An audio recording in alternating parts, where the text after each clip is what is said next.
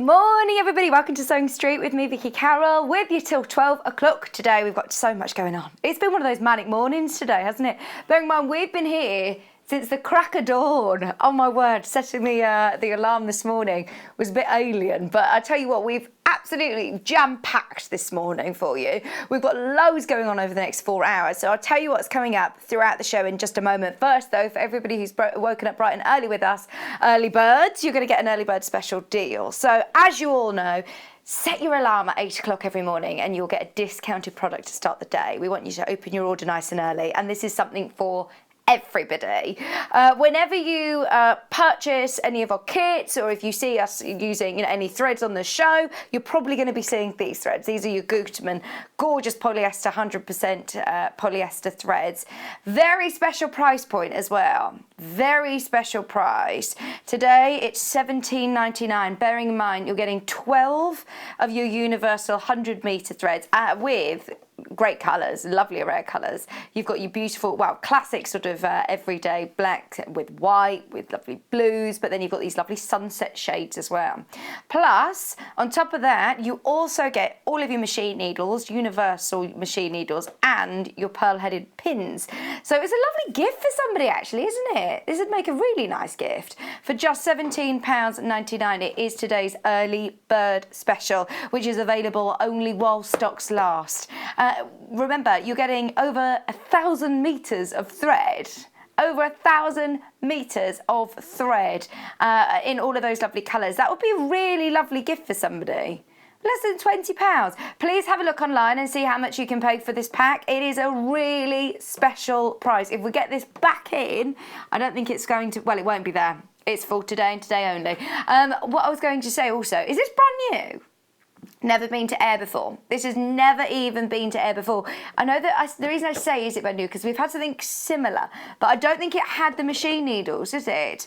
This one's got the sewing machine needles, which are always extremely useful. I mean, I don't change my machine needle half as much as I probably should. I know that whenever you're doing a new quilting project or a new dressmaking project, you should change your machine needle quite frequently. So it's great to have a pack of machine needles every 8-9 hours of sewing, or every project it's supposed to be. So it's definitely worth stocking up on your machine needles. And then you've also got these lovely pins which have got this really lovely sort of pearly head, so you're always going to see them with your fabric, aren't you? You're not going to be leaving pins in all of your projects. Right, so today, by the way, bearing in mind you're getting 12 threads in here,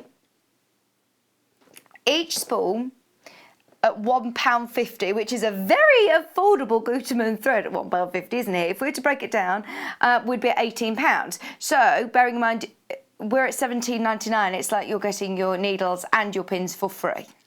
It is today's early bird special. Open your order nice and early. If you're checking out of your baskets, you can continue to check out all day long, and you'll still only pay one postage and packaging of £3.95 all day long. And trust me, you're going to want to open your order nice and early today. We've got a jam-packed show. Not only is it our producer Hannah's birthday today, woo!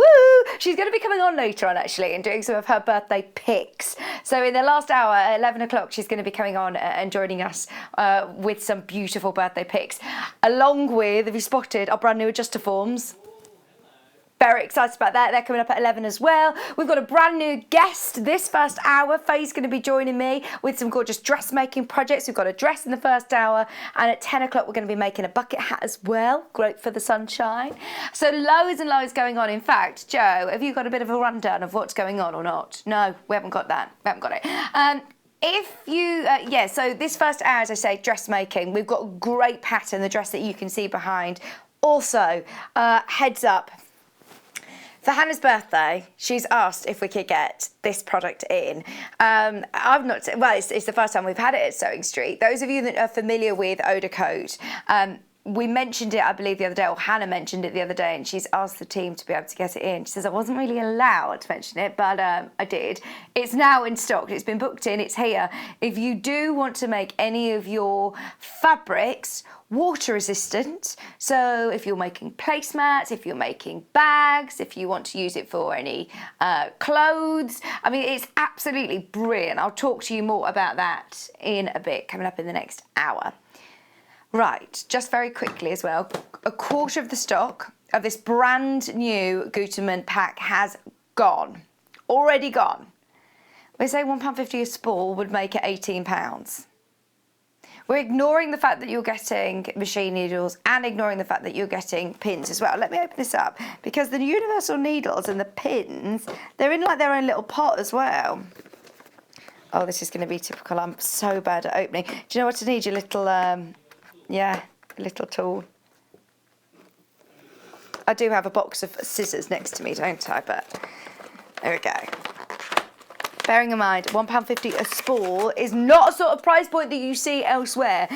Between £1.50 and £2 a spool normally. So £1.50 would make it £18, which is what you're paying. You're also getting your pins, which come in that really lovely little, case, and they're Prim branded. They're not like pins that you get in a Christmas cracker. They are gorgeous quality, Prim. They have that Prim seal of approval. So they've put some lovely, lovely extras in, and you're also getting your machine needles as well.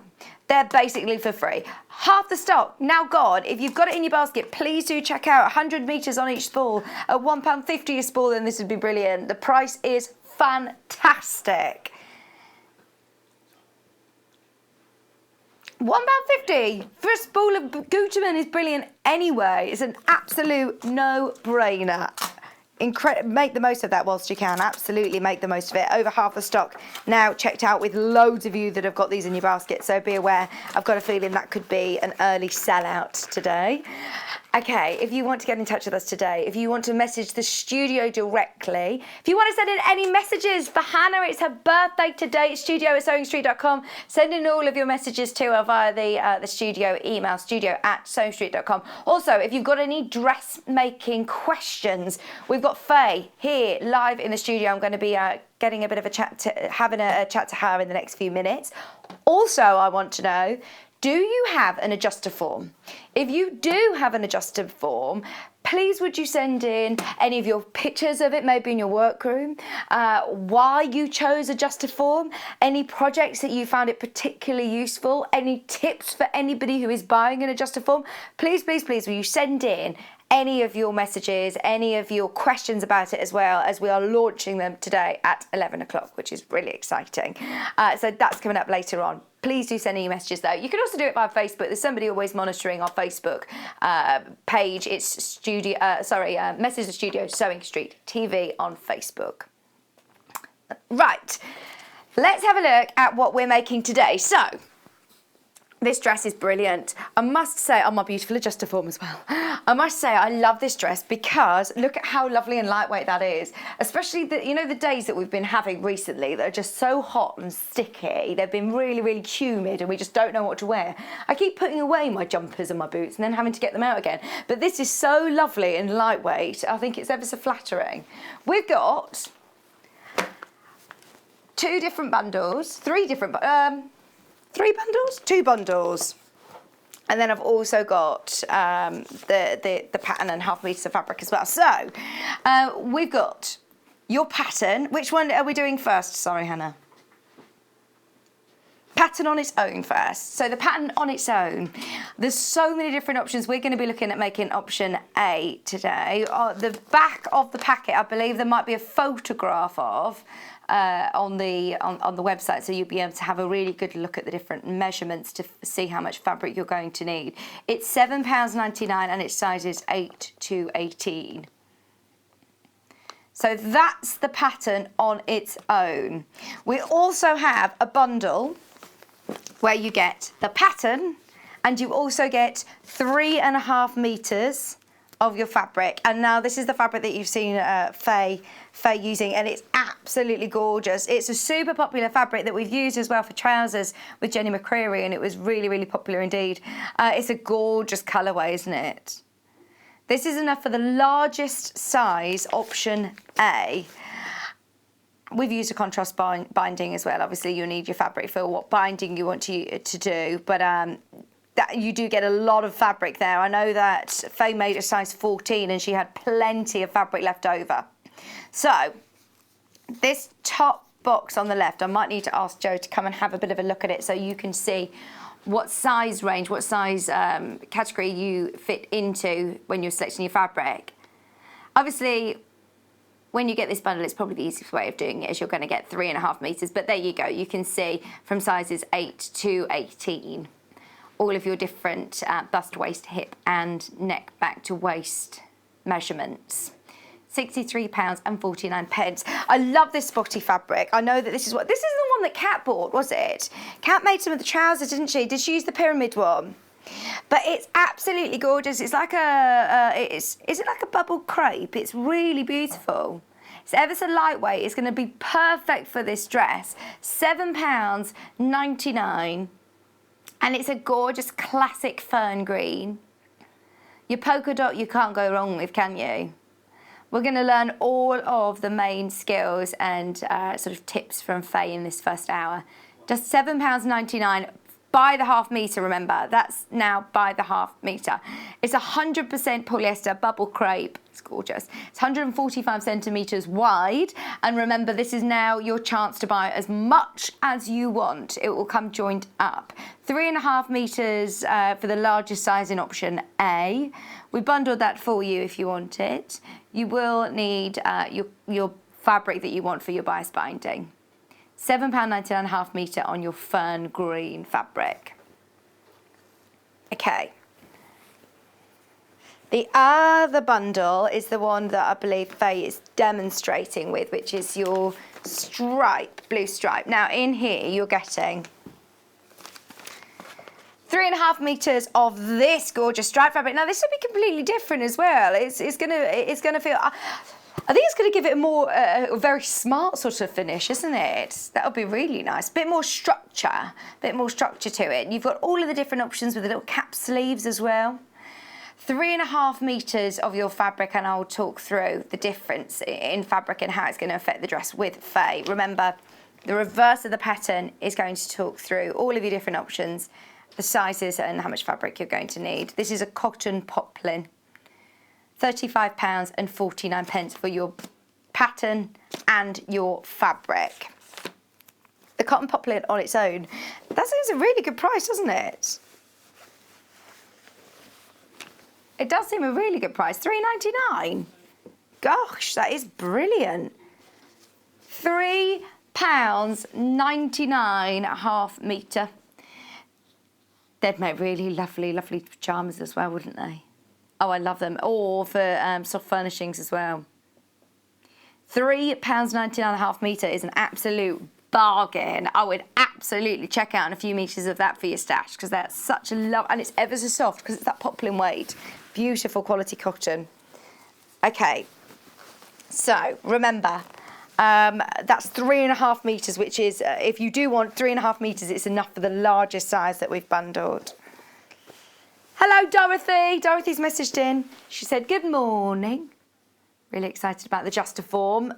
Very excited. She says, I've been looking for one for a long time. Is it extra postage? No. How amazing is that? And they've got the most incredible customer service team as well. So you've got that aftercare service with Adjustoform. They're really lovely, and a 2-year guarantee, which you don't always get with the more affordable sort of adjustable mannequins. It's absolutely brilliant. You know, the different lookalikes that you can get. Be careful. We're going to talk through all of the amazing features and functions of the Adjustoforms at 11 o'clock. So stay tuned for that. But thanks for your message. I'm really excited about them as well, as I know we've been waiting to get those in for, well, since day dot, really. Okay, shall we get Faye in? If you are getting involved today, remember there are so many different ways of doing it. If you do want to get involved, then do make the most of it. Plus, there are less than 30 of the early bird. Have a look at this and we're back with Faye.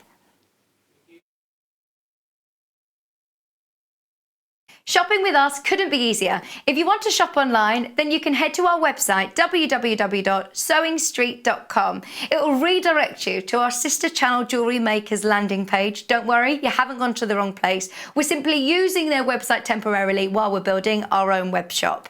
Scroll down past the Watch Live part and you'll see all of the products that you will have seen on air on today's live show. You can also shop our catalogue by clicking a category, clicking a product to view closer and adding it to your basket. Once you're ready to check out, you will need to create an account, which is absolutely free to do so, but it will mean that you can check out on as many orders as you want throughout the day with still only paying one postage and packaging. If you'd prefer to speak to somebody in our UK-based customer service team, then you can do so via the free telephone line number 0800 001 4433. They will not only help you create an account, but will also help you with any of your online shopping.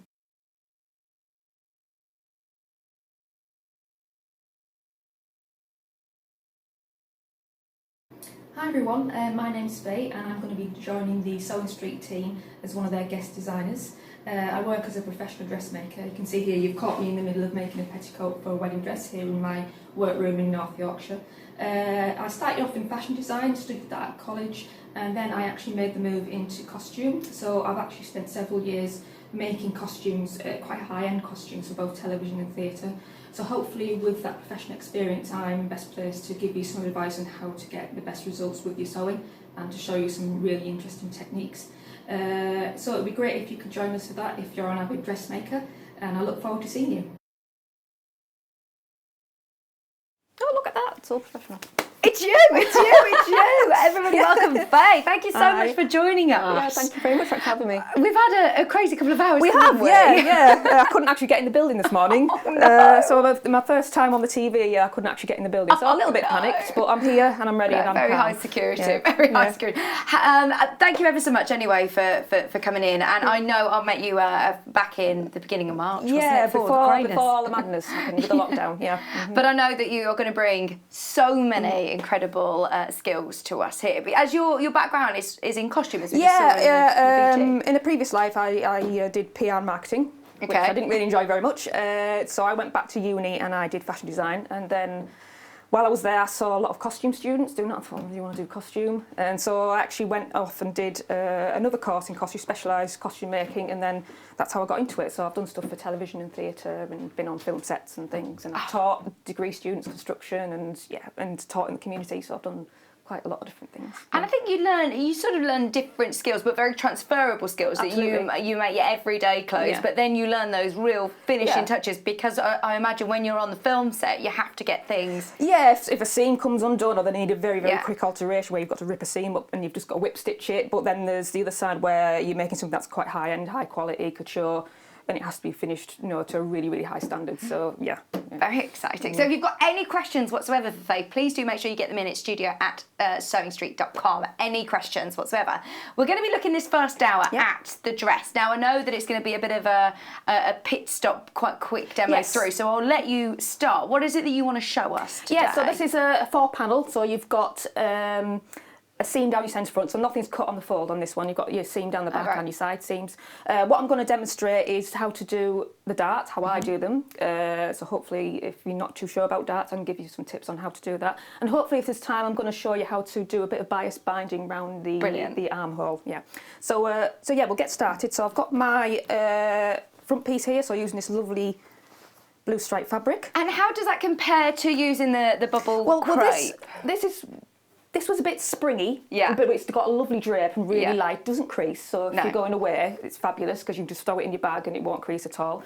And this one I love as well because it's a cotton poplin this, so it's going to be really cool. Yeah. And obviously a little bit more fitted than this, but again, it's like linen-y, cooling on the body because it's obviously summer. So yeah, it probably will hang not too differently, but it will hold its shape really nice, and I think it'd be really because of the stripe as well. It looks a bit nautical, I think. Yeah, nice it at the does. beach, It really does. And having that, it's 100% cotton. I know a lot of people like to have cotton against the skin. It does feel, like you say, very cooling. Do you need to be careful of how you're cutting it on the centre? Because I tried to pattern match. I also tried to pattern match on this one, but because there's a flare on each of the panels, it's not going to pattern match perfectly. Okay. It's a little bit there. It looks probably more chevron-y. And this will probably look like that as well because it's striped. So yeah, just something to be aware of if you do want to try and match it. It's not going to match perfectly because each panel does flare. It does flare at the centre front as well. Right.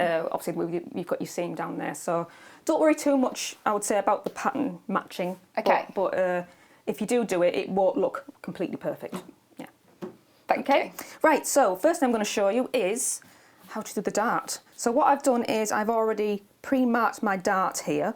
bust dart. I've actually pre-marked it with a little bit of carbon paper and a tracing wheel. Right. So, crash course in how to do a dart, okay? So I'm going to fold, try and find the middle of my dart, my point there, and my fold there. Grab a few pins. Now the way I have always taught people how to do this when they're beginners is if you've got your lines there, I tell people to go in on the line and out on the line. Right. So I've got my line there. I don't know if you can see that very clearly there, but I do have a marked line there, right, indicating the edge of my dart. I'm just going to find my point. I'm just going to put a pin in there. So I'm just pinning straight across like that on the edge. So as I go along, I'm just finding the edge, I find the line that I pre-drawn on the top there. So I'm going to pin through the top and then try and come out on the underside. And I've got that bang on straight away. That never happens. It's tele-sewing. Yeah, I know. It always just works every time. So I'm just going to work my way down the dart, matching my lines. Oh. So in on the line on the front and out on the back. So you might need to fiddle around with it a little bit. And gradually form my dart. So there's two bust darts on this one, no darts in the back. So I'm getting to the wider part of my dart now. It's a good skill to learn as well, isn't it? Yeah. Lots of patterns are going to have darts like yeah, this. especially ladies' patterns. Yeah. So yeah, and it's really important that you get your accuracy as good as possible, because if you're kind of inside the dart when you sew it, your dart will be too big, and if you're outside, it'll be too small. So right, it can affect the fit quite a bit. So it can be a bit tricky when you first start and getting used to it, but if you persevere, you will get there in the end. Okay. Actually, I've just realised I wanted to pin them the other way. So which way are you pinning them, sorry? I'm just thinking about when I take it over to the machine. Right. So if I'm sewing down here, I want my bulk to be on this side. Okay. So I'll just transfer them pins. I suppose it to the makes it other easier side. to take your pins out when you in Yeah, the machine exactly. if they're that way. Yeah. So I'll quickly replace them pins.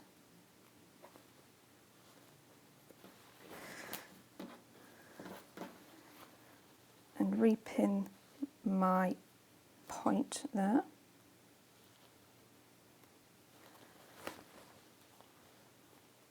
Ooh, one wants to escape. There we go. So that's how it should look when everything's pinned. So I'm going to go over to the machine now, and I'm going to show you my way of doing it, or how this is how I was originally shown how to do it when I was a student. Okay. Do you find that lots of people have different ways of doing it? Yeah, then? so I'll talk you through how I do it, and then I'll talk about different ways you can do it as well if you'd rather not do it this way. So yeah, I'm set up on a stitch length of about 2.5. Okay. So when you start your dart, always start at the widest point.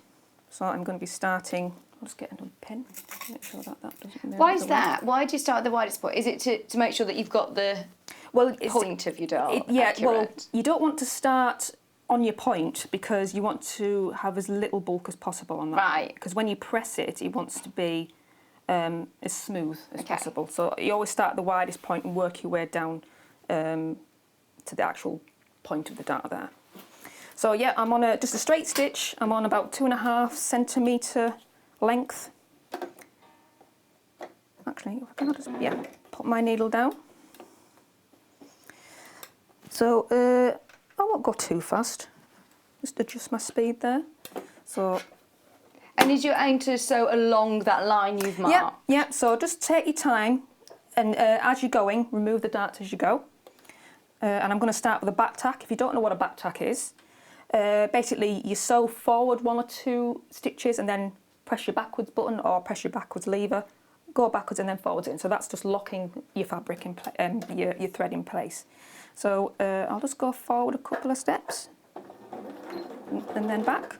Okay, I'll just engage my needle down because that's always handy. It's what I love about computerised machines, is that that's probably the best thing about a computerised machine. Instead of having to hand crank it each time. Yeah, it's just, that's brilliant. One of the best inventions ever for machines, I think. So straight down that line, and I'm going to remove the pins as I go.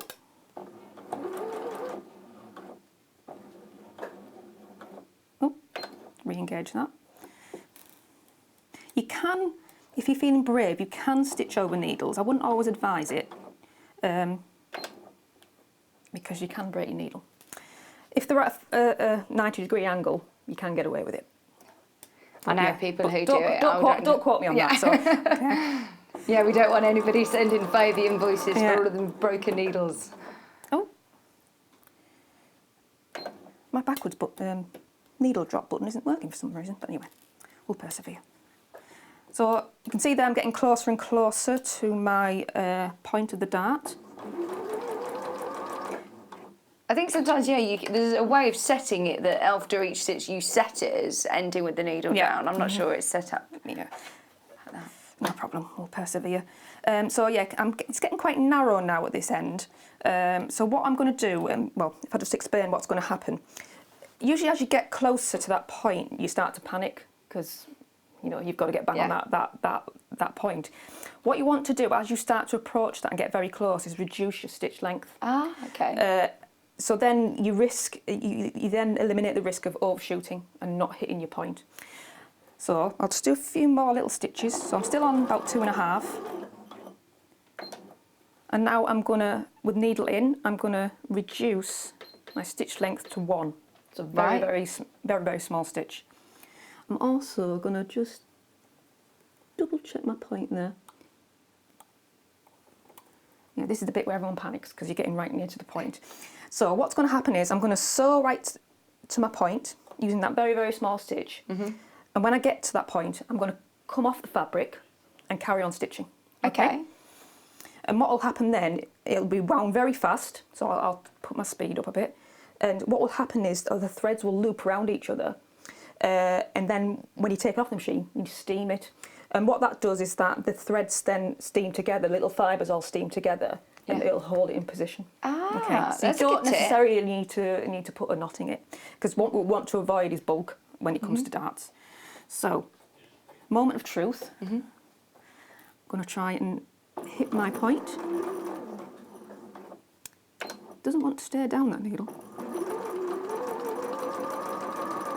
And I'm going to come off there.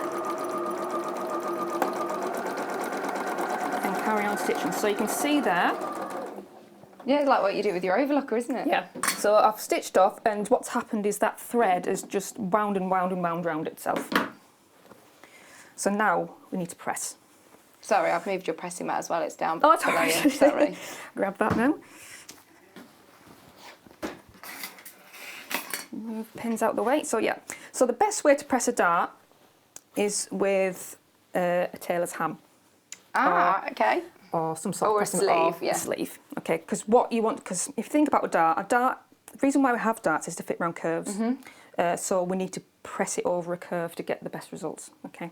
So that makes sense. I've always known to do that, but I didn't know why.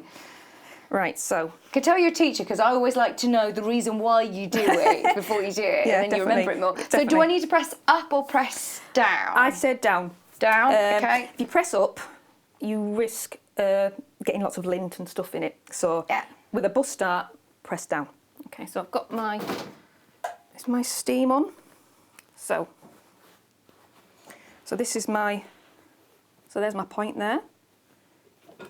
And I'm just going to start at my point and start to press that down. I'm not sure if my steam's on actually. Joe, it's still on, isn't it? There we go. It's steaming now.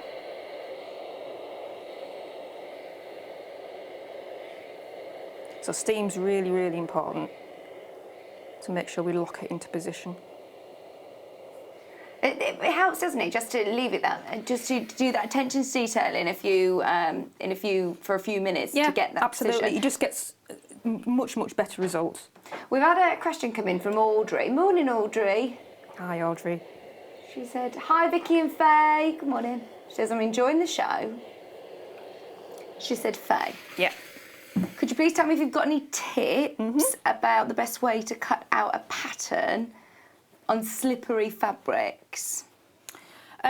Because you're saying this, the sort of the crepe is quite slippery. You can put a bit of tissue paper underneath to stop it moving around. Same goes for sewing as well. If something's quite slippery under the machine, put a bit of tissue paper under it. Yeah.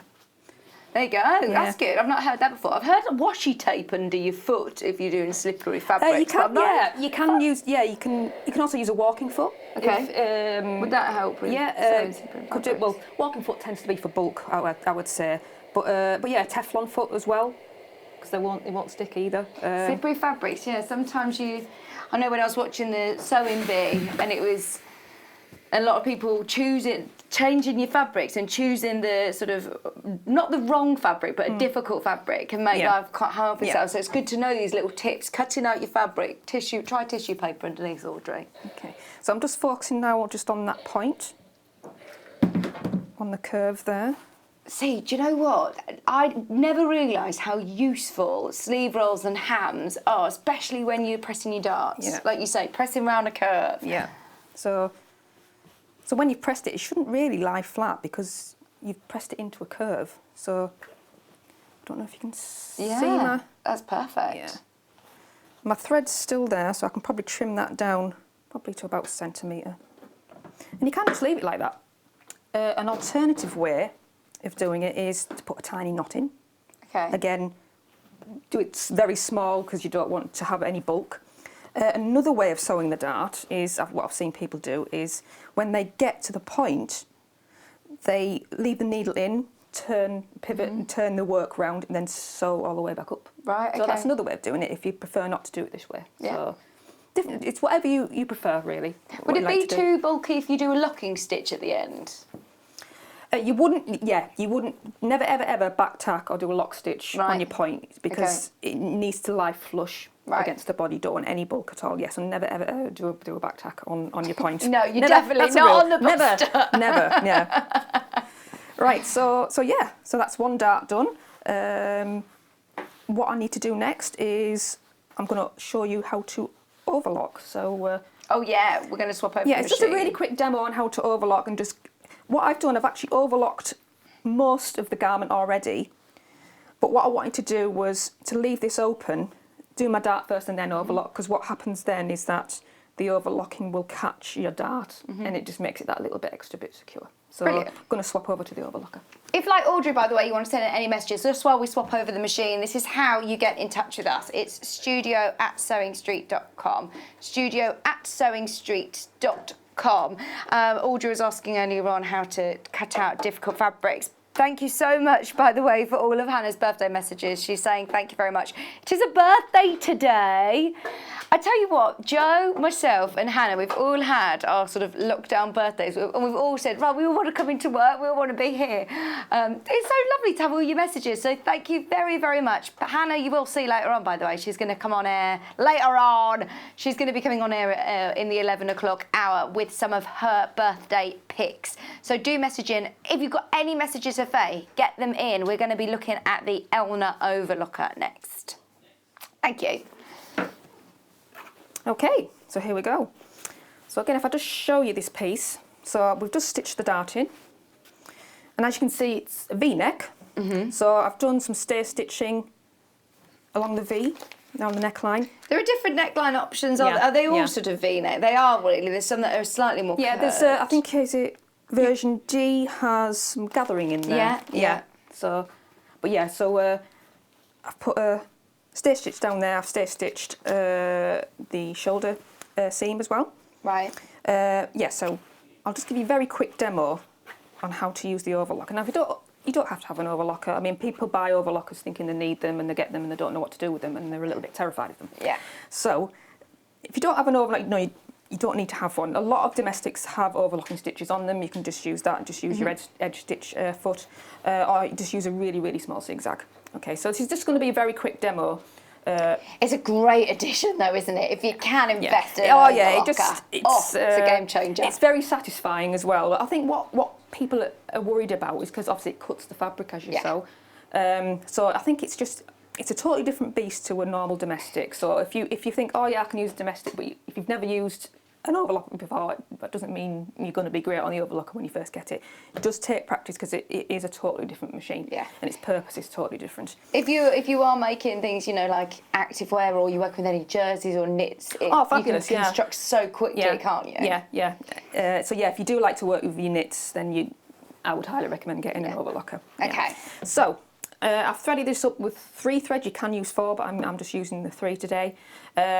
You just threaded this morning, like really quickly as well, didn't you? Super quick when I was panicking when I got it. So it was already pre-threaded with some multicolours, so I just pulled it. Yeah, a tip if you do use your overlocker. You're scared of threading the loopers. What you can do is snip your threads here.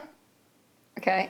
Tie your new thread on and pull it through. And so tie a good knot in your threads and pull it through. Sometimes it does come apart, which is a bit annoying, and you have to then go through it with your little tweezers to pull it all through. But I managed it okay. Right, That's another good tip. So if you've not used an overlock before, it is just to seal your edges basically, and cut at the same time. It can usually do other things like roll hems and things like that, but that's something totally different that we don't need to go into. I'm using there's just the one needle here. So this is my thread with the needle, and I've got my underloop and overloop. I'm going to lift my foot and just lift up my needle as well. So my blade is here. I don't know if you can see that very well. It's completely concealed, isn't it? If I turn round. Oh, thank you. Yeah. Perfect. Yeah, so my blade is here. Now that's concealed, isn't it? You can't. Yeah, so this cut is your your foot. finger. Yeah, so for safety, you can't cut yourself. So what you need to think about when you're using an overlocker is lining up the edge of your fabric with that blade. Right. I think when I first started sewing, I just thought, oh, an overlocker, just whack it through. Yeah. It doesn't matter how much I cut off. Yeah. You don't want to ideally cut anything off. Maybe some little slithers might come off, but the point of an overlocker is that you retain as much of your seam allowance as possible, but seal the edge. Okay. So when I line it up, I'm going to be lining up the edge, or the raw edge of my fabric, where that blade is. Right. Okay. It's going to be really hard for you to see, I think, as I do this. But if I try and pop it in. Thank you. And then I'll move it round again. Sorry, Faye, I know you're doing this at a strange angle, but you're a pro. Thank you very much. So I will just place that next to... That was a bit of an arty shot, thanks, Joe. Oh, there we He was just doing a soft fade. Oh. There's also lines as well, guidelines. So one of the lines actually lines up with the edge of the blade as well. So you line it up there. So I don't know if I can turn that around again. I'm not sure how well you can see this. Thank you. So I'm not going to be cutting loads off. I'm literally on the edge. Right. Okay, so... Don't be too scared. You're not chopping loads of fabric off if you line it up with the point of the overlocker isn't to remove lots of fabric. It's just to seal your edge. Yeah. Especially if you're working with cottons like this, they tend to fray, don't they? Yes, quite a lot. So. And you might find with some fabrics, before you can do anything with them, you need to overlock them. Would you still overlock your bubble crepe? I did overlock this, although it didn't actually fray that badly. No. Yeah, it was actually all right. It was a little bit slippy. Yeah. Under the machine. Again, little tip: you could use a bit of tissue paper. So this one will be a little bit more sturdy because it's a cotton, so it shouldn't slip as much as that one did. Right, so I'm ready to go. So I'm literally just going to do a straight stitch all the way down, and I'm also going to catch the edge of my dart as well. So I might cut, if we see where I've folded it. Yeah, so they match up then. So it might just be a little bit that gets cut off there. So just straight down.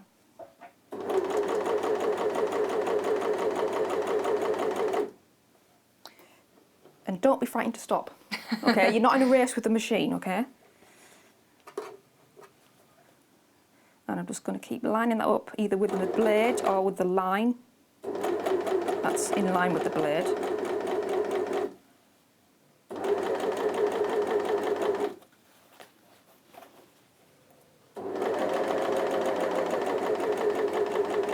And don't be frightened to get close to it with your fingers, because that's where the control is, whether it's a domestic or whether it's an overlocker. You need to try and get in close, because that's where the control is.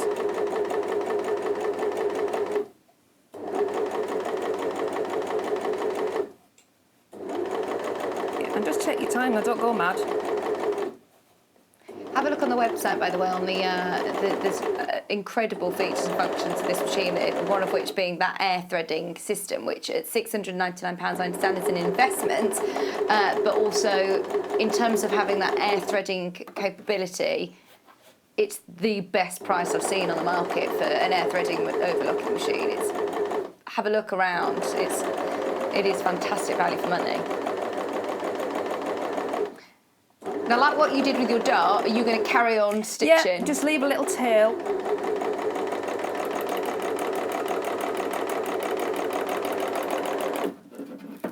And you've got your blade there to cut, or just use your scissors. Now, when it comes to finishing off the edges, so that's, yeah, so I've not really cut anything off there. And that's caught the dart in nicely. And it does just give you, when you look into most of your nice. clothes, it gives you that real professional finish, doesn't it? Yeah, it just looks so much nicer. Yeah, so we've caught the dart in nicely. When it comes to finishing off the edges of your threads, what I tend to do is try and pull apart some of the threads, snip it off a little bit, pull apart the threads and then thread it into a hand sewing needle and then thread it back into your overlocking. Oh, okay. Okay, and then you can just either leave it like that or use a bit of fray check or fabric glue to keep it in place. Yeah, so that's just a basic on. Yeah. And would you go around all of your pieces with your overlocker? Well, depending on the pattern. I haven't done the hem because it's going to get hemmed, but also it's not fraying that much. If it was really fraying, I would.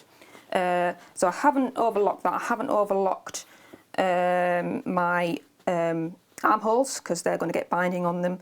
I also haven't overlocked the neck because that's going to get binding on as well, but I have stay stitched my neck. Okay, so is it binding next? So binding next, yeah, I'm going to attach one of the pieces to one of the back pieces just to make up one half of it, and then I'm going to show you how to bind the sleeve. Brilliant. So we need to swap over we'll again. swap this machine Brilliant. Don't forget, if you do want to check out on any of your items, have a look on the web shop. It's www.sewingstreet.com.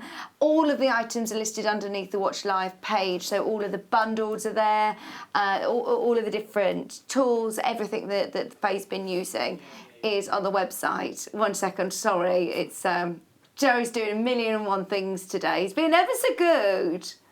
There he is.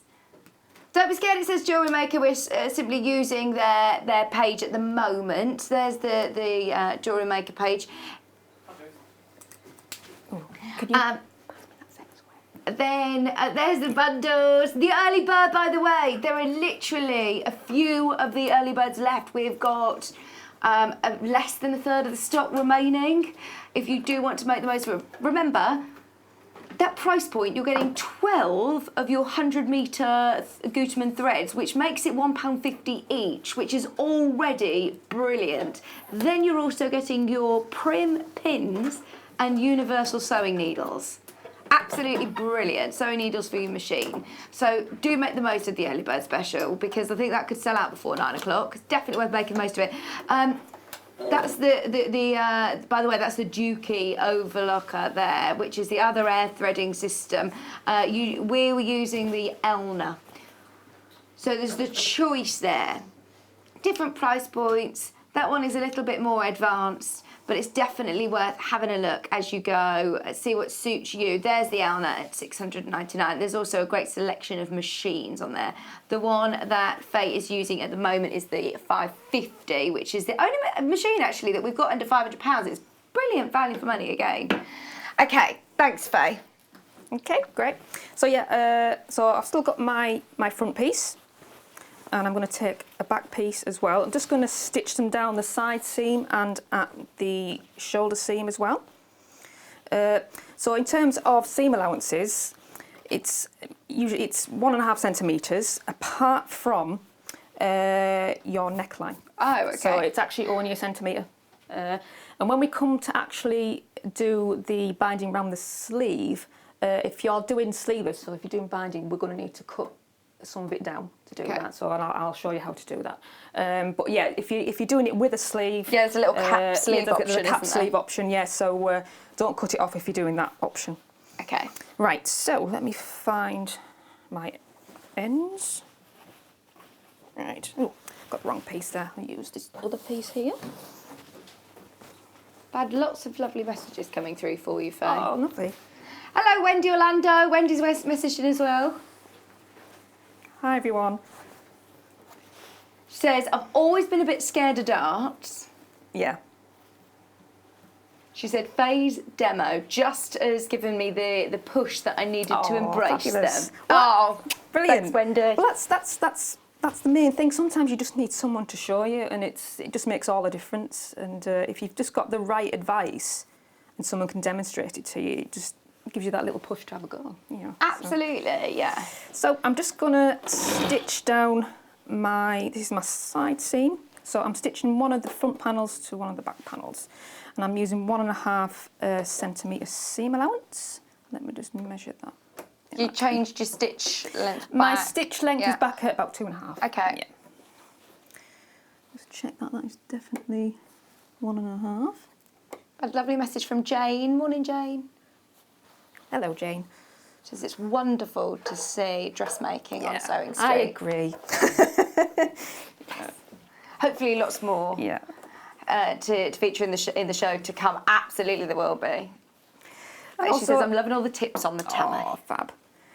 So remember as well, I've put some notches in, and I've actually just marked them with a little bit of carbon paper and a tracing wheel. You might not be able to see them very well because they're right on the edge there. So yeah, just remember as you're going on, just to match your notches and just pop a pin in every now and then, or pop pins in all the way down. I'm just doing this quickly, so... Are they notches that were on your pattern? Yes. So you must transfer everything. Yeah, I think during my first dressmaking class, that was one of my biggest mistakes, was I transferred what I thought were the main ones and didn't transfer them really all. important. It's just, as well, I'd say particularly with this fabric as well, because it's a bit springy and it's got a slight stretch to it, so it's really important that you get them marked on here as well, because it could stretch out of shape. But that's why they're there anyway, to stop it stretching, basically, so that your seams on both pieces are the same length. Okay. So I'll just very quickly stitch this together, just a straight stitch all the way down, so that I've got a bit of time to hopefully show you a demo on the sleeve. Are we all right for time, Hannah? Yeah, we're doing all right. Okay. So yeah, I've just back tacked that. 10 minutes, is that all right, Faye, on demo? Yeah, I can do a quick demo on that, yeah. Thank you. So yeah, just stitch all the way down. Tell you what, it's difficult doing this standing up.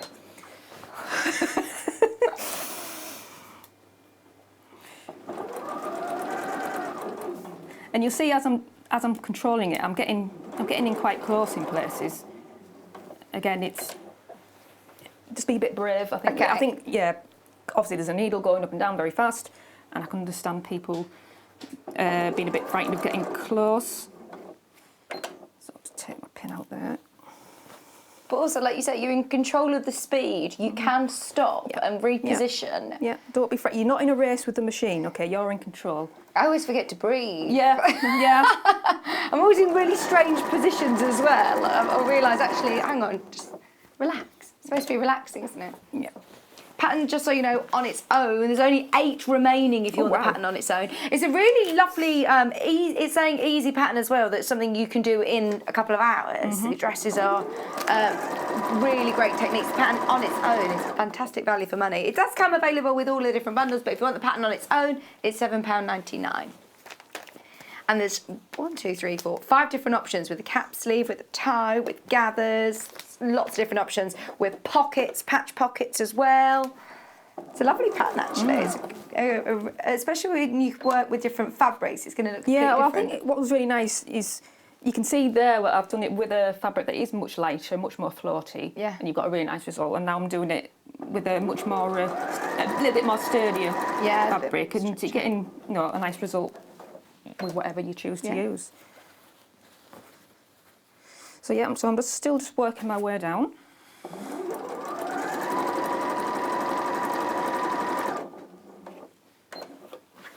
don't know what's wrong with that needle drop. It doesn't want to stay down the fabric. No, there must be a button. I'm not sure what it is. I'm having a fiddle with it. No, that is the right one, but I know that there is a setting that maybe you can program it to stay down after each one. So nearly at the end now. So as you can see as well, as I'm doing it, I'm kind of because I've not got any pins in, because I'm just doing this quick. Please put pins in. I'm just kind of pulling it flat. Okay. Making sure that my edges are matching.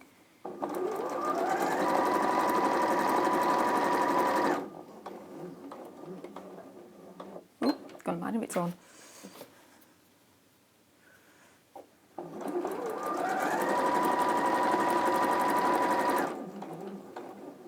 Oh, I keep leaving my foot on and I don't realise I've got my foot on. It keeps going. I keep thinking it's not stopping.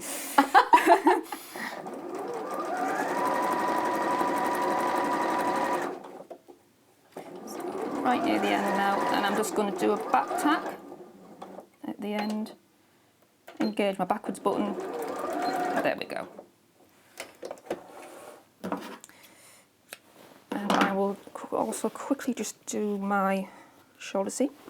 And remember as well to match your notches as you're doing the shoulder. I'll pop a pin in here. Again, 1.5 centimetre seam allowance.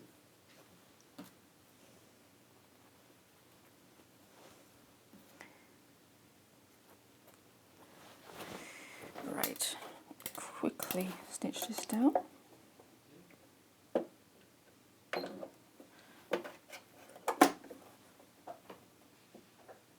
And start with the back tack.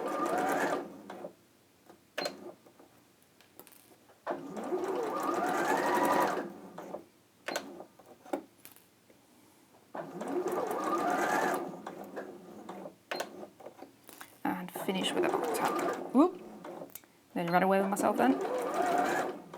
There we go. So I'll just quickly press it.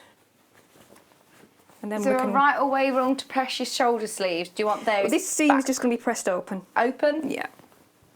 And I will use my sleeve press just to do this.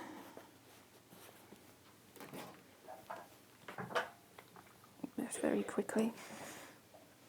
And make sure you press on both sides as well. Right.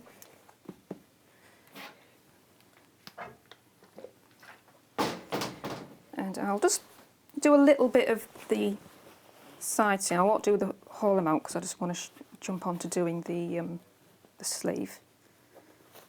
So I'll just press that top edge.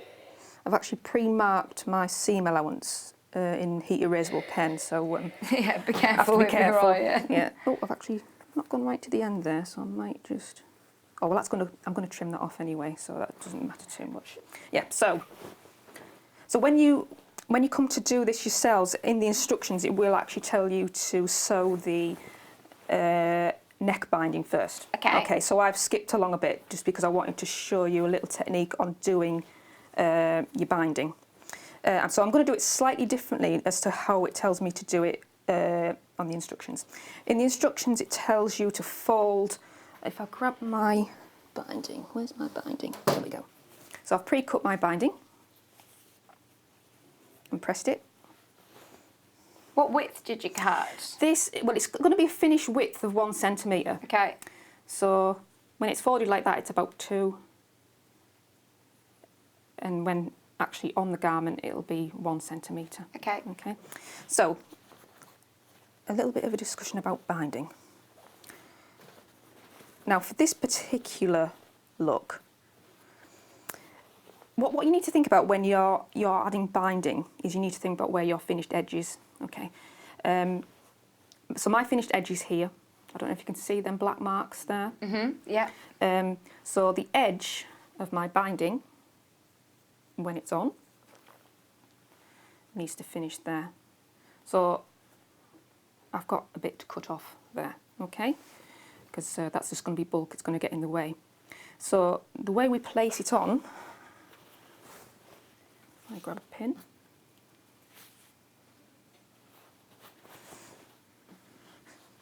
So we'll place it on, I'll just quickly, because I need to trim it first. I'm going to line my edge up once I've trimmed it, the raw edge of the actual armhole with the raw edge of the bias binding. So then that will enable me to wrap it around that raw edge, okay? So I'm just going to quickly trim that seam allowance off. Now, only trim this off if you're not putting the sleeve on. Okay. You need to leave it on if you're adding a sleeve. I feel quite naughty cutting all this off. Isn't it? It's always a bit of a worry. Yeah, you're doing right, Faye, it's fine, yeah, cut all that off. Just while you're cutting, those scissors that Faye are using are the Janome Soft and Sharp 9-inch side bent dressmaking scissors, are they? Yeah, they are. Yeah, they're quite nice actually. Yeah. They've got a nice light weight to them, and yeah, they're quite smooth. Sometimes when you're using dressmaking scissors, they can be quite heavy, can't they? Whereas these are really lovely and lightweight, and that shape is going to enable you to keep your fabric nice and flat to the table whilst you're cutting your fabrics out. They are just £24.99. And they are really, really lovely, and they've got that nice cushioned grip as well. Yeah. But they are designed especially for your dressmaking. Well, they are nice, they're lovely and lightweight, and the blades are nice and smooth, yeah, so I quite like them actually. What more could you ask for? When you're after a nice pair of dressmaking scissors, or shears I should say really, £24.99. So yeah, I mean, you don't need to buy the big heavy ones nowadays. I mean they are good, but you do need to get them professionally sharpened as them types of scissors. Yeah. So, but these, they're great. Right, so I've trimmed that off. Now, so I'm going to show you. Actually, I might just quickly stitch that edge because it's come away because I've trimmed it. Make sure that's secure. Just do another back tack. There we go.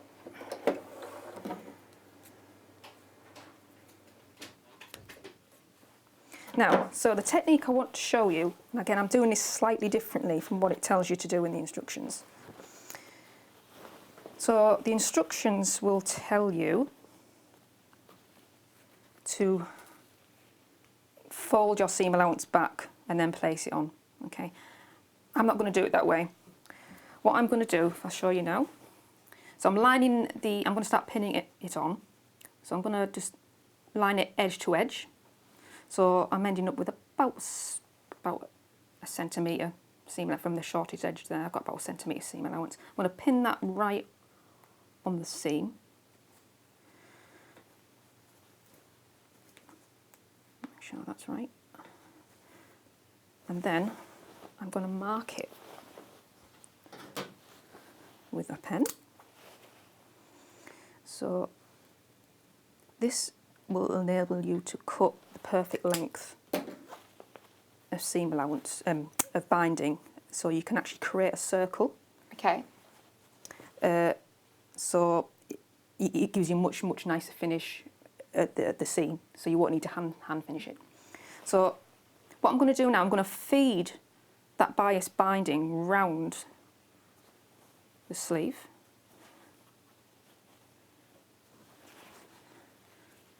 So you do take your time with this, make sure you're matching them edges.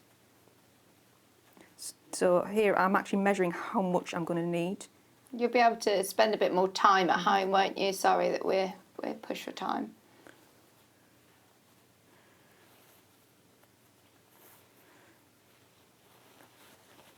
So I'm coming towards, I've just got enough bias binding. Just enough? Just enough. So there I've got back to my edge, and then I'm going to mark it again. So that, I'm now going to make a seam by matching up them points. Okay. Okay. So quickly sew them together. So I'm sewing this right sides together.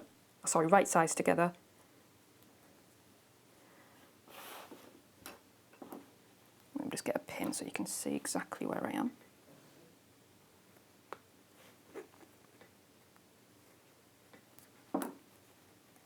So yeah, we're just going to create a loop. So it's just a straight stitch all the way down.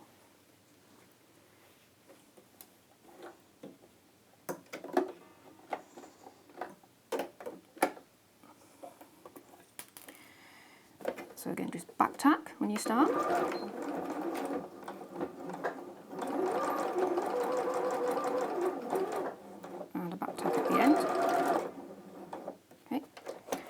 trim that down. So now you're in a position where you can actually pin everything on. And you do need to press this open, but I'll just show you quickly. So find the side seam. Is this how you did all of your binding with your neckline as well? Well, your neckline, you actually leave your centre front open. Yeah. So you just overlap them at the end. But here, if you can see, I'm lining up the seam of my bias binding with the underarm seam. So yeah, do press these bits open.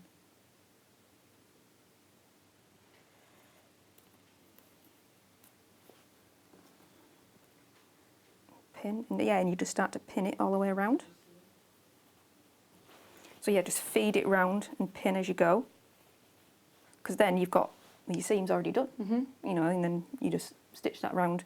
You don't need to hand sew it in anyway, it's all neatly done and concealed. Yeah, so it'll just be a case of pinning it all the way around in that circle, then stitching it.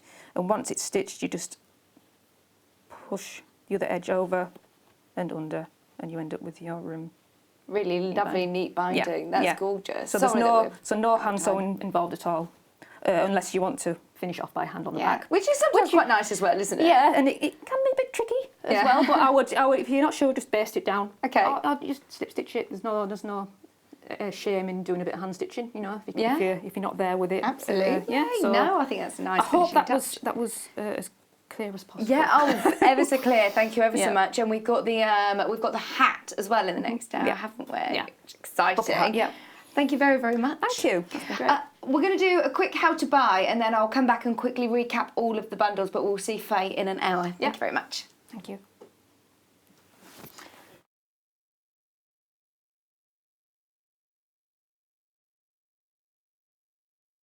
Shopping with us couldn't be easier. If you want to shop online, then you can head to our website, www.sewingstreet.com. It will redirect you to our sister channel Jewellery Makers landing page. Don't worry, you haven't gone to the wrong place. We're simply using their website temporarily while we're building our own web shop. Scroll down past the Watch Live part and you'll see all of the products that you will have seen on air on today's live show. You can also shop our catalogue by clicking a category, clicking a product to view closer, and adding it to your basket. Once you're ready to check out, you will need to create an account, which is absolutely free to do so, but it will mean that you can check out on as many orders as you want throughout the day with still only paying one postage and packaging. If you'd prefer to speak to somebody in our UK-based customer service team, then you can do so via the free telephone line number 0800 001 4433. They will not only help you create an account, but will also help you with any of your online shopping.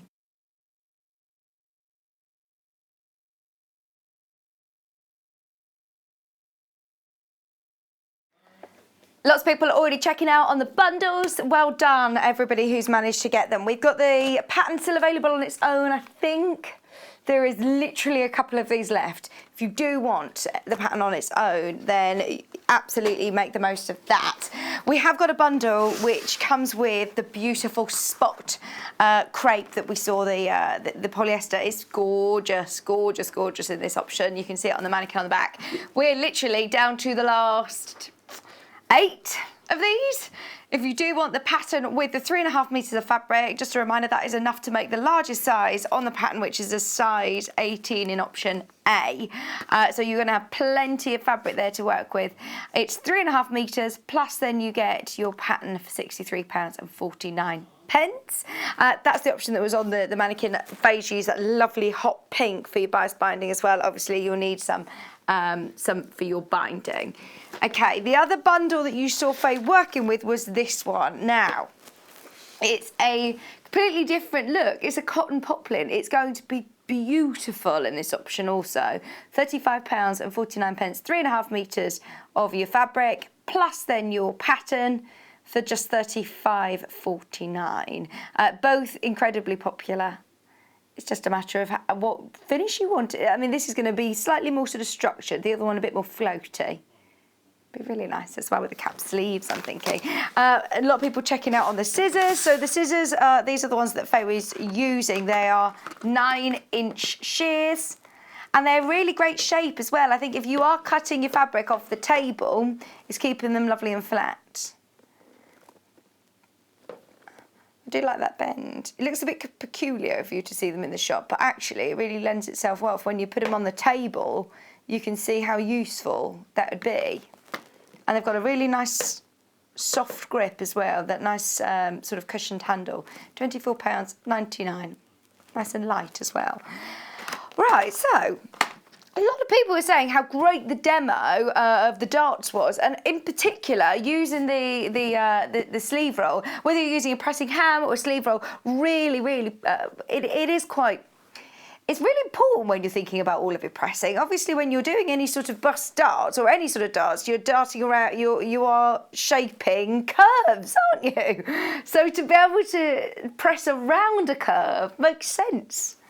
They're so mature in my ear. Can you tell? £8.99 for your sleeve roll.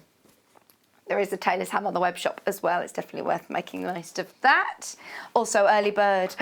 This is it now, final stock. If you do want it, I wouldn't normally be talking about it now, but we are going to run out, I think, during the break. If you do want them, you're getting 12 of your 100-metre spools. Just that alone, at £1.50 a spool would be £18. You're also going to get your prim pins and your sewing machine needles, your universal sewing machine needles.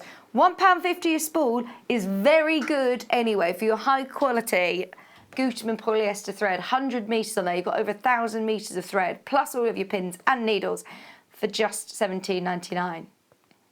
We've sort of adopted the whole, they're not cracker pins, you know, like Christmas cracker pins. They're lovely quality prim pins.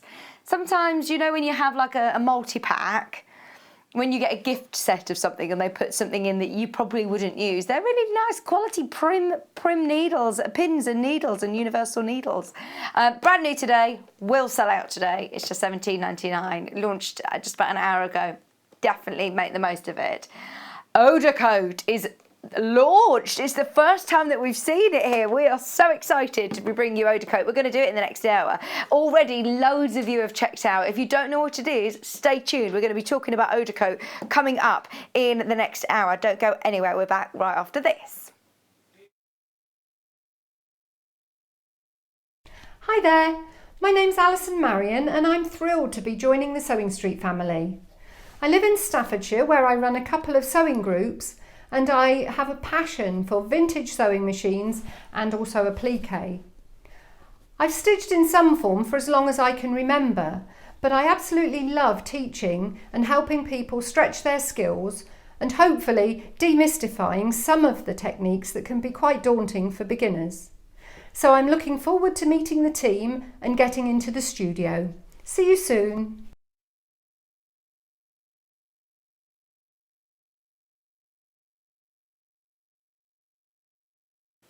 Hello there, I'm Debbie Shaw and I would love you to join me on the first Monday of every single month for Sewing Street Surgery. Now this is a dedicated hour where I answer your questions, and that could be questions about techniques, it could be questions about tools, it could be questions about new products, or maybe something that you've seen that you just don't understand. There's a lot of questions about tensions on sewing machines, and there's a lot of questions about working with different weights of fabrics. So if you have a question that you'd like to ask me, the easiest way to bring a question over to us is to go to our Facebook page and post your question on there. I will collate all of those questions throughout the week. If we need any new products for you, or if we need any new demonstrations, those will all be worked on leading up to that first Monday of the month. So do join me, Debbie Shaw, on Sewing Street Surgery on the first Monday.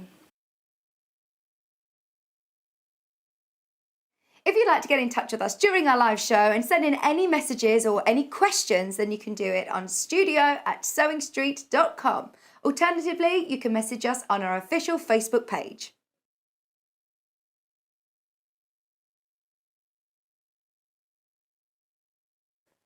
Hello, I'm Kerry from Living in Loveliness and I'm delighted to be part of the Sewing Street team. I'm based in Wolverhampton and I absolutely love working with fabulous fabrics. In particular, I love working with fat quarters and showing you how to get the most from your scraps. I love bringing communities of sewists together and encouraging people to sew for greater causes. Most recently, we have been sewing for our NHS and key workers. I look forward to bringing you hints, tips and techniques. I'll see you soon.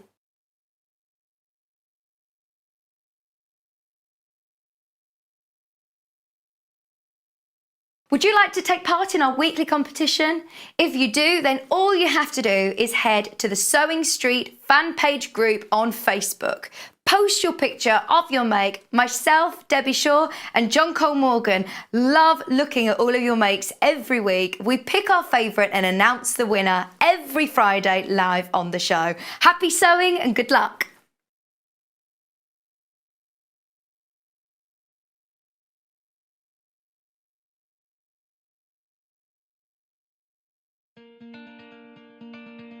To see me back. My favourite piece of kit with the sewing is the seam ripper. Hello, I'm Janice from Birmingham. I specialise in dressmaking. I used to run a children's shop and I love making children's clothes. My mother encouraged me to sew from an early age. When we were young, we did dressmaking in school. My claim to fame was the sewing quarter. But I'm now making also jumpsuits for ladies and men of all shapes and sizes, and it seems to be going for the festivals around the country.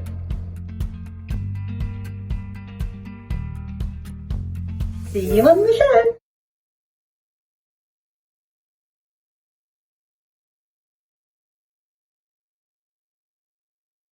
Hi everyone, my name's Faye and I'm going to be joining the Sewing Street team as one of their guest designers. I work as a professional dressmaker. You can see here you've caught me in the middle of making a petticoat for a wedding dress here in my workroom in North Yorkshire. I started off in fashion design, studied that at college, and then I actually made the move into costume. So I've actually spent several years making costumes, quite high-end costumes for both television and theatre. So hopefully with that professional experience I'm best placed to give you some advice on how to get the best results with your sewing and to show you some really interesting techniques. So it would be great if you could join us for that if you're an avid dressmaker, and I look forward to seeing you.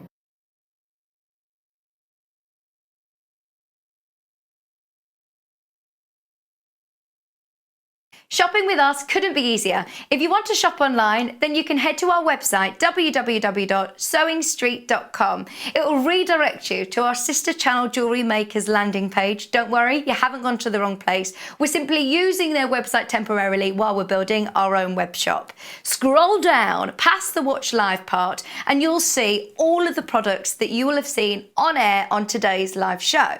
You can also shop our catalogue by clicking a category, clicking a product to view closer and adding it to your basket. Once you're ready to check out, you will need to create an account, which is absolutely free to do so, but it will mean that you can check out on as many orders as you want throughout the day with still only paying one postage and packaging.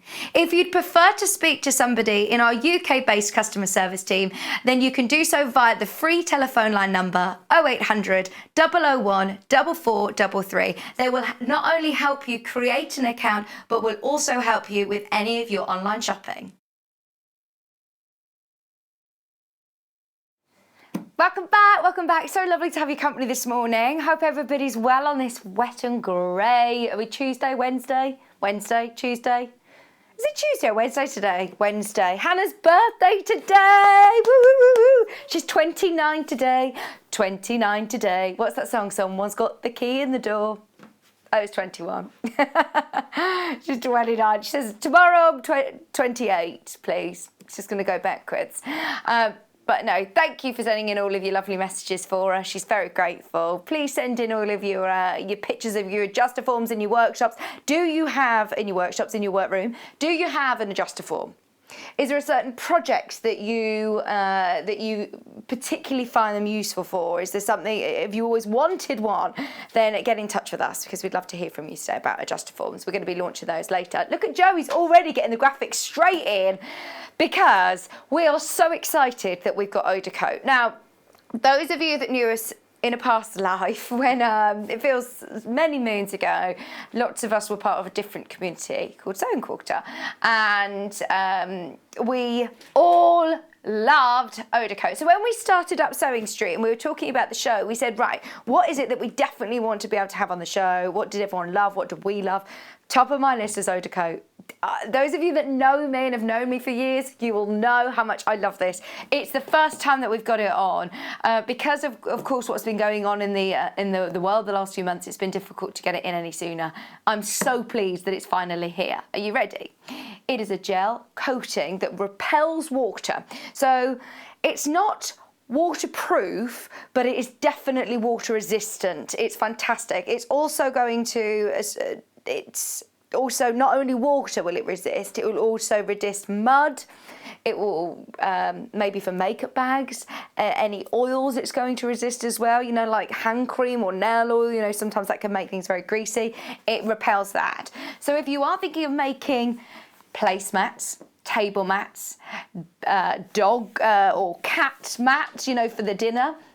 I make more mess than my mum's dog, though, to be fair. I definitely need to Odicoat my placemats. Inside makeup bags, inside handbags, outside of handbags as well, because it doesn't actually change your fabric. It's completely transparent and it dries completely transparent. Now, we haven't done the greatest examples this morning because we're really short of time, but I just wanted to show you how it doesn't affect your fabric. It does give it like a little slight sheen, which you'll probably be able to see in a minute, but it won't, you can still sew with it. In fact, I would probably advise to do it first, give it a coat of Odicoat first, because there's any natural shrinkage in your fabric. It's best to sort of do it first, and you can still sew with it. It's not going to gump up your needle or anything like that. It's not going to affect your fabric. So that's with one coat. I did give it quite a generous coat. So that's one coat, and that's already made it nice and water resistant. With two coats, I'll show you the difference. You can see that it's got a slightly higher sort of shine to it, but still, again, hasn't changed the colour. And then that's with three coats. So it doesn't really make a difference in terms of the look at it from 1, 2 or 3, but with 3 coats, it will make it really lovely and water resistant. So if you are using it for linings of bags, or if you're using it for, I'm thinking for clothes, making things kind of water resistant, like a little apron, maybe to do your crafting, or for children's aprons, or cushions for the garden, or play mats. Things like that. It's absolutely brilliant. So easy to use. Now, it looks like a PVA glue inside. If you see the sort of consistency, you get loads and loads and loads in the tub, plenty to use for multiple uses, and it does sort of dry. It does dry completely clear. I know it looks very white, but it dries completely clear.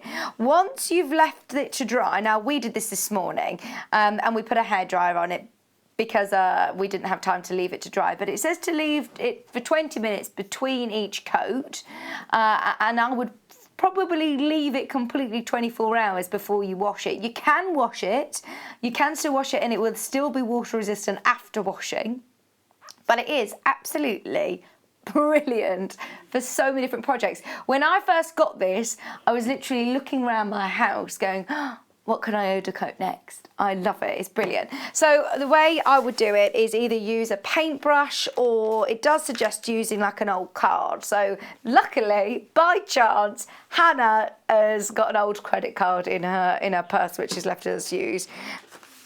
Yeah, she's let us use an old credit card, so thank you, Han. Here she is, a birthday girl.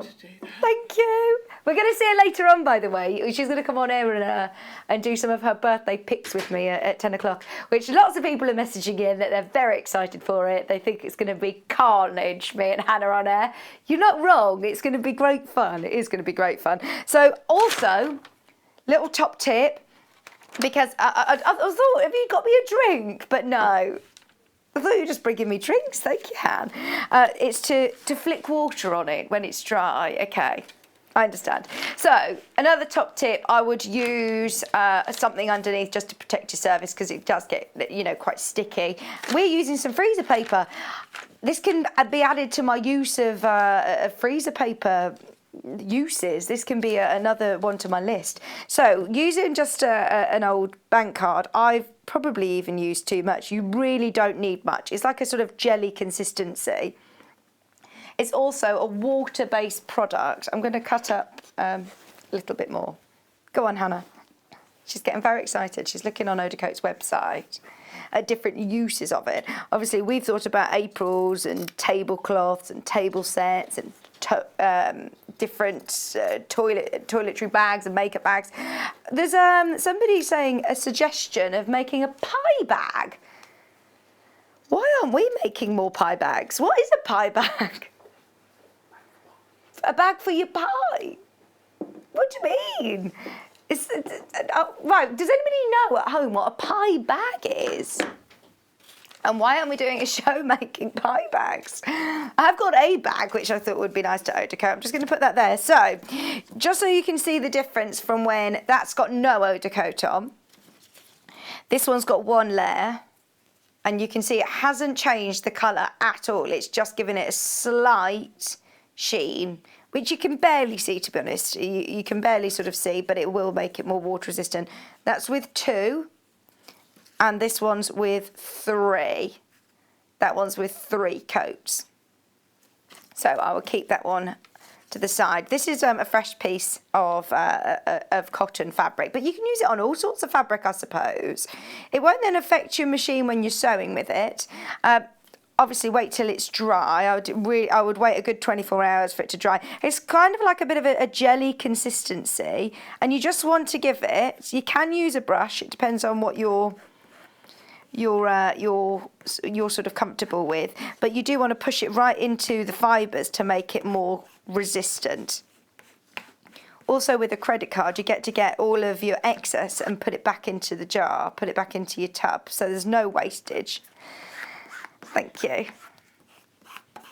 So, give it a nice thin, even layer, no lumps. Joe didn't like it when I left lumps on there. He's trying to dry it. He says it makes it a bit it takes a bit longer to dry if you're leaving any lumps. And also, just be a bit careful from my fault of it, really. If you've got any little bits of thread that are left there, they will stick into it. So just make sure moving any of those out of the way.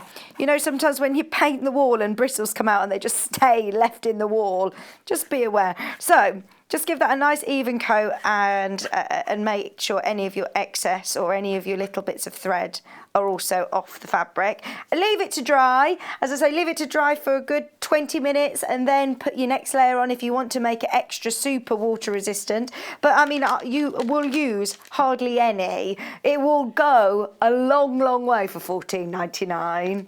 Thinking for storage tubs, you can put makeup brushes and you can put paint brushes and bits and bobs like that in. Or how about having things for you if you're going out for a picnic? They always get ever so dirty, don't they, if you're using like little baskets or cushions for the garden. Absolutely ideal. And then when, I don't know how to sort of show you the water resistant properties on the telly. It's quite difficult, isn't it? I don't know how easy this is to sort of show you, but it makes it easy to then wipe clean.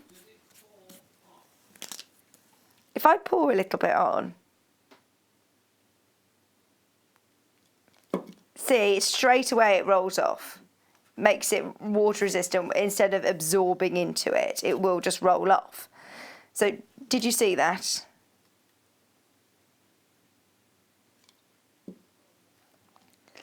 I mean, I've put quite a heavy amount of rain on there, haven't I? That's got ever so wet. And yeah, it seemed to resist it, but the fabric itself has resisted it. You can see it on the surface there. So, sorry, I'm now just making a mess, aren't I? But it's good fun. So we have a pre-made project here as well, because I did suggest maybe using putting it onto your fabric before you start making and before you start sewing, but that's only due to the fact that it might shrink slightly, and also you want to be able to cover it fully. But if you do have something that's already made, as I said the other day, I was literally looking around I was looking around the house thinking, oh, what else can I Odicoat? Because it does become very sort of addictive. We've got a little bag. Maybe if you are a bag maker and you've always thought, oh, I always put, you know, this would be perfect if I'm putting things down on the floor when I'm having a coffee, or I want to put it on the linings because I always spill things in there. It's going to reduce stains and you can just wipe it off then. Or wash it. It means you can wash it as well. Maybe if you keep a bag on the side. Maybe some fruit or things like that. Maybe a pie bag.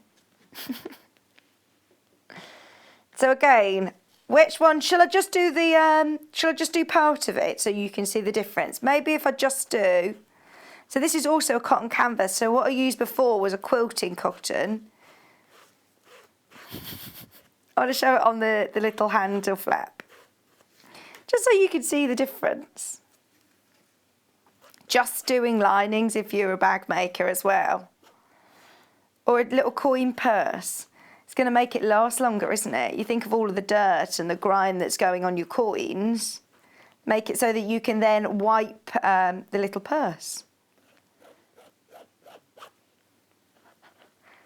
Also, if you are a bag maker, you can get fabrics that are already water resistant.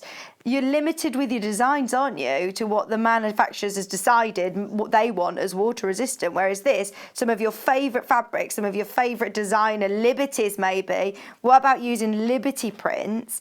Because it doesn't sort of stop at saying, oh, you have to use it on cotton canvas or your cotton. You could use it on your lawn weight fabrics even, and make some lovely little purses and make them a bit more durable, long lasting.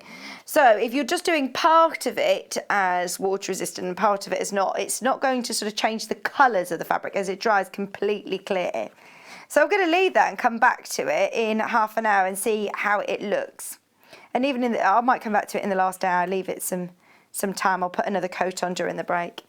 I've picked probably a strange part to Odicoat, haven't I? I was put under pressure. There are less than 20 tubs. I just want to show you on a Liberty cotton, how much you would pay for a Liberty makeup bag.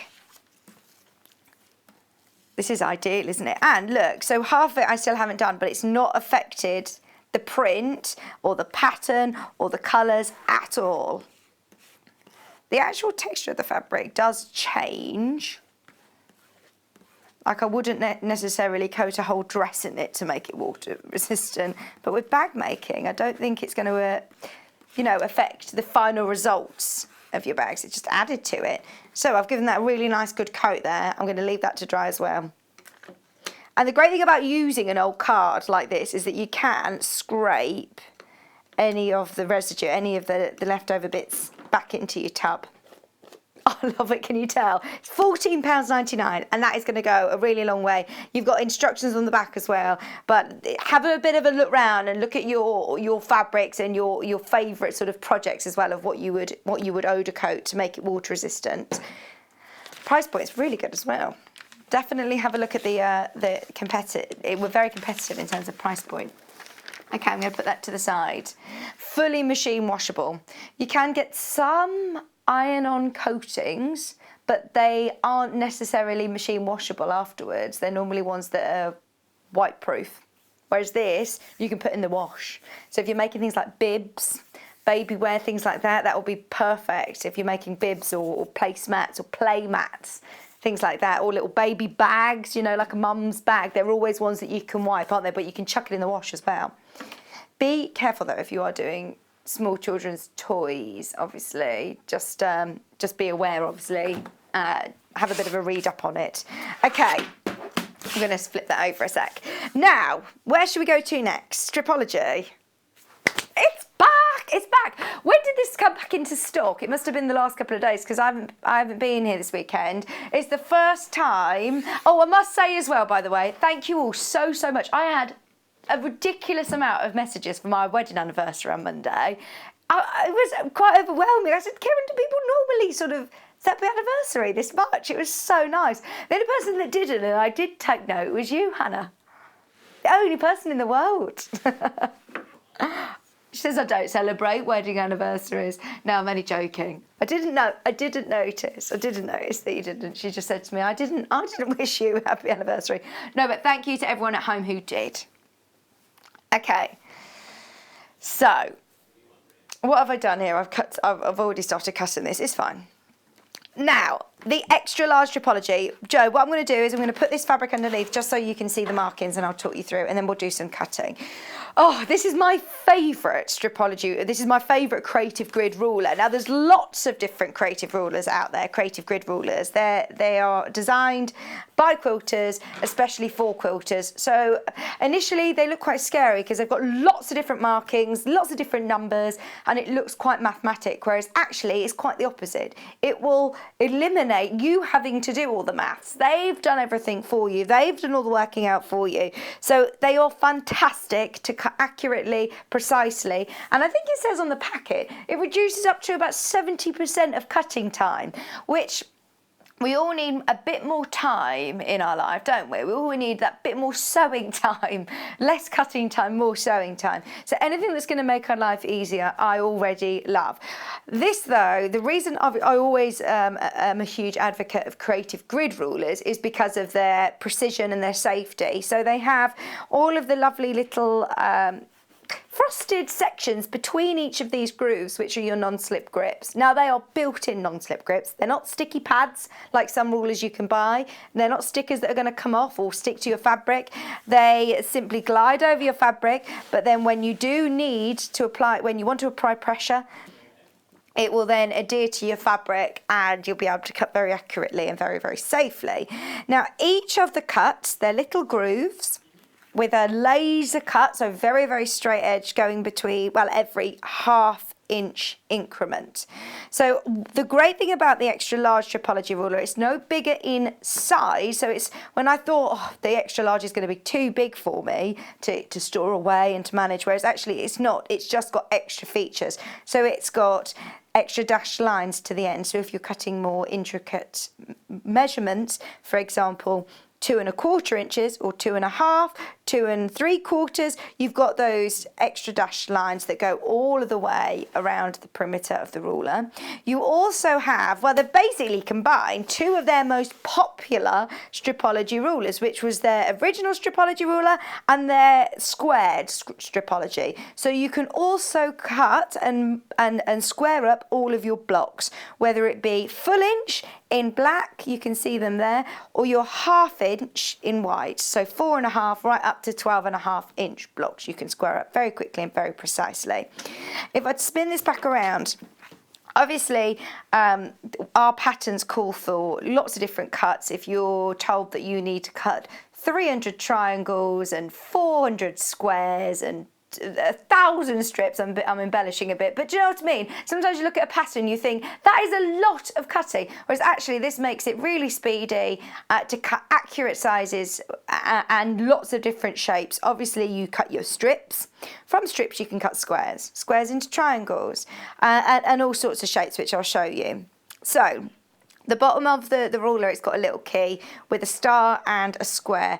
The star marks every 1 1/2 inch cut. A lot of patterns call for 1 1/2 inch cuts, so you're not having to reposition your ruler, work out the maths and keep moving along. You can cut up to, well, you've got there 1, 2, 3, 4, 5, 6, 7. So you could do 8 of your 1 1/2 inch cuts just in one sort of strip set, but then you can also layer up and cut multiple layers. You've also got your 2 1/2 inch cuts, which is in your squares, another very, very popular cut for lots of quilt patterns. So obviously you start by squaring up your fabric. I've already cut this, so I am just going to do this quite quickly just so I can show you, but always start by cutting your 0 line. Joe, am I all right here? Along the bottom, you've got quite a thick dash, a thick solid line of black, so you can line that up nicely, and also just make sure that your top, I'm going to just line that up on my mat, is straight as well. Sometimes you will want to make sure that you've just got a nice clean straight edge to cut with at the start. But I always start with going through your 0 mark. Now I've got quite a few layers here, more than I would normally cut at home, to be honest, but I'm going through 4 layers. You can check that that's cut by just pulling it away, but that's now a nice clean cut on the 0. Now, what did I just cut earlier? I'm going to go for 2 inches. So you can cut all the way along, because I know my 2 times table, making it easy for myself.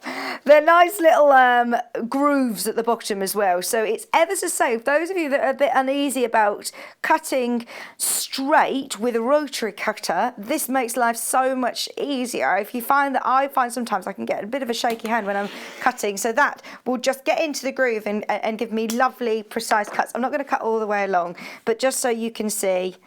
Oh, if I haven't cut very well through there. It does cut. Maybe my rotary blade's a bit blunt. I will just cut that. Just the bottom part, missed it. As I say, you can cut as much or as little as many layers as you're comfortable with. Me going through 4 was probably a bit ambitious for me while I'm standing up. But so then you're going to get, I'm going to go for my 2-inch strip. I can obviously then take my 2-inch strips and I can cut them into squares very quickly. I can cut them into half square triangles. I could put them along the 60-degree line, which is one I'll do now. So there's a 60-degree, there's a 45-degree line. You've also got them coming down from the bottom as well, so you can cut diamonds, you can cut squares. Once again, line it up all the way along. The 60-degree line, this is, I'm going to cut some diamonds. I'm going to go through my 0 first. And because I cut 2-inch, didn't I? I'm going to carry on and do 2 again. So there's 2, 4, 6.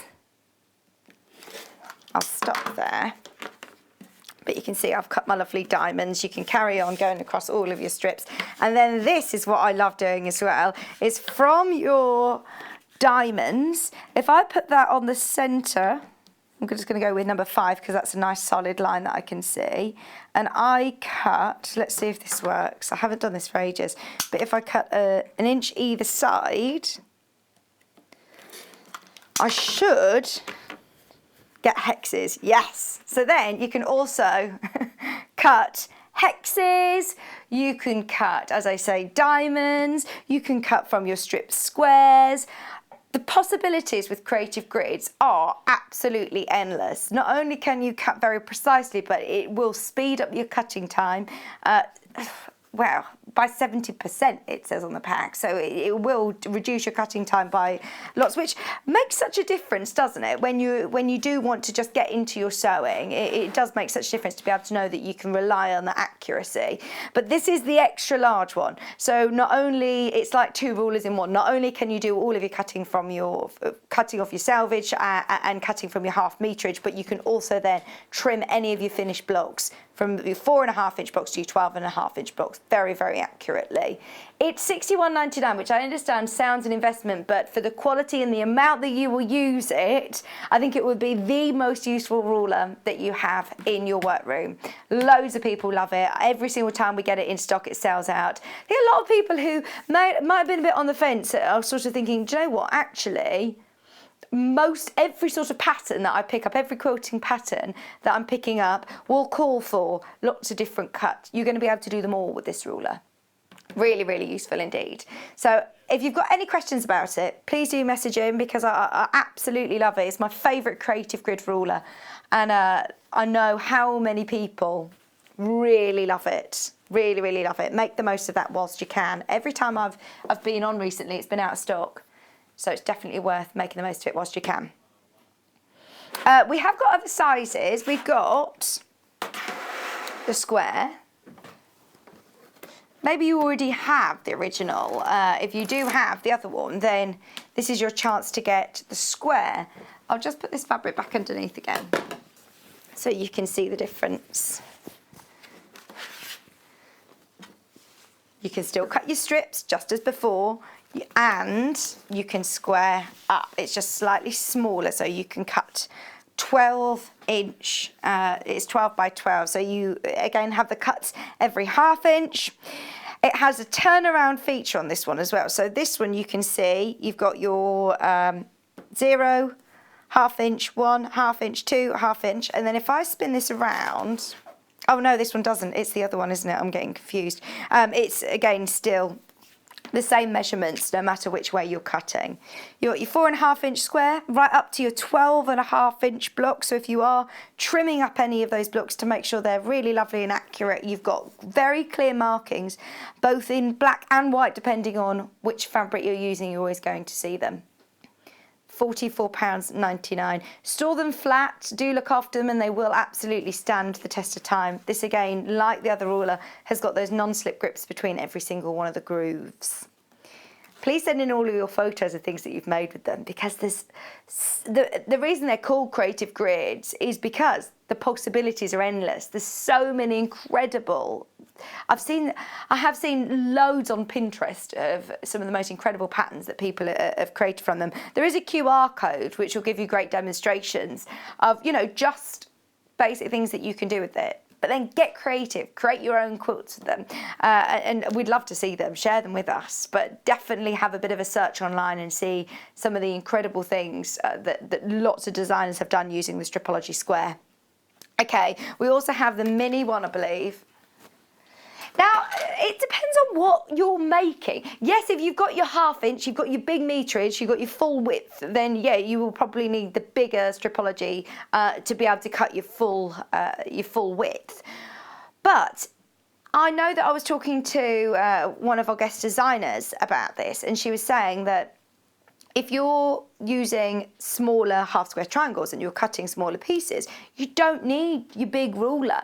You don't necessarily need to. It's quite cumbersome to sort of manage it, to take it around. Maybe if you're going to workshops, if after, you know, maybe this is your sort of lockdown resolution that you're going to start going to some more workshops or retreats, it's handy to have, but without taking a huge ruler. Really handy, once again, to square up your smaller blocks or to cut your smaller pieces. This one does have the turnaround feature. So this one, again, you've got every 1/2 inch here.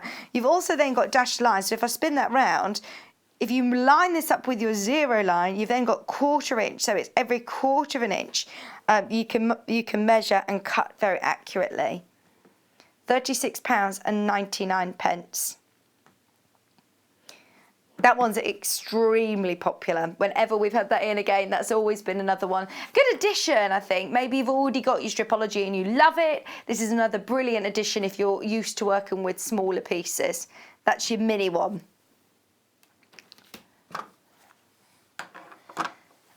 I've got a couple of big squares here as well. Let's have a look at these. So, 2 different sizes. I mean, this is huge, isn't it? You want to make sure that you've got a big enough cutting mat. This is my only, it is a 20 by 20. This is a 20 by 20, Joe. So you want to make sure, see this cutting mat's too small for me. You would want the big millwood one, which we've got as well.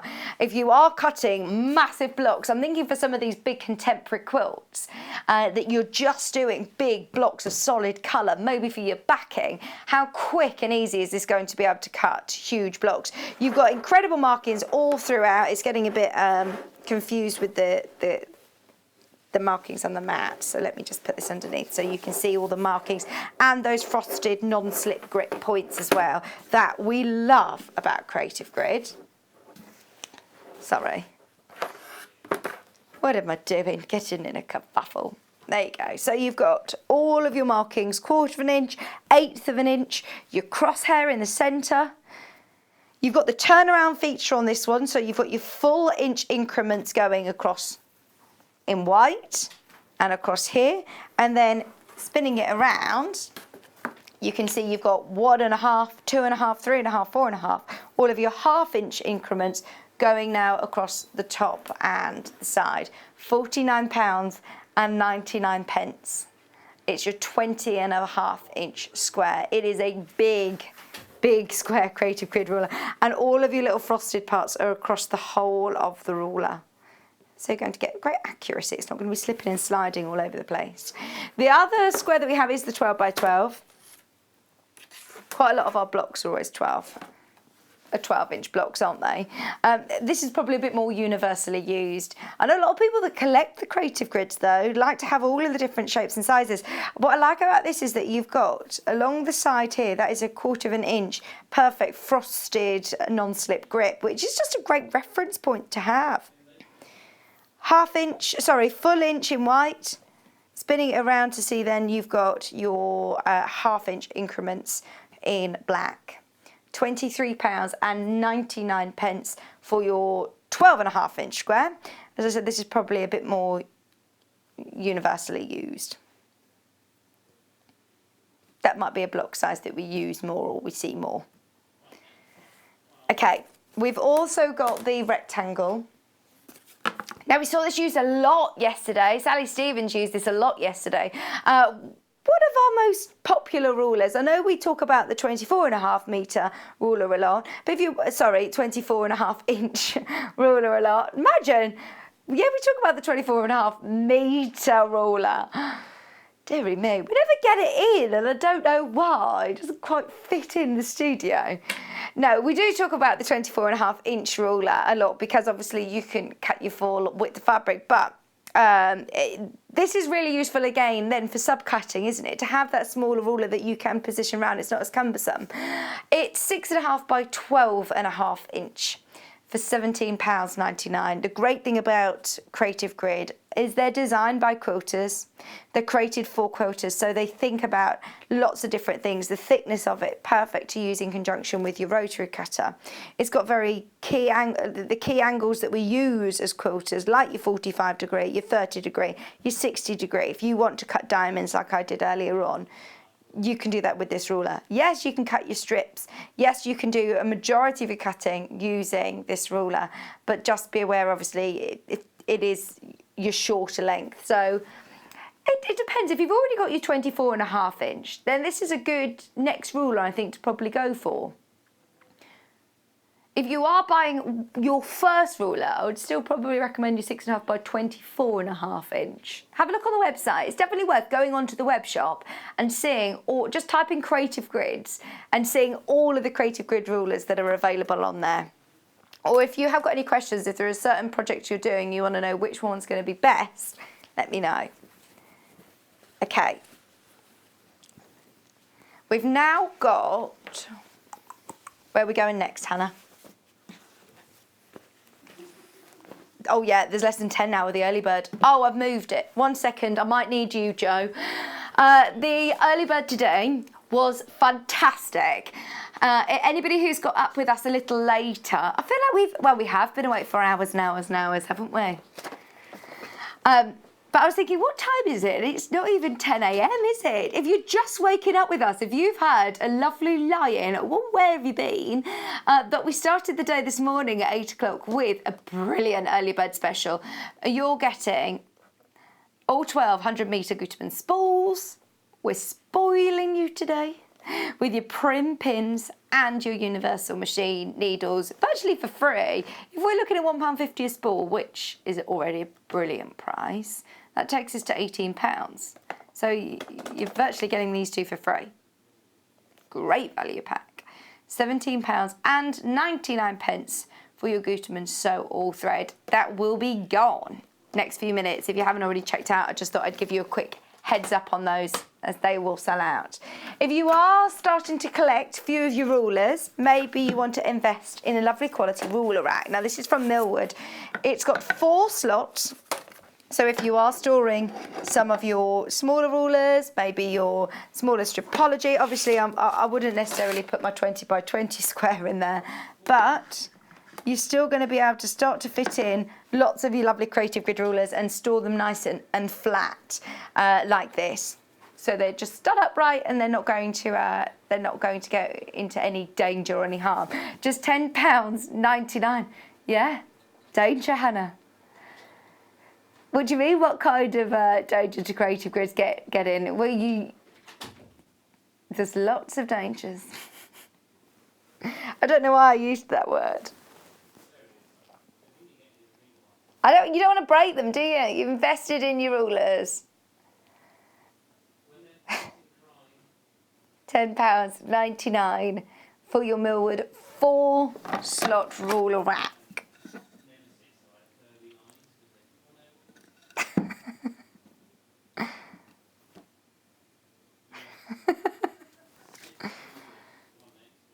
They're now just taking the mick out of me. £10.99.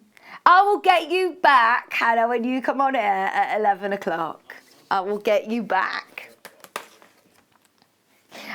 It's lovely with the little feet on as well. You've got the little feet to protect your surface. So look after your ruler racks, look after your rulers, and they will look after you. Now, I didn't do what I was supposed to do earlier on and put these into rotary cutters. I was going to put these into different rotary cutters so you can see the different lines. It was a very jam-packed morning, in all honesty, today. We've been busy with Faye. So what I'm going to do, let me undo this packet so you can see. Comes in a nice little pack with a pinking, a wave, and a skip blade. So all 3 blades are £9.99. Now they're 45mm blades, so you can use these in conjunction with a majority of your rotary cutters. Look at the centre of it. You'll be able to work out whether it works with your rotary blade. It will fit with our Alpha, with our Clover. I think it will work with our Millwood and our other Alphas as well. So unless you've got like quite an obscure rotary cutter, it should fit. That's the wavy one. I'm being ever so careful. That's the wavy one. This is the skip one. Oh, I see. I really want to see that. I wonder what that looks like. It'll make it a really nice decorative edge as well, won't it? And then, instead of going around with your pinking shears, maybe to finish up any of your edge, you've also got a pinking blade. Maybe if you've started using a rotary cutter in your dressmaking, these are going to be great. Or decorative edges on bunting, or lots of bunting, this would be perfect. And you can still, you don't need to buy a new rotary cutter for it. You could have. You have a look on the website because we've got some really affordable rotary cutters. So if you just want your rotary cutter just to simply have this on ready to go for any of your decorative edges, then that might be a great idea instead of having to change between them. £9.99, they're all 45mm, but just have a quick look at the centre, Joe, if you don't mind, so you can see if it will work in conjunction with yours. All 3 of your blades for £9.99. It's not going to be something maybe that you do all of your cutting with, but it gives it a nice decorative edge, doesn't it? And it comes with a little case as well. Right. So they are your So Easy rotary blades, and it's handy that it comes in a little pack, nice and easy to store. Just £9.99. Right, I've also got a 28mm rotary cutter and a 45mm. Now we've also got the normal replacement blades as well. So the 28mm rotary cutter, I know that John Cole Morgan uses for foundation paper piecing. Also ideal actually if you're doing some more intricate curves. I find that I have more control over what I'm cutting, especially if I am going around curves or more intricate shapes. It's handy to have a smaller blade. Joe, this is the 28mm blade. Sorry, Joe. Exactly the same as the larger rotary blade that John Cole Morgan uses. It's got the little catch at the bottom there, safety catch, so it is completely enclosed now. You need to pull the little trigger down to be able to release the blade, and you can use it whether you're a right or a left-hander. I'm not sure whether you can see on camera there, but it's got a little R underneath, so that's set as a right-hander. In fact, can you use this as a left-hander, or is this just a right-handed use? Oh no, you can. You can reverse the cover for left-handed cutters as well. You can use it both left or right-handed, and it's got a nice little cushion, nice little cushioned grip, so a nice soft handle. £8.99. So when it's in use, you pull it towards you, and then always just get into the habit of, after you're cutting, to lock your blade, because remember, it is ever so sharp. Even the smaller blades are really sharp still. I've also got the 45mm one, which is the one that Joe was just looking at. Again, with your practical cushioned handle, just £12.99. It will cut through lots of different fabrics. I know lots of people use different rotary cutters. We see lots of people using different ones, so it's nice to give you a bit of choice. This is a really good price though. I think actually that might be the most, one of, if not the most affordable that we stock. So if you are thinking of getting the So Easy rotary blade set, just to have your rotary, your fancy rotary blades on, then this is probably a good shout. It does come already with your normal 45-degree blade as well. If you are cutting into some of maybe your Liberty fabrics or some of your favourite fabrics, there's nothing more frustrating than having a blunt blade and slashing your fabric. So using rotary cutters, oh, it's so satisfying, cutting through that gorgeous fabric with new blades. It's absolutely lovely. So that's the Clover. I've also got, did you say some replacement blades? I should have normal replacement 45, no, I haven't remember seeing them. They're on the website, so if you do want to get some new blades, don't get me wrong, you can sharpen them. You're not going to be able to sharpen them. You will eventually need to get some replacement blades, so it's definitely worth getting those as well. Okay. Now, I know I've already cut up my my pink and blue. They're all individually available on the website. I want to show you some of them because whenever we sort of do this, we always get a bit of a flurry of different colours going on the website. It's just a bit of a reminder. This one's RBLJ61, Joe. It's just a bit of a reminder to let you know that on our web shop, in the catalogue section, if you click on plain fabrics, you'll be able to see all of the colours that we stock. They're 100% cotton, Rose and Hubble. For just £3.49.5 metre, it will mean that your designer fabrics are going to go the extra mile. I love just having block colours, maybe for backings of quilts or just contemporary big blocks. Maybe you're doing some of your free motion or ruler work, or you want to really highlight your quilting. Maybe for linings, for cushion backs. There's so much that I find just plain solid fabrics come in useful for. So it's definitely worth stocking up your stash. £0.5 metre, just so you can see. If you are shopping on the website, looks like that. Now you can buy more than £0.5 metre. It will be cut off the bolt for you in £0.5 metre increments. So if you want a metre, just add 2 units and it will come as one continuous metre. £3.49, £0.5 metre. It's fantastic. So that's the purple. I've got some blue. This is a lovely blue as well. There's a whole range of blue. The great thing about us is obviously we've got a great warehouse facility to be able to store all of these different colours. So lots of fabric shops might have a blue, but it might not be the correct blue to match with your fabric. Whereas this, this one is KXLJ98, which is sapphire blue. £3.49.5 metre, 100% cotton, beautifully soft, machine washable. But just as an example, I Odicoated this piece of Liberty fabric earlier on. Sorry, it was attached to my freezer paper. But just so you can see, if you're using this in conjunction with some of your designer prints, how lovely that would look with this one. I shouldn't really be saying this, but I'm going to tell you, just as a heads up, it's Hannah's birthday today and she's coming on air to do her birthday pics. Liberty's in there. Liberty fabric. Of course it is. Of course it is. Liberty fabric is coming up in our last hour in 11 o'clock, so stay tuned. Just £3.49.5 metre, that's your sapphire blue. We've also got your sunshine on a rainy day. Is it called corn? Corn yellow, BULJ47. There it is.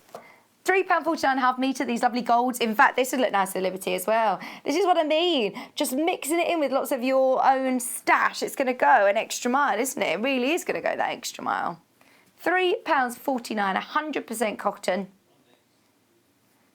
And that's a lovely, really lovely yellow, isn't it? So I'd say lots of fabric stores, they don't have the stock room to be able to stock lots of different shades. So they might have a shade of blue or an A shade or 2 shades of yellow.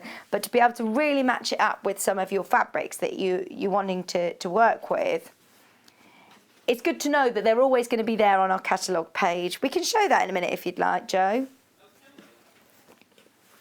So this is a great neutral colour. Oh, have we? I have no idea what time it is. My clock's broken. This is ZTLJ42. We will be coming back, by the way, with Faye again. Faye's going to be making the bucket hat that you've seen on the mannequin behind me. I know it sounds strange, but when I started in the sewing world, I didn't think it was, I know this is going to sound really weird, but I didn't even think it was a possibility to make hats. And I obviously know that people do make hats, but you know what I mean? Dresses and clothes and outfits, but there's certain things like gloves or hats that I find fascinating. So the bucket hat is brilliant. That's going to be coming up. $3.49 for your beige, but just remember, as I say, there's ivory, there's cream, there's white, there's black, there's pinks, there's so many different colours all on our web shop. So over the next few minutes, have a look through and see what colours are available. There's so much on there, as well as all of our other categories. We're just giving you a bit of a dip into what's on our website. Have a quick look over the next few minutes, and I'm going to be back with Faye after this.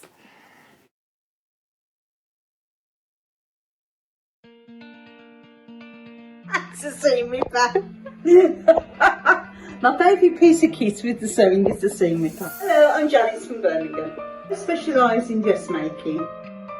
I used to run a children's shop and I love making children's clothes.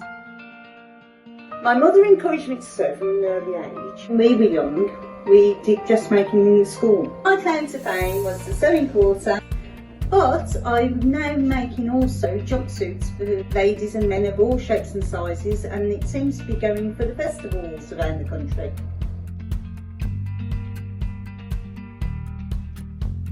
See you on the show!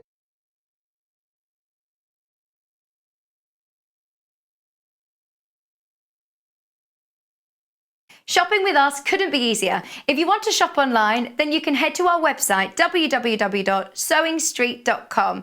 It will redirect you to our sister channel Jewellery Makers landing page. Don't worry, you haven't gone to the wrong place. We're simply using their website temporarily while we're building our own web shop.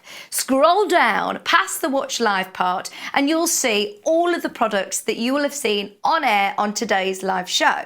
You can also shop our catalogue by clicking a category, clicking a product to view closer, and adding it to your basket. Once you're ready to check out, you will need to create an account, which is absolutely free to do so, but it will mean that you can check out on as many orders as you want throughout the day with still only paying one postage and packaging. If you'd prefer to speak to somebody in our UK-based customer service team, then you can do so via the free telephone line number 0800 001 4433. They will not only help you create an account, but will also help you with any of your online shopping.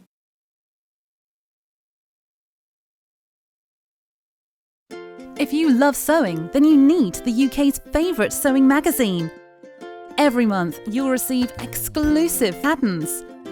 Follow simple step-by-step guides suitable for all skill levels to make your own stunning clothes, accessories and more, together with inspiring tips and tricks from industry experts. Join in and discover your love for sewing.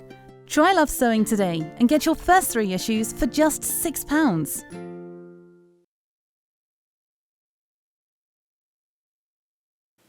Hello there, I'm Debbie Shaw, and I would love you to join me on the first Monday of every single month for Sewing Street Surgery. Now, this is a dedicated hour where I answer your questions, and that could be questions about techniques, it could be questions about tools, it could be questions about new products, or maybe something that you've seen that you just don't understand. There's a lot of questions about tensions on sewing machines, and there's a lot of questions about working with different weights of fabrics. So if you have a question that you'd like to ask me, the easiest way to bring a question over to us is to go to our Facebook page and post your question on there. I will collate all of those questions throughout the week. If we need any new products for you, or if we need any new demonstrations, those will all be worked on leading up to that first Monday of the month. So do join me, Debbie Shaw, on Sewing Street Surgery on the first Monday.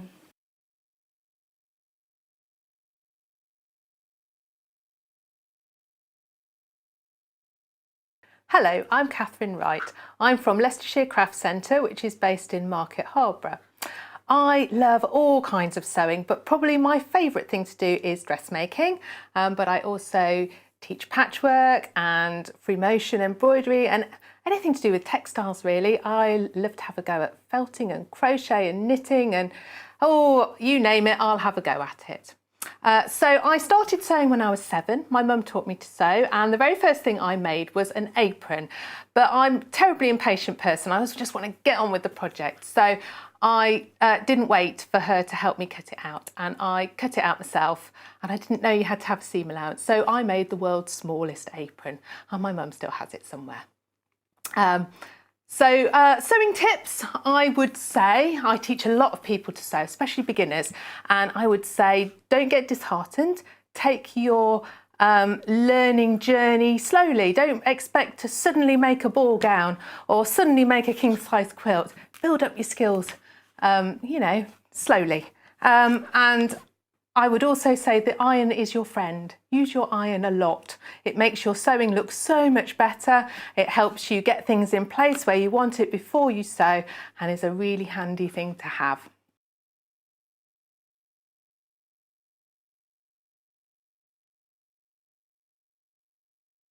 Would you like to take part in our weekly competition?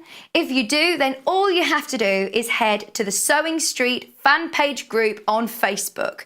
Post your picture of your make. Myself, Debbie Shaw and John Cole Morgan love looking at all of your makes every week. We pick our favourite and announce the winner every Friday live on the show. Happy sewing and good luck.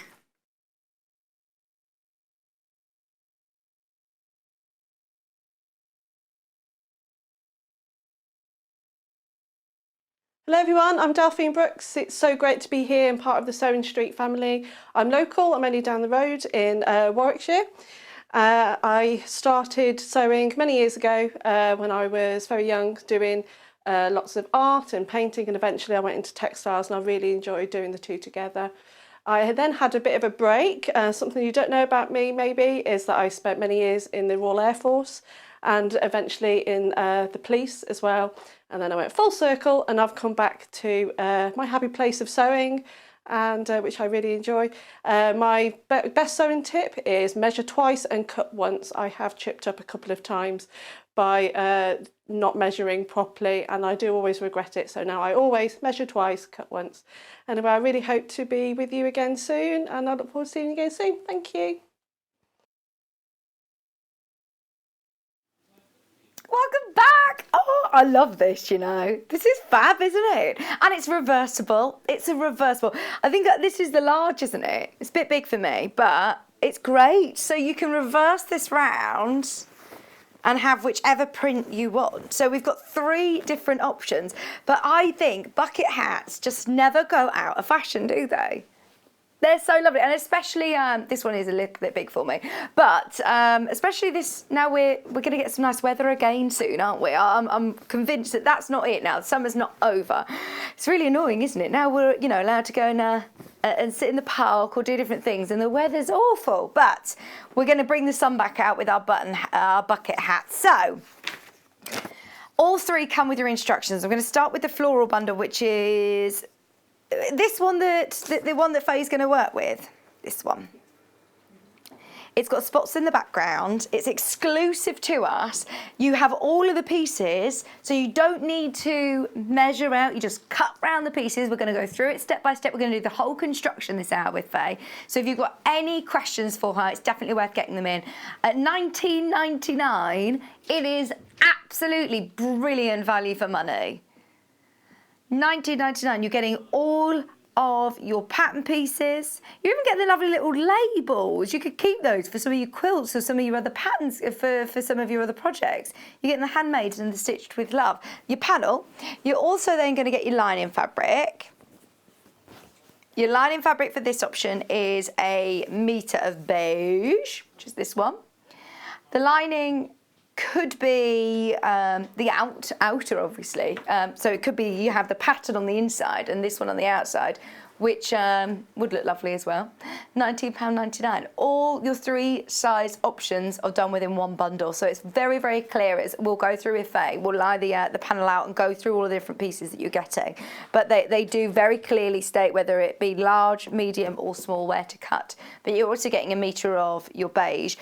And your instructions.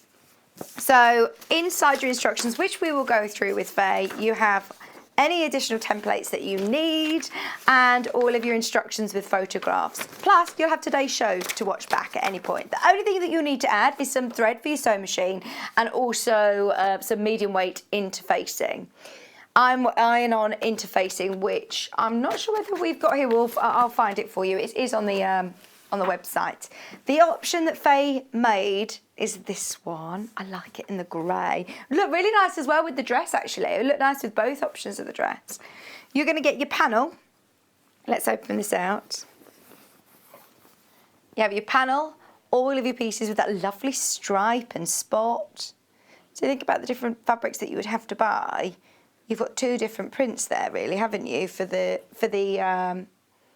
little band that goes around the edge as well. And you're getting a metre of grey. So you're also getting a metre of grey. Plus your instructions, completely reversible sun hat, 3 sizes there. I was saying, I wonder whether the smaller one as well, bearing in mind this is the large, it would probably be good for, you know, older children as well. The small one would probably be ideal for older children. So you've got this option in the grey, and then the final option, don't forget, comes with your instructions. This time comes with your blue and yellow. Do you know, I love this option as well. Don't forget about this one. Obviously, we've had the other one made up already. We're going to be looking at the beige one with Faye, but don't forget about this one because that's really nice with the yellow. It's got a bit of a Liberty-esque feel to it, doesn't it? That's going to look great with your contrasting band. The blue with the yellow contrast. It's less than £20 as well, a great price for a kit. Those of you that haven't ever made a hat before, don't worry, we're going to go through every step with Faye. You're also going to get your contrasting lemon, a metre of lemon as well, plus your instructions for just £19.99. The medium weight interfacing I will mention in a moment as well. We'll go through that with Faye and we'll bring in the graphics for that, but that's the only other thing that you're going to add in. Right, shall we get Faye in? If you want to take part and make the most of any of these deals, then this is how you buy.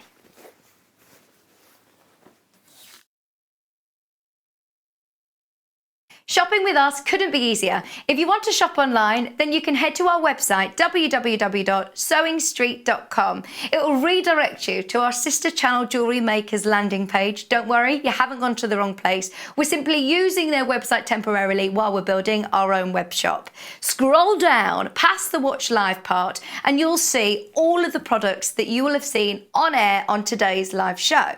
You can also shop our catalogue by clicking a category, clicking a product to view closer and adding it to your basket. Once you're ready to check out, you will need to create an account, which is absolutely free to do so, but it will mean that you can check out on as many orders as you want throughout the day with still only paying one postage and packaging.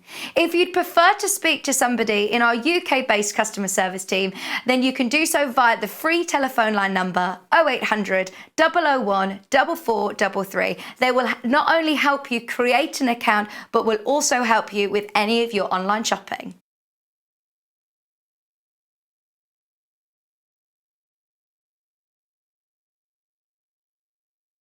Hi everyone, my name's Faye and I'm going to be joining the Sewing Street team as one of their guest designers. I work as a professional dressmaker. You can see here you've caught me in the middle of making a petticoat for a wedding dress here in my workroom in North Yorkshire. I started off in fashion design, studied that at college, and then I actually made the move into costume. So I've actually spent several years making costumes, quite high-end costumes for both television and theatre. So hopefully with that professional experience I'm best placed to give you some advice on how to get the best results with your sewing and to show you some really interesting techniques. So it would be great if you could join us for that if you're an avid dressmaker, and I look forward to seeing you.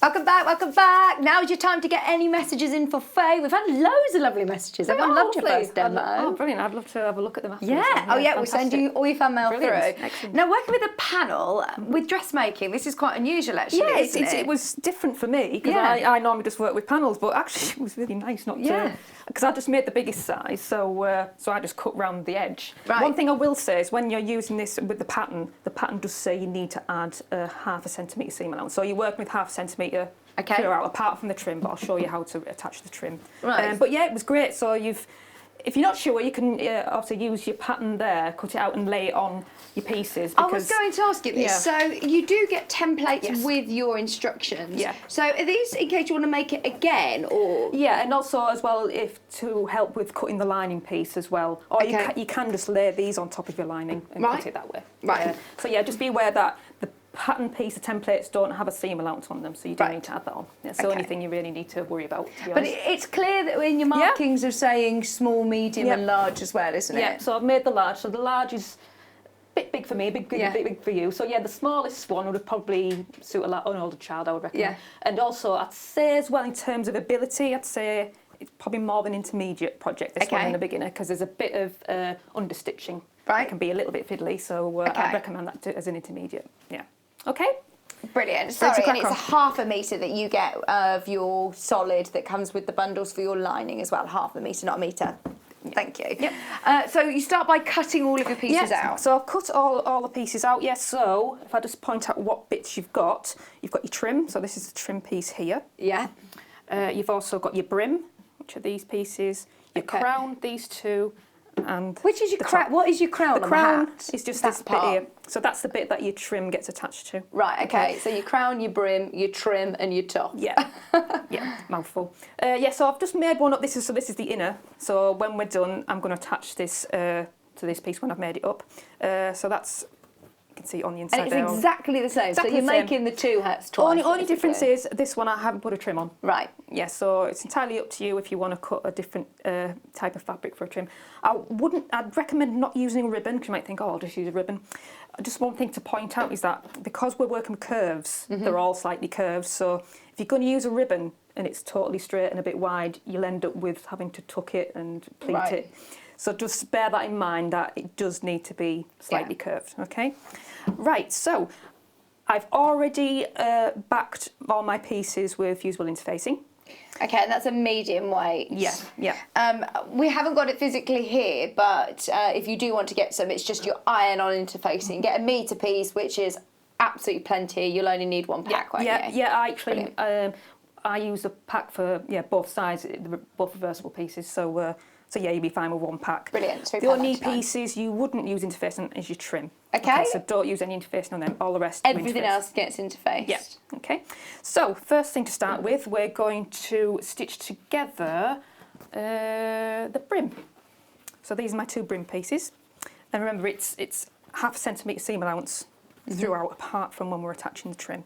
Well, like in the instructions as well, before you even start making it will say measure around the circumference of your head to decide. Because I was thinking, well, how would I know what size I am? But it will tell you measure and between. that reminds me as well, so when you're using a pattern and you say, so you've measured around your head and you need to measure the brim, sorry, the top, the circular part,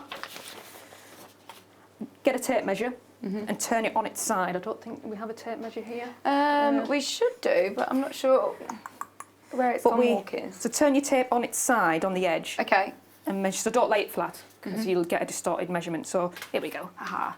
Thanks, My Jo. fabulous assistant. It's glamorous, isn't it? So just turn your tape on its side like that and just measure it round that way. Right, okay. So it just makes life a lot easier. Thank you. And remember to add your seam allowance on as well. So I've just made the large size, so I've got the brim to start with. Let's pop my pins out of the way. So it's ½ centimetre. I'm going to stitch both sides, so right sides together, and I'm going to stitch both sides to start with. What I might do is just, can I reposition my needle? Maybe not, because again we're working with just ½ centimetre, so it might be that you want to reposition your needle. Okay. To measure it so that it's, you might want to line it up against the edge of your foot, for example. If you want, okay. Just as a guide to help you get as accurate as possible. So let's see if I can now. I'll stick with where I am because I might mess up the machine. I don't want to on the side of the machine, there's the little flash card on the side of it, and it will probably tell you what number stitch it is. There's a pull-out little card on the right-hand side. Ah, there we go. Right. Okay. I think, which one should we do? No, I'll stick to where I am. I'll persevere. Right. So I'm lining up approximately ½ centimetre, and use pins if you need to. I'm just going to go straight off and whack this on. That's a technical term, by the way, whacking it on. So again, I'm going to start with my back tack. There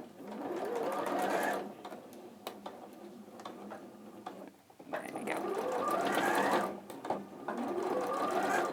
And when I get to the end, do another back tack. Okay. So yeah, we're just making a circle to start with. So again, 0.5 centimetre. And what I would say as well, with interfacing, sometimes it shifts when you're pressing interfacing on. If you do have any edges that kind of are overlapping, just trim them down. Okay. Because they might just interfere and it might mess up your seam allowance. Okay, so same again. Just 0.5 centimetre, back tack. You're just eyeballing it, but like you say, if you can do it, that you swing your needle across so you can line it up, or could you mark it with a friction pen? Absolutely, yeah. I think because I've got the interfacing on, it actually makes it really stable, so it doesn't move around too much. That's good. I've actually found it really easy to not use pins. So yeah, I've got a very, very small seam allowance going on there. Okay. So what we want to do now is press it open. I do have my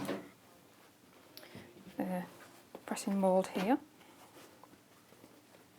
So all these seams just get pressed open. So to start with, it's quite a nice fabric. This, like I say, once you've got the interfacing on, it works really well. Yeah. And so I'm just pressing it open with my finger there, and it's already come open quite well. And make sure you press it on both sides.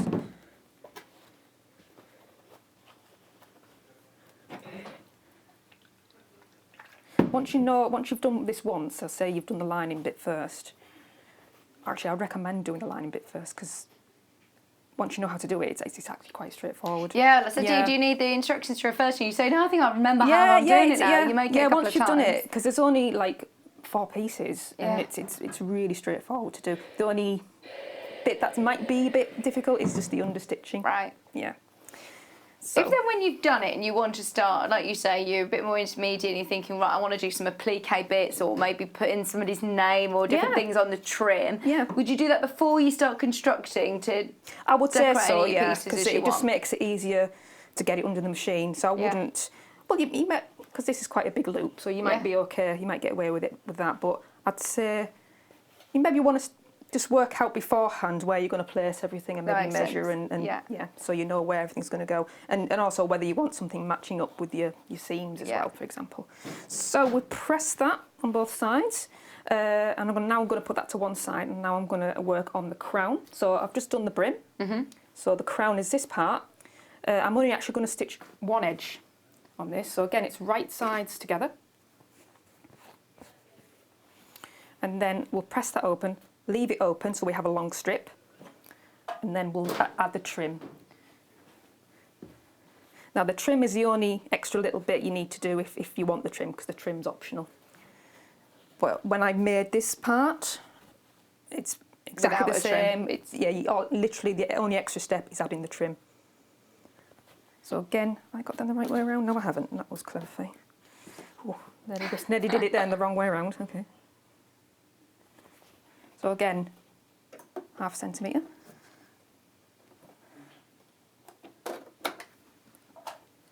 And back tack.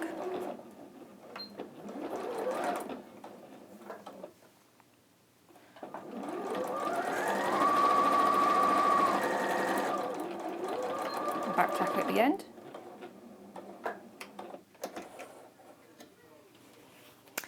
I'll just trim my ends off, and then we'll give that press. So yeah, same as before. Initially I'll just open it up with my finger. Yeah, I do like this fabric once it's got the interface, and it just it behaves really well, yeah. Are there any fabrics that you would avoid then if you're making this again? Are there any fabrics that you would say? Yeah, no stretchy fabrics. No stretchy. Yeah, because it's a structured thing, so it needs to be something. Could I do it with denim? Yeah, it'd probably look quite nice with denim actually. Yeah. It might be a bit thick. Okay. So, because again we're going to do some understitching, so you might struggle with the thickness there. You might need to get like a little bit of a plinth to stick behind. I could even demonstrate that later on, actually. Yeah, that one of those helps ramps. with bulks. Yeah. I'll show you that later on. Speed bump ramp. Yeah. Right. So that is our crown. So it's just one big piece, as you can see at the moment. And now I need to stitch together my trim. So again, same as before, right sides together. So yeah, the initial stages of this are quite straightforward. It's literally just 5mm seams. So it is quite a small seam allowance, isn't it? Really small, 0.5 centimetre. You might need to be extra careful with the trim because it doesn't have the interfacing. So I might just pop a pin in this one just so it doesn't shift. Yeah. Because the others, once the interfacing's on, it's quite sturdy. Not so much with the trim. Again, same as before, 0.5 centimetre. Back tack.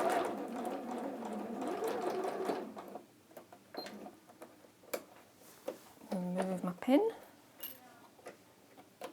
And down to the bottom with the back tack.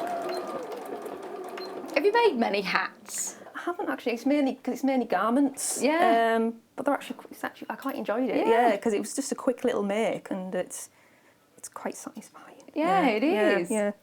Because like I said, I did follow the instructions initially, and I was like, okay, I did it. And then once you've done one part of it, it's like, well, that's a doddle. Yeah. So it's just one of them things. It's so yeah, I'd recommend if you don't want it to be reversible, and you just want to use it as a lining, do that part first, because then when it comes to the face fabric, you'll have an idea of how to do it. So yeah, just press that seam open, both sides. And remember, when you join these, make sure you're doing them at the right edge, because remember, it's got a curve. Okay. Okay, so we want to retain that curve that we've got there. That's a good point. Okay. Yeah. Now, to attach this to our crown, so it's going to sit just on top there. I'm going to match my seam allowance there and just pin that in place.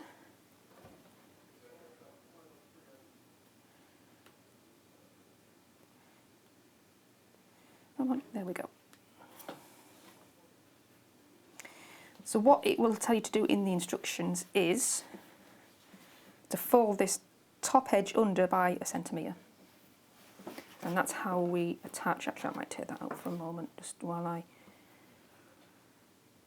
line this up correctly. So yeah, so it's raw edges at the bottom. I'll pin it across this way for the time being. And this raw edge here gets turned under 1 centimetre. Okay. Now I'm just going to do this by eye because I'm feeling cocky. Actually, I'll continue pinning that on. Otherwise it's going to move around a little bit too much. Now in the instructions it will tell you to stitch it at all 4 lines, so top, bottom, both sides. Okay. Now when you do that, you might be tempted to kind of start one and go up there, across and down. Don't do that. What you might find if you do that, because when you go up one way like that and then go across and come down the other way, it can shift your fabric, so you can end up with diagonal ripples going across. Okay. So if you're starting at this end and sewing there, when you stop there and come back and start at the same end again. That makes sense. So it doesn't ripple your fabric. So yeah, I'll just continue popping my pins in. Is that because you've got a curve that it does that? Yeah. It's a curve, and because it's thinner as well. Right. Against a fabric that's a bit more sturdy. Yeah. Your graphic, by the way, is the floral that you're seeing on screen as well now. Don't forget there are the 2 other options. There's the grey option that the hat was made up in originally, and also there's that lovely blue and yellow. I like that one as well. I love that with the lemon lining. It's really pretty. Yeah, really pretty.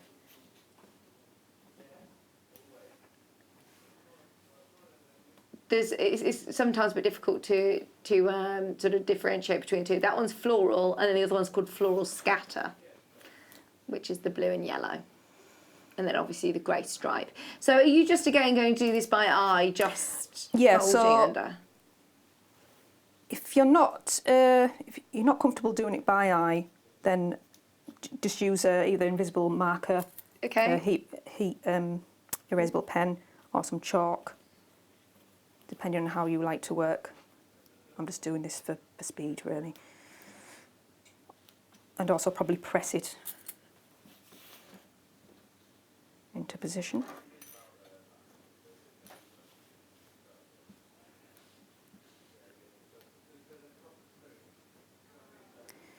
I was thinking from all the costumes you've made, if you generally do lots of period drama costumes as well, don't you? Or yeah, I mean, I trained in like historical costumes, so like sort of Victorian or. So they didn't have bucket hats then, did they? No, they didn't have bucket hats. No.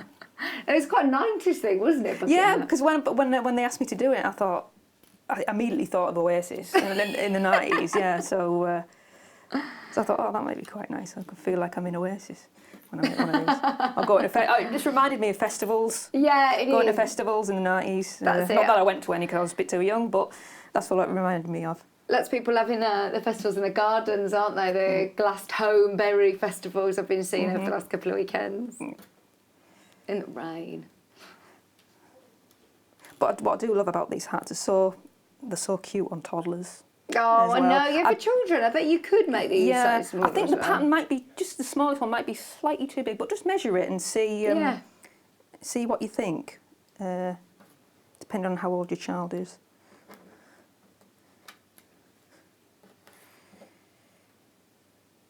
There we go. Probably would have fitted me when I was a toddler, though. I had a really big head as a toddler. Look back on photographs and I'm like, Mom! I had really big cheeks when I was a toddler. So yeah, my parents used to say I had monster cheeks. Yeah, so I'm just going to check that this is consistent. Probably should have pressed it, really. Right, there we go. I think we're ready to start on the machine now. So yeah, take a bit more time over it than I've done and press it under. Okay. I'm just trying to whiz through this as quickly as I can. So yeah, so to the machine, and it's just going to get top stitched down. Let me just remove that bit as well. That's sitting nice.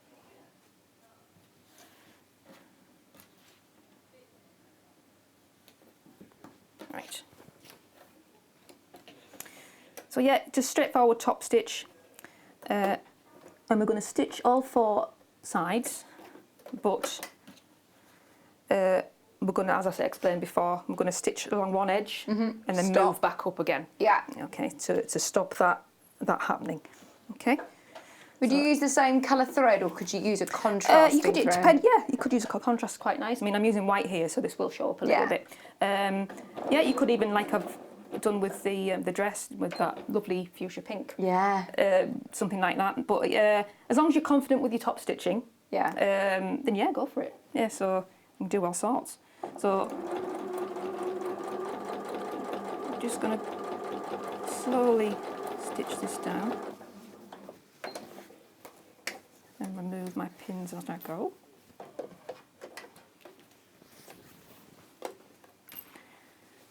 Now you can see there that it was kind of already starting to move a little bit because it's a curve. So, like I say, take your time with it and just observe how it starts to behave as you're sewing, because it can and does shift. And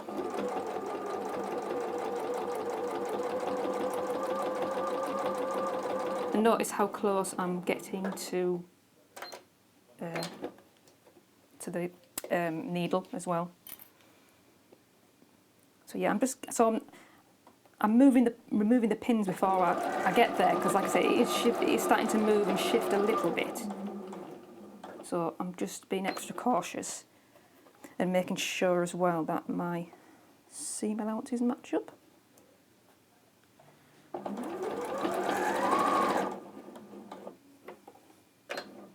Do you stitch length for top stitching, or is it still the same? Are you still about 2.5?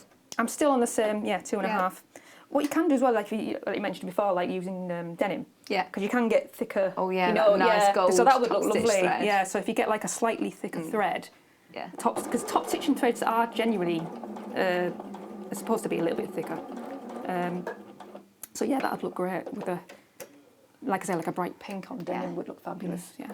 So you're just lifting your foot to readjust your fabric underneath. Yeah. Okay. Yeah. So I'm getting up to a little bit of bulk now because remember we've pressed them seams open. So if I just use a little bit of fabric, I just want to create like a little plinth. Oh, so you don't actually need to have a specialised tool. You could just use a bit of card and just roll up a piece of card. So this is just going to help get me over that bump. There we go. And I'm just going to readjust again as I get a bit closer.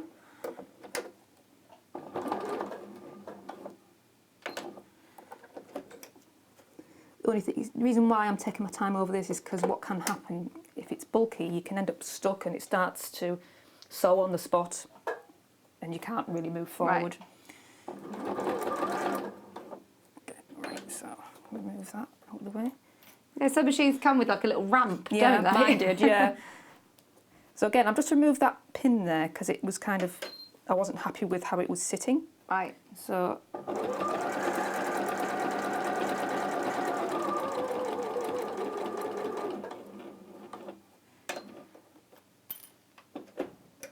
and every now and then just lift your foot, make sure your needle's down, lift your foot and just spread it out a little bit if you need to. Let's pop another pin in there just to keep that in position.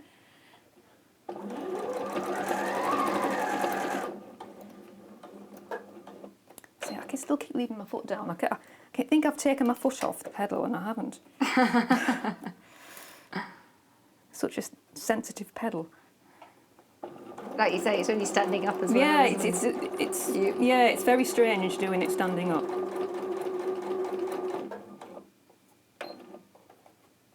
Tele-sewing is a bit different, isn't it? Yeah. So we'll go right to the edge now and do a back tack.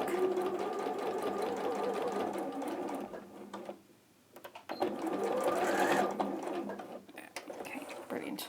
Have you been doing lots of sewing during the lockdown? Have you been making yourself some garments? Yeah, well, I don't really make much for myself. You should. I know. I got, because I really enjoyed making that. I thought, I can make one for myself. But yeah, you do because you're always making stuff for other people. But so yeah, I've been doing a bit of sewing. I've been doing working on some bridal wear. Oh, lovely. You see it in the clip you have of me there, where I've got a petticoat in the background. So yeah, I've been doing bits and bobs. Oh, yeah. nice. So I'm just going to trim. Oh, just while we're here, just to make you aware, the floral scatter, I don't want this to cause any confusion, is different to the floral one that you saw the graphics for just then. So the floral, which has been the main graphic, is the one that Faye's working with, and then this one is the floral scatter. That's your floral scatter. So it's a smaller print. I didn't realise there was 3 colourways. It's really pretty, that one. It's lovely as well. You get half a metre actually on the lemon. screen it doesn't do it justice because that yellow is actually really vibrant. Yeah. More than it looks on the screen. It's really pretty. It's gorgeous. A really gorgeous colour. And then the floral sort of print, again, if you, you probably can see a bit clearer now. That's really pretty. £19.99. I think this one's the most popular. This one's been very, very popular. Just I didn't want any confusion. Remember, this is floral scatter and the other one is just floral. Okay, so next step on this. So we've top stitched that line down where we've turned it under 1 centimetre. Yeah. And now I'm going to top stitch the other edge, so the raw edge. And again, I'm not going to stitch these 2 edges for the time being. I'll do that next. So remember, I've stitched along this way first, and then I'm going back up to the top and stitching along the raw edge. Right. And I'm just doing it as close to the edge as possible here. So starting with the back tack.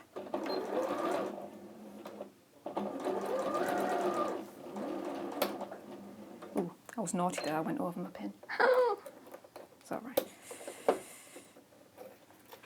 So you just be aware as well when you're doing it that it doesn't start to shift or, as I explained, but it should be okay having done that one side, and then because we're going in the same direction, it should avoid that happening.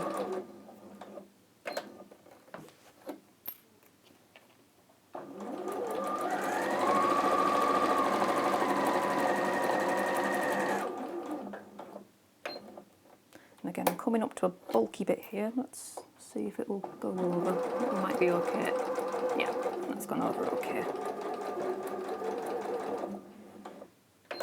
I'm just going to lift up because it's starting to shift just slightly there. I'm just flattening that out again.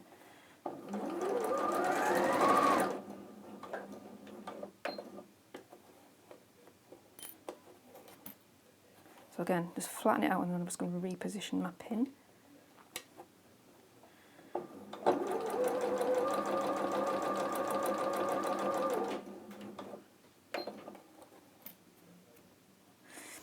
And another good thing to do is to kind of, as you're going, not stretch it, but kind of pull it flat. Okay. So that can kind of help as well when you're working with a curve. But we're not trying to stretch, or because we'll end up gathering it.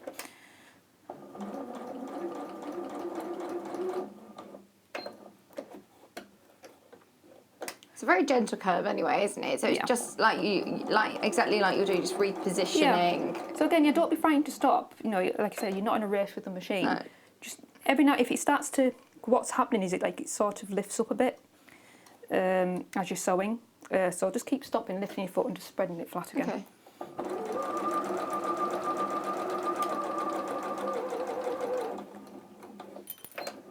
Yeah, so right near the end now. And I will do. Ooh. Machine went a little bit berserk at the end then. So, and that's what it should look like.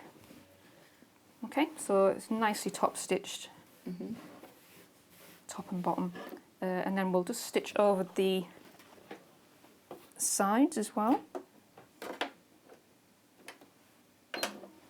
Again with a back tack.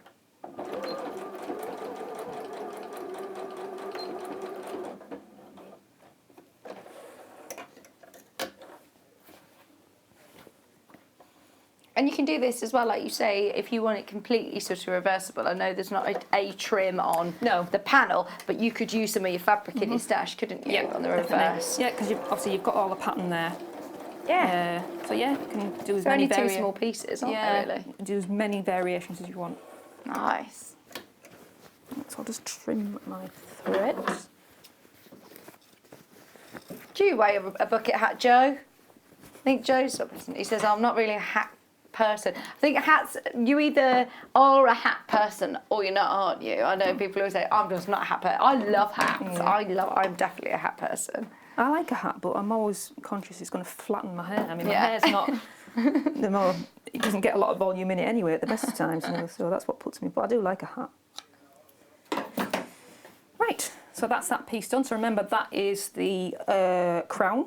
Okay. Okay, and the next bit, if I remember, is we now need to make that piece into a circle. So again, 1/2 centimetre.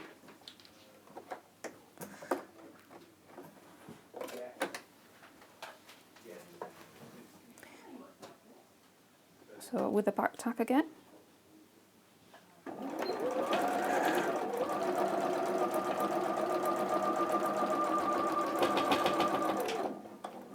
Slightly bulkier at the end. Yeah, so I've gone over, that's where I've met the trim. So I've gone over the trim and the pieces with the fusible interfacing. So it does get bulkier as you go along, and because the seams are quite small as well. So we'll press them seams open. Well, just the one seam. I've already pressed the other one. So yeah, just same as before. I'll just use my fingers to start with.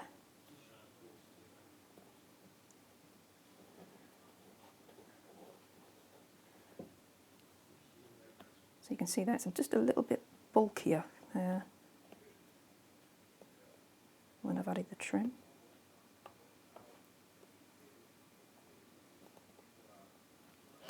got about 7 minutes. Oh, okay. That's okay. Right. So the next stage is attaching this piece to the top. So this is when it starts to get a little bit more complicated. Now, so before you crack on, what you need to do is, so we've got our 2 seams, we then need to find our quarter marks. So then you lay your seams on top of each other, like that. And this part here is your quarter, so you need to mark that with pencil, which I thought I'd done, but it looks like, no, there's one there. I'm missing a pencil mark. Hang on a sec. Let me just add that on. Because that is going to help us line up the top. Right. So I'll just go back over them. So I've already, I don't know if you can see it on that piece, so I've already marked them on there as well. So we'll start off by matching one of those marks on the top with all the seams that we've just pressed. It's obviously the opposite side to where your trim is. Yeah. So if I open that out, so it's right sides together, so there's my trim. That's at the bottom. Can we see that? Okay. Yeah. Yeah. Yeah, so you trim it, so it's not the trim edge, it's the top edge of your crown that we're attaching to the circular piece. And we'll just start to pin. So yeah, just pin at your quarter points. So there's another point there.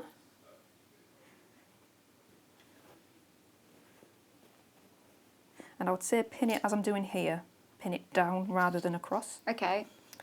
Because this is a tricky part because it's a circle and it might shift, okay?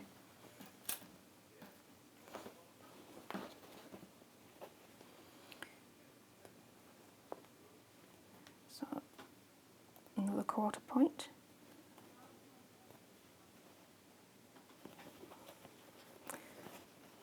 And our last one. You can use more pins as well as you get going.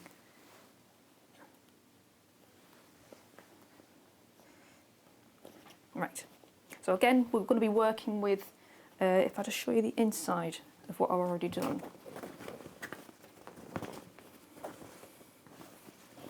So we're stitching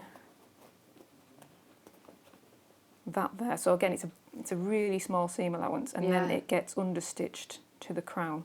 Ah, okay. So this is probably the tricky bit because you're working with a circle. So you'd say just pin as much as you can. Well, that's going to help. See how you get on with just the four. Okay. Because what can happen, because we're working with curves, there's always the possibility it might stretch out of position. But I think I might just add an extra one in to stop it doing that. It might not be too bad with this one because this has got the fusible interfacing on, so it might be a bit more sturdy. But with the lining piece, because the fabric's slightly thinner, it might stretch out a bit more. So I'll just quickly demo. So you want to, when it gets to the machine, you're trying to press it flat, but as you start to sew round, you're kind of going to have to keep shifting it and moving it. So I'll try and move this bulk out the way so you can see. So again, we're working with ½ centimetre.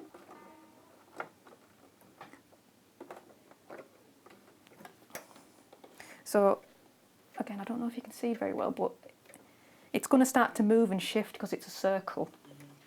So you're going to need to kind of pinch it and push the seams together as you go. Right. So wish me luck. See you on the other side. Yeah. And with this one, you do need to be able to get in close to the machine as well, so that's going to give you the most control. Right, so I'll start with the back tack.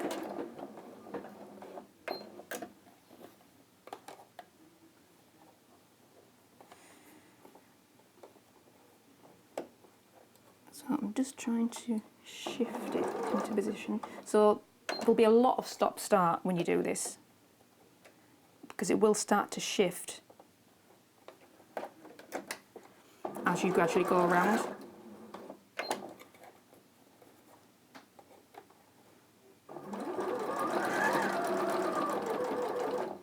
and I'm probably making this look easy. But it does, like I say, it is intermediate. Okay. So you do need a little bit of sewing experience. You don't need to be an expert.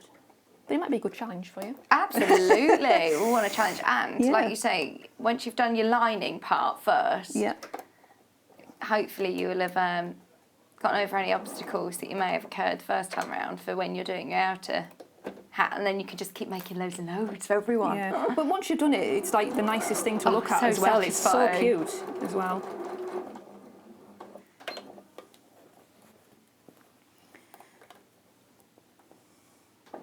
So I'm coming up to another quarter point there.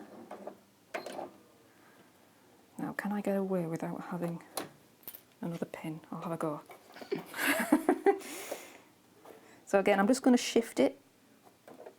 So when it might look like you'll be like maybe a centimetre away from the needle and it's kind of, the edges aren't matching up, but you literally, you just sew it in small little steps and then keep matching up your edges. Right. So here, I don't think you can see it on the screen, but my edges, about here, they're not matching.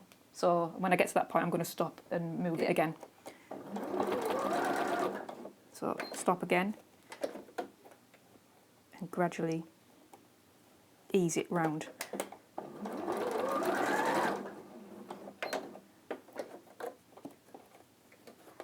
And just be careful as well not to overwork it. I know I'm saying be careful, do this, be careful, do that, because it's a curve and it could stretch. But yeah, it's a learning curve for anyone doing literally doing circles. Yeah. Oh, we're actually looking okay there. Yeah. Because you might get to a point, and if it has stretched, you'll end up with like extra fabric, and you think, "Oh, what's happened there? Is the pattern wrong?" The pattern's right, believe me. It means it's stretched if it starts to look like that. But it happens to the best of us. We're probably not going to be able to get all the way round. Sorry, Faye. That's all right. Running out of time.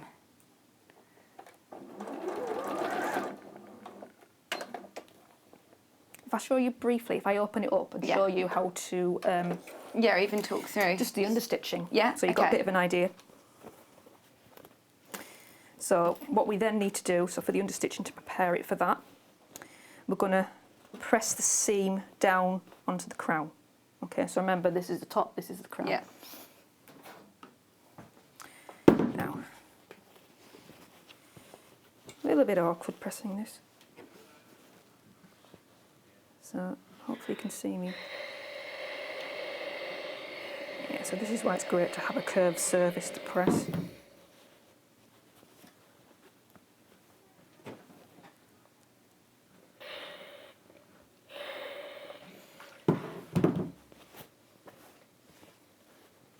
So I'll just take it up to that first quarter that I've done. And I'm going to press it on the other side as well. And we end up top stitching it down into position. So remember, my seam is pressed that way. Right. Okay.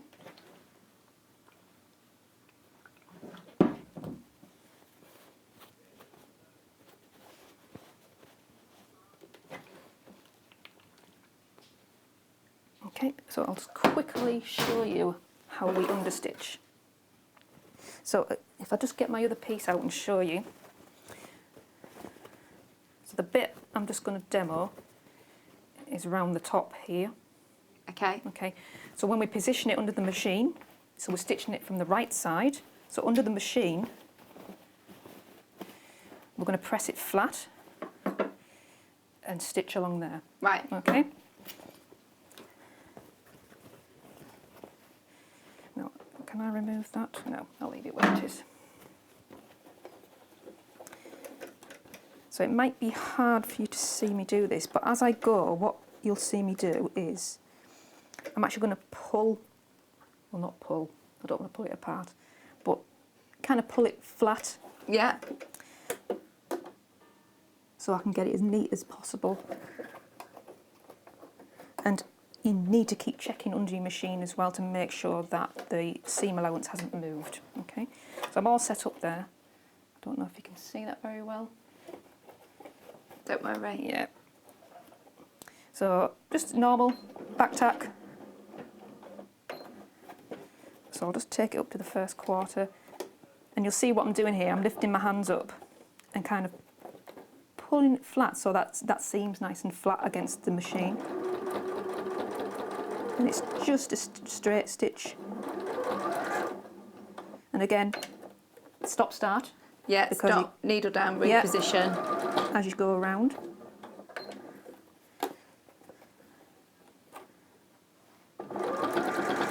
And I'll just stop there and do, because I've done the first quarter. And I'll show you the results.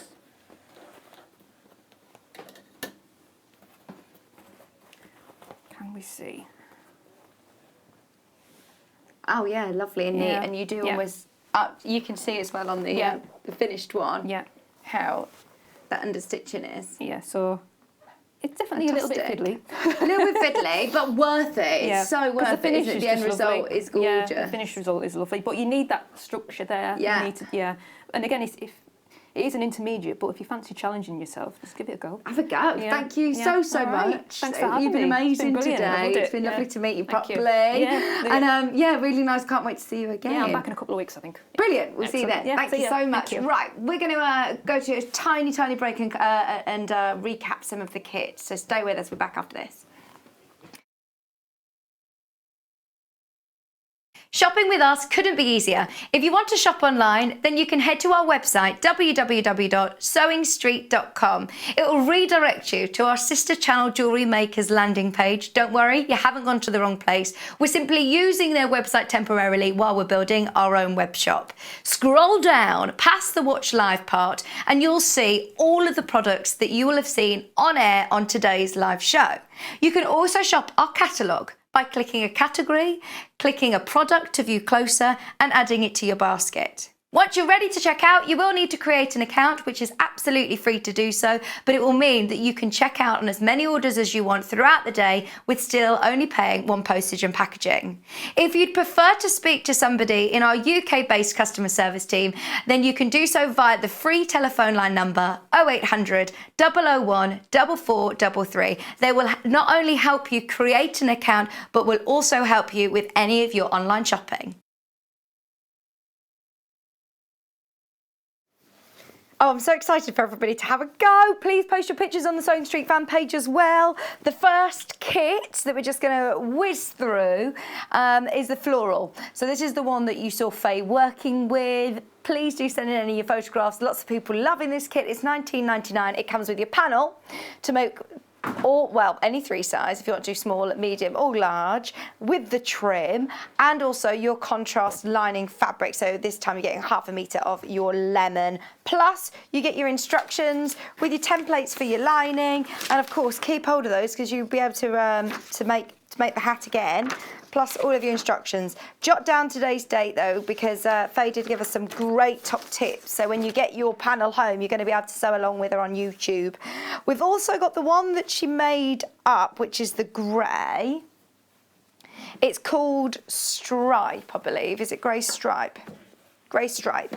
So you have your panel, you have your 1/2 metre of your grey, and you have your instructions. It also comes with those nice little labels as well. You see, you stitched with love and your handmade labels. You could use them on lots of different projects, can't you? So you have 1/2 metre of your grey, also your panel, plus your instructions with the striped grey option. And then one that we haven't really looked at, which is actually one of my, I'm going to go as far as saying it's my favourite. I love this. It's the floral scatter. In fact, everyone checking out on this loves this one as well. This is with the lovely lemon trim and your navy blue floral scatter. All of your pieces ready to go. You don't need to measure them out, just simply cut them out if you want the larger size. Just remember your seam allowance, as Faye explained. It's all in your instructions, all in your pattern. Plus then you get your beige for your lining and you've got your instructions. Remember, you will need your iron-on interfacing, your medium weight iron-on interfacing. 1 pack's fine, £3.99 for a metre pack. 1 pack should be absolutely fine. Also, have a look on the website. A few people have asked about the sleeve roll that Faye was using. That's available on the website. Right, do not go anywhere. We're going to be launching our Adjustoforms. So excited about this. Plus, it's Hannah's birthday, so we're going to do some of Hannah's picks. She's going to be on air with me in the next hour, so do not go anywhere. We're back right after this. Hello, my name is Sally Stevens. I'm from Worcestershire, a little town called Upton-upon-Severn, which is a lovely little riverside town. And not far from there, I also have a little sewing studio, so I can work and leave all my mess left out when I'm preparing projects and quilts and so on. My speciality is, in fact, quilting, patchwork and quilting, and I probably started that when I was about 14 years ago. So as I often joke, that was only 7 years ago. In fact, it was rather a lot longer. But I've always enjoyed crafting, and patchwork really hooked me, and I love it. So now then, what can I tell you? Something you may not realise about me is that although lots of you have seen me many, many times on Sewing TV and classes, because I teach as well, I also do a lot of unpicking. So don't be afraid ever. If you have to unpick things, so do we. It's not a problem. We all have to start somewhere. And sometimes you get a bit cocky and think, oh, I can just do that without pinning or without this. And then you think, should have paid attention to my own words. So some sewing tips for you. That's one, keep a seam ripper handy. That will always be your friend. And another one that I think is very important, whether you're a beginner or more experienced, when you're sewing something, particularly for the first time, a new technique, slow down. There's no rush, it's not a race. Have a little practice with spare fabrics if you've got them before you use your best fabric that you've just purchased so that you get your techniques just right. But also slow down, take your time, watch what you're doing, think about what you're doing, and read the instructions. That's always very useful. So what can I say? I've been asked to say what my claim to fame might be, and I would have to say, in all honesty, being on Sewing Street. If you'd like to get in touch with us during our live show and send in any messages or any questions, then you can do it on studio@sewingstreet.com. Alternatively, you can message us on our official Facebook page.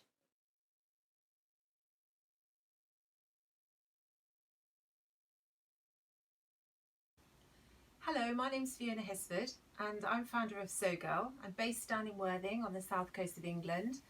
And I've got a range of sewing patterns which I've developed over the last few years, which are projects for loose-fitting clothing, everyday, simple garments, things that I really love to wear myself. And I'm going to be bringing you them to Sewing Street over the next few months.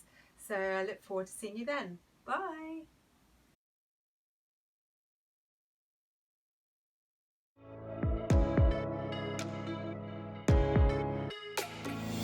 Hi, I'm Rosie Wells. My name's Poppy and I'm a nutritional therapist. Hi, I'm Ruth Lynette and I can't wait to join you all on the brand new Gemporia Lifestyle channel. If you're a fan of primal living, you're going to adore what's around the corner. What is lifestyle? Lifestyle is healthy habits. Feeling good, it's about looking great. Making sure that we're taking good care of ourselves inside. And it's about the life that you lead and the home that you live in. All of this is why I'm so excited. We've got the most wonderful team. Homeware deals and primal deals under one roof on one channel. I can't wait to share this brand new channel with you. So we'll see you soon on Gemporia Lifestyle. Gemporia Lifestyle, coming soon to Freeview Channel 74 and Gemporia.com.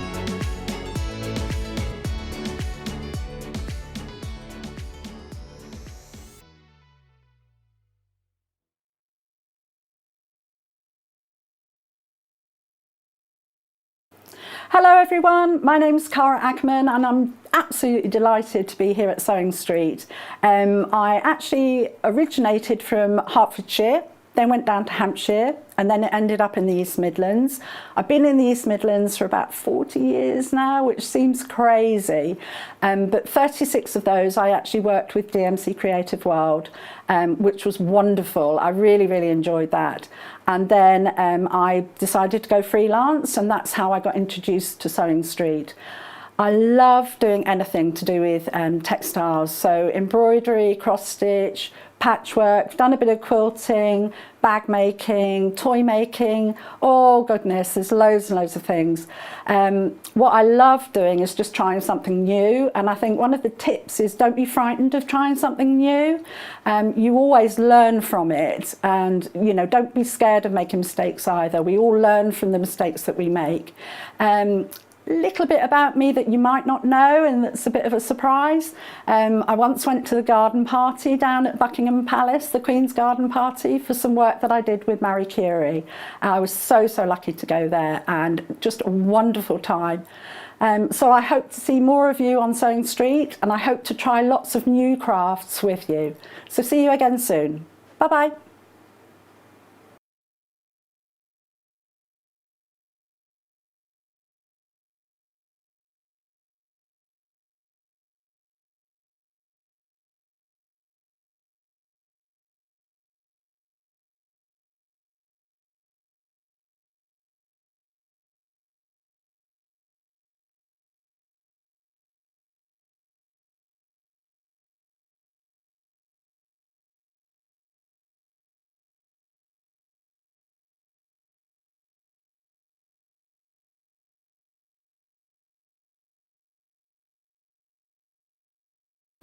Hello everyone, my name's Cara Ackerman, and I'm absolutely delighted to be here at Sewing Street. I actually originated from Hertfordshire, then went down to Hampshire, and then it ended up in the East Midlands. I've been in the East Midlands for about 40 years now, which seems crazy, but 36 of those I actually worked with DMC Creative World, which was wonderful. I really, really enjoyed that. And then I decided to go freelance, and that's how I got introduced to Sewing Street. I love doing anything to do with textiles, so embroidery, cross stitch, patchwork, done a bit of quilting, bag making, toy making, oh goodness, there's loads and loads of things. What I love doing is just trying something new, and I think one of the tips is don't be frightened of trying something new. You always learn from it, and you know, don't be scared of making mistakes either. We all learn from the mistakes that we make. Little bit about me that you might not know, and that's a bit of a surprise. I once went to the garden party down at Buckingham Palace, the Queen's garden party, for some work that I did with Marie Curie. I was so lucky to go there, and just a wonderful time. So I hope to see more of you on Sewing Street, and I hope to try lots of new crafts with you. So see you again soon. Bye bye.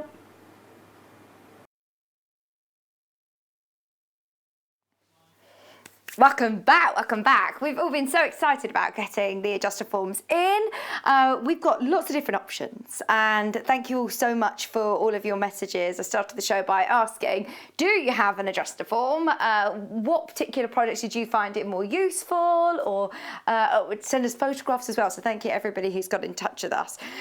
We've got more than just the two options available. We have different sizes available as well, which are all on our website. Now, throughout the next sort of 20 minutes, half an hour, I will go through all of the different sizes, all of the different Adjustoforms, so that you can see what suits, what is best for you. But what I would suggest is everybody does go onto their laptop or onto their iPad or onto their phone, just to have a look onto the website whilst you're watching the live show as well, so we can go through everything alongside with you, all of the different specifications of each one. So, why Adjustoform, and why would you work with a dressmaking model or a dressmaking form? We've put together a few different bullet points of why you would use a dress model or a dress form. You might know it as a tailor's dummy, you might know it as different mannequins, or as a dressmaker's form. We want you to get in touch with how you use yours as well. So, to check the drape of the fabric, is it suitable for the pattern that you've selected? Is it going to fall like you want it to fall? To style an outfit by draping, coordinating fabrics together to see how they look, say for a jacket or a blouse, you can see how it is. To also fit a tissue pattern. I know a lot of people who may sort of try checking alterations with their dresses, and then as soon as they look down, if you imagine, straight away your fabric's moving. So if you're doing it on a form or on a dressmaking dummy, then you can of course adjust that without moving. Fitting a tissue pattern to your dummy as well. Check the placement of darts, pockets and buttonholes. We were talking with Faye about the importance of darts, and we're all different shapes and sizes. That's why we dressmake as well, is to be able to get something that fits your body or somebody else's body if you're making for other people. To establish the position of collars and lapels, to position lace, trims, ribbons, applique onto garments, to check or plan the placement for machine embroidery designs if you want to personalise things, checking that you've got them all in the right position. That's a really good one actually, because we always talk about personalising it, but just to make sure that you've got it in the right place on your garment, it's really important. So also to pin sleeves in position, based on your shoulder length, tack in place, then machine stitch. These are all great ways of being able to know that you're stitching in the right place. To check the placement of shoulder pads, to ease and hang all your linings perfectly, to fit and hang wedding gowns as you sew. To mark your hems. Maybe you make any sort of dresses, whether it be prom dresses or trousers. Today we've got trousers as well, to mark your hems. The great thing about the forms that we're looking at today have actually got, one's got one with a tailor's chalk that you can mark round, and another one's got space for a marking pen to mark your hems. To fit trousers and pants, some models are now available for fitting trousers. The stand can be moved off centre, which you'll see in a second, and the hip and torso areas can be shaped to achieve the perfect professional trouser fit. Also, to accessorise your completed outfit. Definitely have a look online if I were you. Adjustoform are fantastic, as they are a really reputable brand, and this is why there's lots of dress forms out there, and I would really recommend for you to have a look at ones that you can get. Now I know there are more affordable ones. The reason that we choose to work with Adjustoform is because they're quality. They get, of course, you will also get a 2-year guarantee. So you get a 2-year guarantee. Their customer service team are absolutely fantastic. They're UK based, so you can pick up the phone and talk to somebody in the UK. There's multiple points throughout the form that you can adjust. It's not just, the ones that you then have to adapt by padding out. You still will, and you probably still can. Well, you definitely still can, but you can adjust the neck. More unusual sort of adjustments. Not unusual that that's going to be different to person, because we all have different shaped necks, but it isn't always something that you think of when you are looking at adapting patterns, is the neck adjustment. So the great thing about these is that you've got the neck adjustment.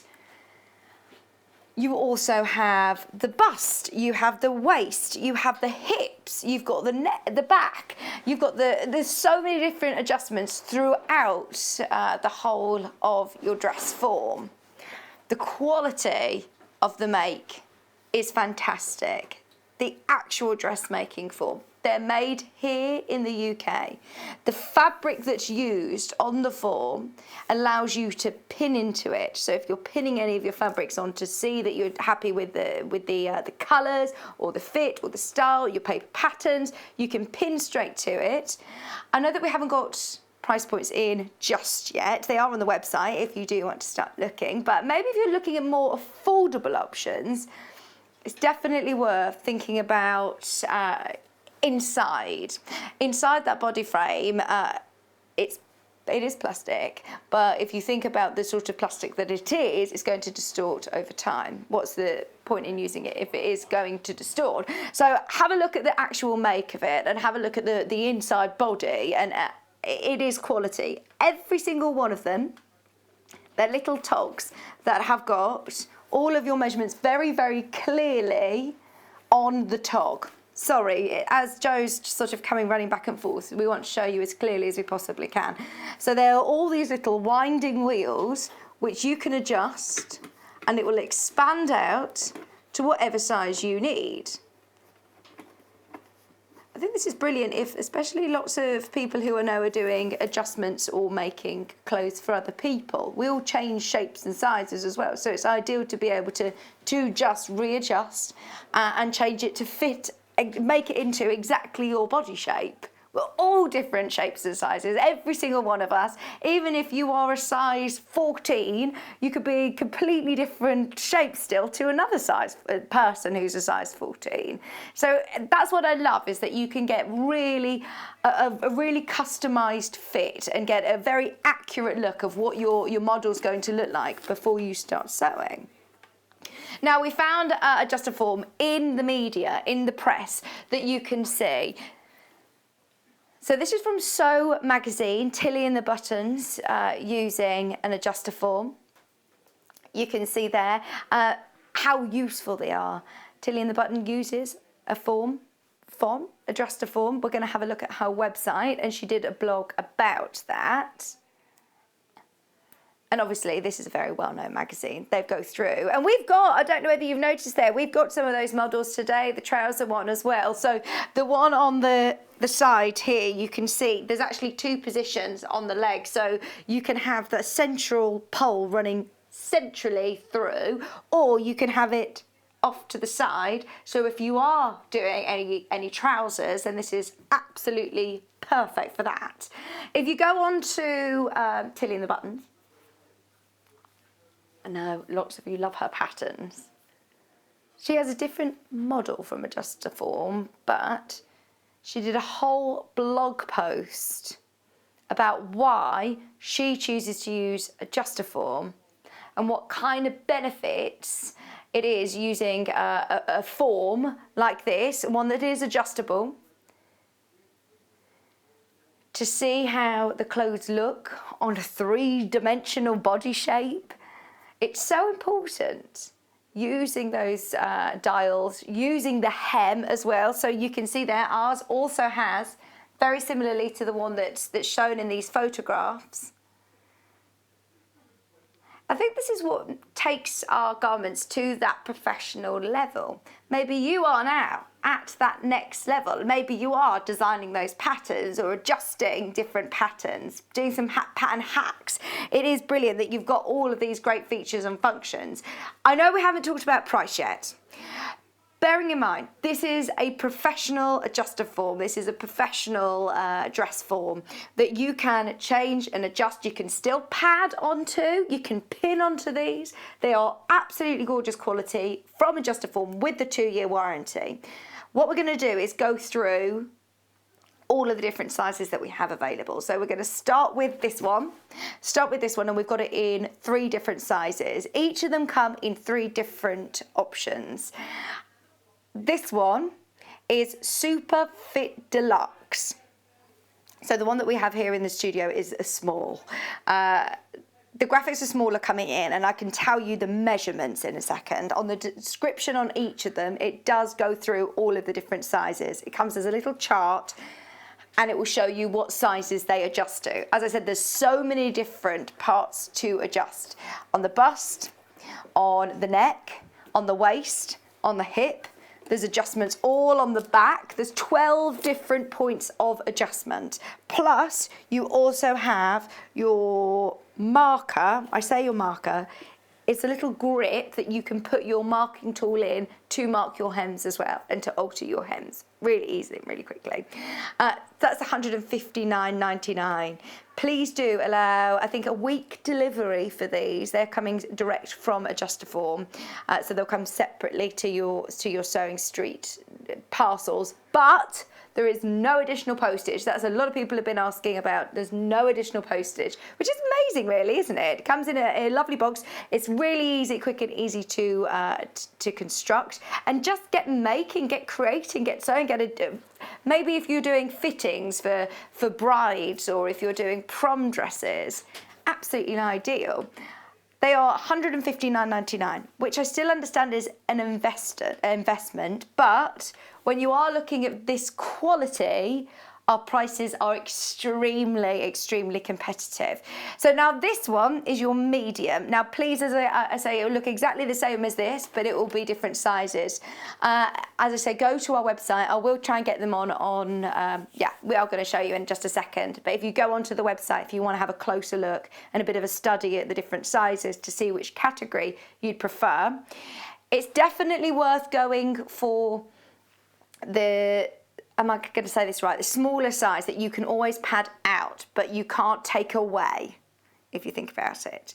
So if you want to add padding to them, there's the opportunity to do so. The fabrics on the top here, it can be pinned into, and it's a high quality, so you absolutely can pad out onto them, but you can't take away. So always go with the smaller size, as you can always pad out. If you're thinking, right, hang on, why would I need to pad it if it's adjustable? We still have different shapes. We're still not completely symmetrical, are we? Or we're still, you know, maybe not that perfect hourglass size. Yeah, if you've got one bit bigger than the other, you know what I mean.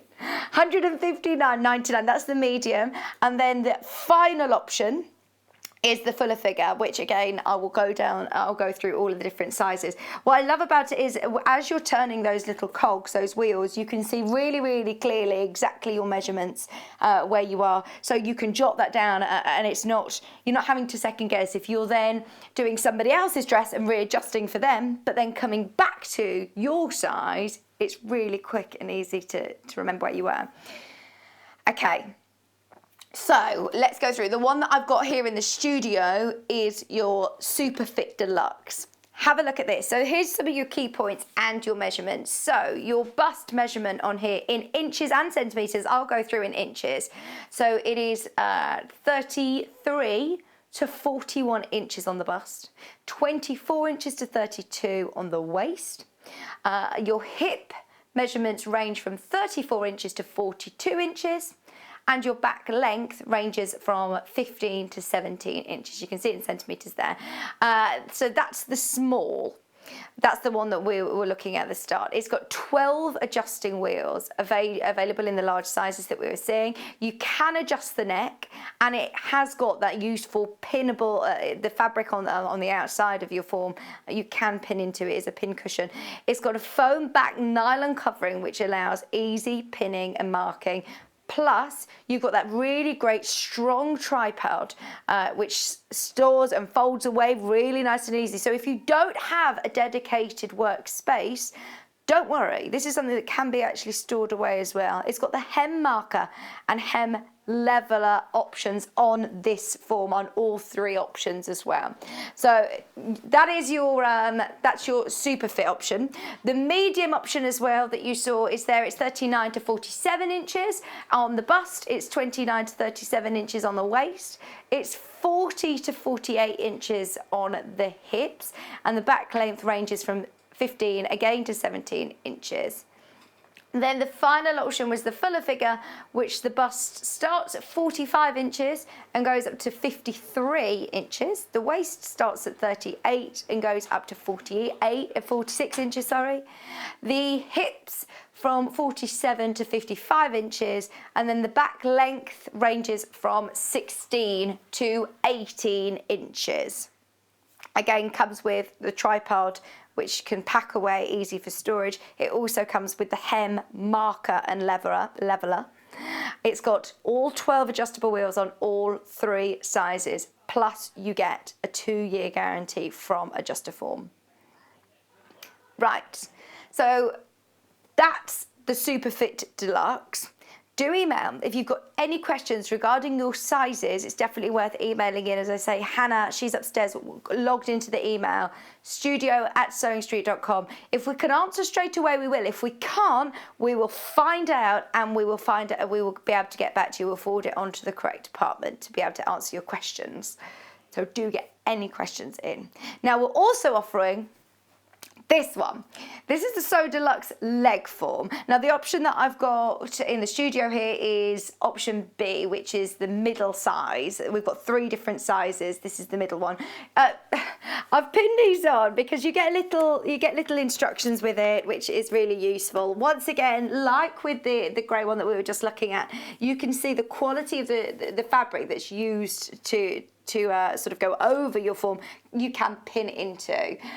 So if you are pinning on any of your fabrics to test it out, if you want to make sure that it's going to drape beautifully, if you want to do any adjustments, you've still got all 12 of the little wheels of the little, what is it like? They're like cogs, little dial adjusters, technical term.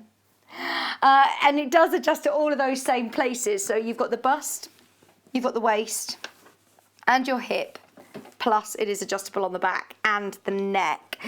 This one's slightly different though, as I say. It has two different gaps underneath that you can adjust. So you can have it sitting, and it's really easy to do. I don't know whether I've wound it in, but it's so clear to see. I wish I could do like a GoPro underneath that you can see.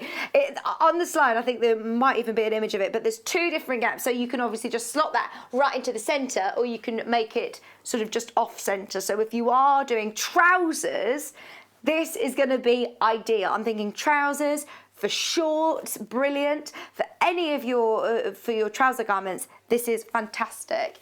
You just put one of the poles down the leg. And now it does talk to you all about that, and also how to use the pin grip hem marker. There's so many amazing videos on YouTube, by the way, putting it together, what you get in the box. Believe me, it's not difficult. We did it very, very quickly, but you've got that support there. It's nice to know that you've got all of these different video tutorials explaining everything about your dress form. So this is B. The graphics that I've got in at the moment are for B, which is this one. We're also offering the smaller size, and we're also offering C, which is the larger size. 3 different sizes on either which. $159.99. Now this one is A. We'll also bring the graphics in for C, and then I will explain the different sizes. It's definitely worth emailing the studio though if you've got any questions whatsoever. You do get your little pamphlet that comes with it that talks about how to adjusting the neck size, which is on the top. The help that the customer service team gives, by the way, is fantastic. So it's definitely, if you do have any questions, get them in. But the Adjustoform customer service team, bearing in mind, they're made here in the UK, they're based in the UK, so they're going to be able to help you along with any questions you may have. So the size A option is there. So A, B and C, again, in inches. Option A is bust measurements 33 inches to 41 inches. The waist ranges from 26-inch waist to 33.5 inches. The hips is 36 to 44 inches, and the back length is 14.5 to 16.5. So that's option A. Option B is the bust option goes from 39 to 47 inches, the waist from 32 to 40 inches, the hips from 41 to 49 inches, and your back length is 15 to 17 inches.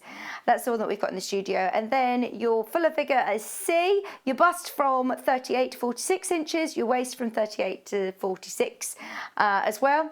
Your hips go from 47 to 54, and your back length 16 to 18 inches. Just a reminder, that is going to be the image in the descriptions on our website, so you can have a closer look. But the features, the split waist to enable lengthening, the wide supportive shoulders. You've also got your 12 different body adjusters. So those are the little dials to change your sizes to make it exactly to your size. You can also pad out as well to make it even more accurate to you. Your shaped hips, bottom and thigh for pants, trousers, or any of your short fittings, shorts.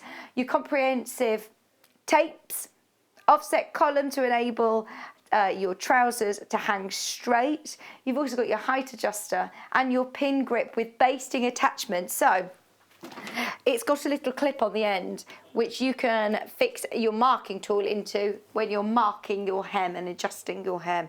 They are both super duper quality. They are the first forms that we've chosen to have on the show. Therefore, we are super duper excited and really confident in the quality of them. Both. It is just a matter of personal preference, which one you need or which one you prefer. If you don't have a workroom that you use all the time, the great thing is that you can store these away quite easily. You can disassemble them and store them away. If we don't have a dedicated workroom, keep the box and store them away. If you've written down what numbers, what sizes you're going to, if you are doing adjustments for lots of different people, maybe starting up your own business of adjusting or wedding dresses, you need to remember exactly their sizes. If you write them down, you can then quickly readjust to the right size very quickly. I've got another slide to show you, which is again about the benefits and who needs a sewing form and why it's going to make your sewing easier. So if you're involved in dressmaking or alterations to garments, you need a sewing form. Understanding the special requirements of sewers has helped the Adjustoform group to produce a range of products designed to suit beginners and expert dressmakers alike. Constant research enables us to offer products that features that you've requested. A dress form will make garment making and alterations easier, more satisfying and more rewarding than you ever thought possible. It's the only sure way of achieving a really professional look to garments, whether you're making clothes for yourself or somebody else. And that's taken directly from Adjustoform's website. Will a dress form make sewing easier? A dress form, especially one personalised to your body measurements, can help you check helps you check a garment fits, including pattern placements of darts, neckline and buttonholes. It allows you to accurately mark your hemline to see whether your garment fabric is hanging on grain, to ensure that your seams hang straight. Apart from these more obvious benefits, dress forms allow you to fit a paper pattern prior to cutting it from fabric. It also allows you to view and fit the back of a garment, nearly impossible to do on yourself. If you think about it, I was saying it's really, really difficult to tell anyway the front, but of course definitely on the back. A dress form provides you with a canvas of which you can pin contrasting or coordinating fabrics, as well as giving you the ability to drape fabric and create your own garment designs. A dress form is a must for all garment sewers. It's so true. If you imagine you're doing an adjustment or you're making a dress on yourself, you look into the mirror, what is the first thing that you do? You look down and straight away you're adjusting your body, so you can't quite tell if it fits right, if it looks right, where you need to adjust it. It's virtually impossible to do it without a dress form. When we're talking about quilting, we talk a lot about a design wall, so you can get a perspective on what looks right and the colour balance or fabrics. With this, it's even more important, isn't it? It's giving you the opportunity to just step back from it, see how it's going to look on your body.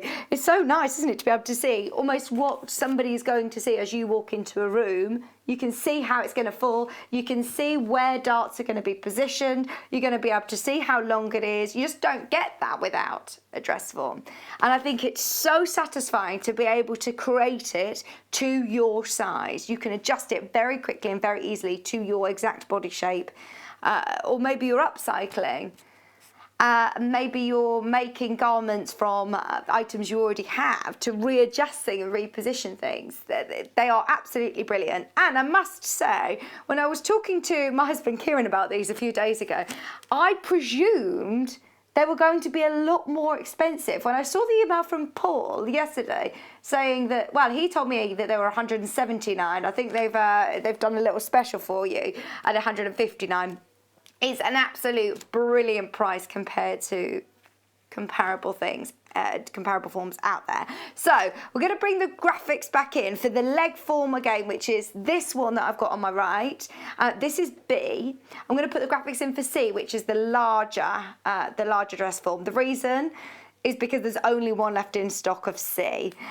Lots of people are now making their way through to checkout. If you are checking out, this is the last one on option C. Just a quick recap as well on the sizes.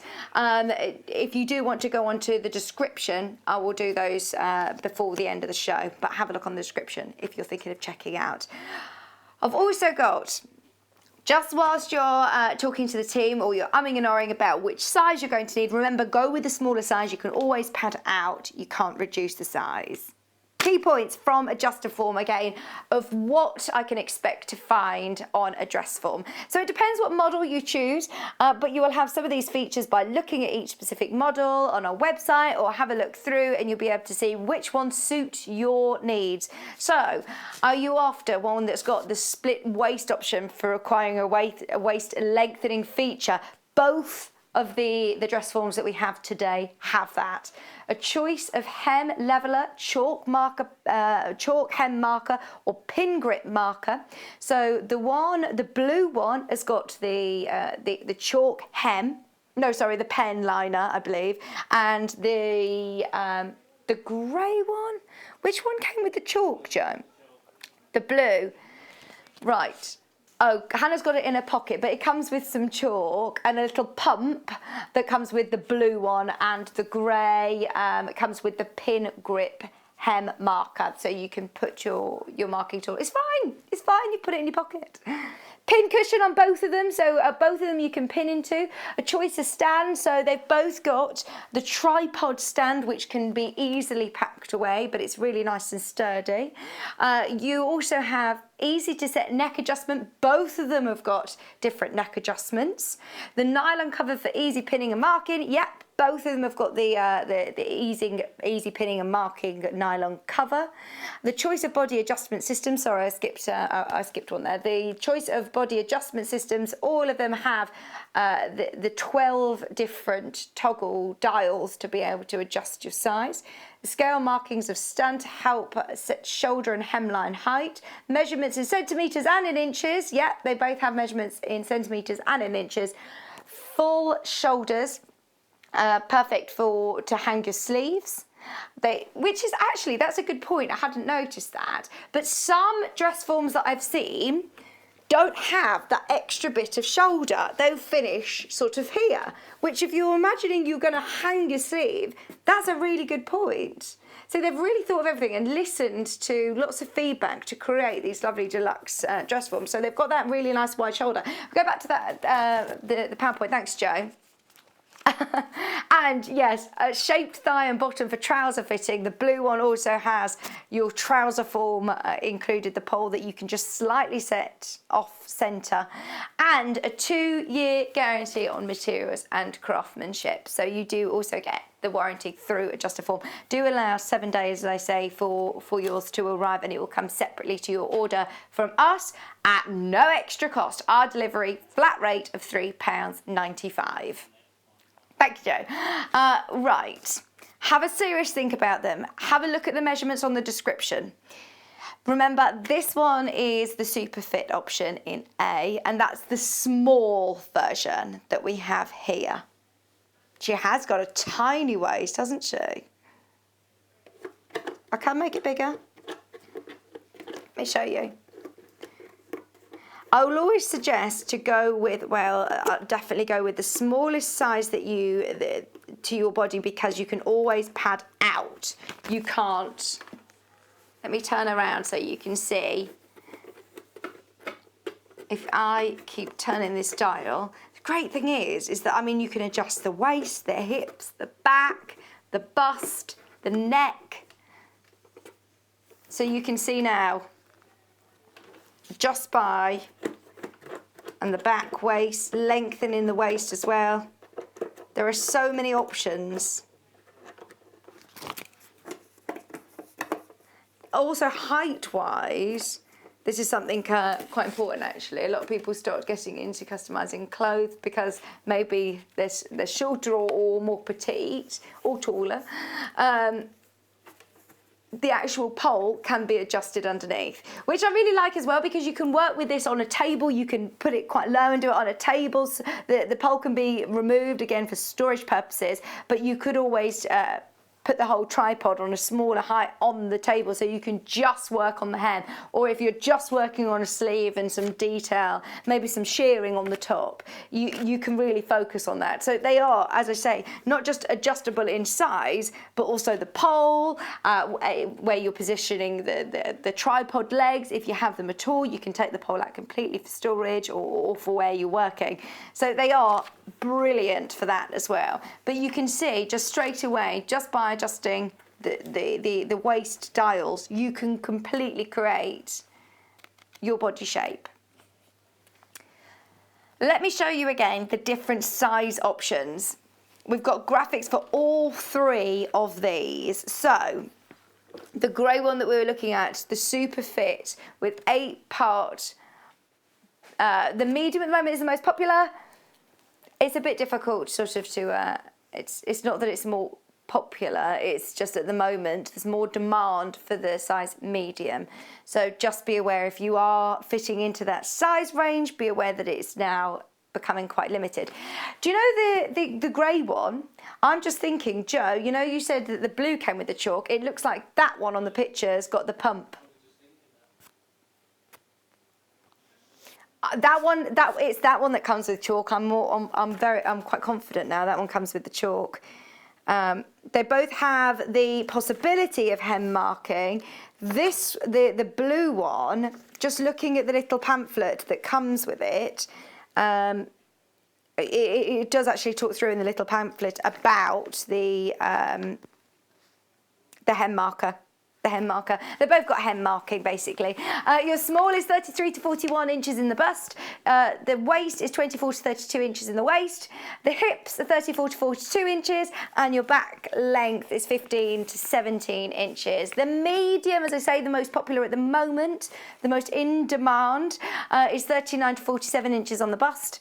Is 29 to 37 inches on the waist, 40 to 48 on the hips, and the back length is 15 to 17. And the fuller figure, which there's very limited availability on, is 43 to 53 on the bust, 38 to 46 on the waist, 47 to 55 inches on the hips, and 16 to 18 on the back length. Okay. The deluxe leg form, this is B that I've got here. Sorry, I hope this is clear to you at home. This is B. Form C has now completely sold out. B, remember, you can still pad out, so just go with a smaller size anyway. So if you were umming and ahhing about whether to go for this one or that one, it doesn't matter. I would always go for the smaller one anyway, that you can always pad out. But just a reminder on the Autofoam So Deluxe leg form, the size is slightly different to the other one, but they're available on the description. In fact, I can show you that now. There are two different options available now, the A and the B. The A bust starts at 33 to 41 inches, the waist 26 to 33.5 inches, the hips 36 to 44 inches, and the back length is 14.5 to 16.5 inches. And B, which is now the largest one that we have available, is bust 39 to 47 inches, waist 32 to 40 inches, hips 41 to 49 inches, and your back is your back width changes from 15 to 17 inches. Yeah, that's it. So have a look. Those measurements are the picture. The second image, the description on the web, is the breakdown of all of the different sizes. So if you do want to have a look at anything in more detail, please do. If you've got any questions, I know this is literally like the biggest pit stop of the Adjustoform. There's so much to talk about with them. But it's Hannah's birthday and we've got Hannah's picks coming up. So Hannah is, yes, it's my birthday. I really want to do some picks. So she's going to come down and join me. If you've got any questions about the Adjustoforms, get them in and hopefully we can answer them on the show. If we can't, we'll find out and get back to you very soon. Do not go anywhere. We are literally having a 1-minute break to move the tables to get Hannah downstairs for her picks. Check out on the Adjustoforms. Huge congratulations if you've got yours. Message in if you got yours. We want to hear from you, and I'll see you in just a minute. Shopping with us couldn't be easier. If you want to shop online, then you can head to our website, www.sewingstreet.com. It will redirect you to our sister channel Jewellery Makers landing page. Don't worry, you haven't gone to the wrong place. We're simply using their website temporarily while we're building our own web shop. Scroll down past the Watch Live part and you'll see all of the products that you will have seen on air on today's live show.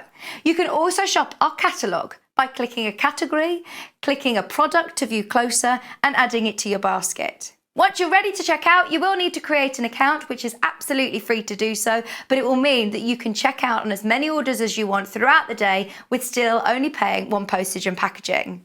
If you'd prefer to speak to somebody in our UK-based customer service team, then you can do so via the free telephone line number 0800 001 4433. They will not only help you create an account, but will also help you with any of your online shopping. If you'd like to get in touch with us during our live show and send in any messages or any questions, then you can do it on studio@sewingstreet.com. Alternatively, you can message us on our official Facebook page.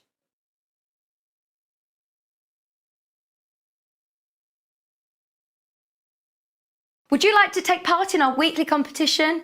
If you do, then all you have to do is head to the Sewing Street fan page group on Facebook. Post your picture of your make. Myself, Debbie Shaw and John Cole Morgan love looking at all of your makes every week. We pick our favourite and announce the winner every Friday live on the show. Happy sewing and good luck.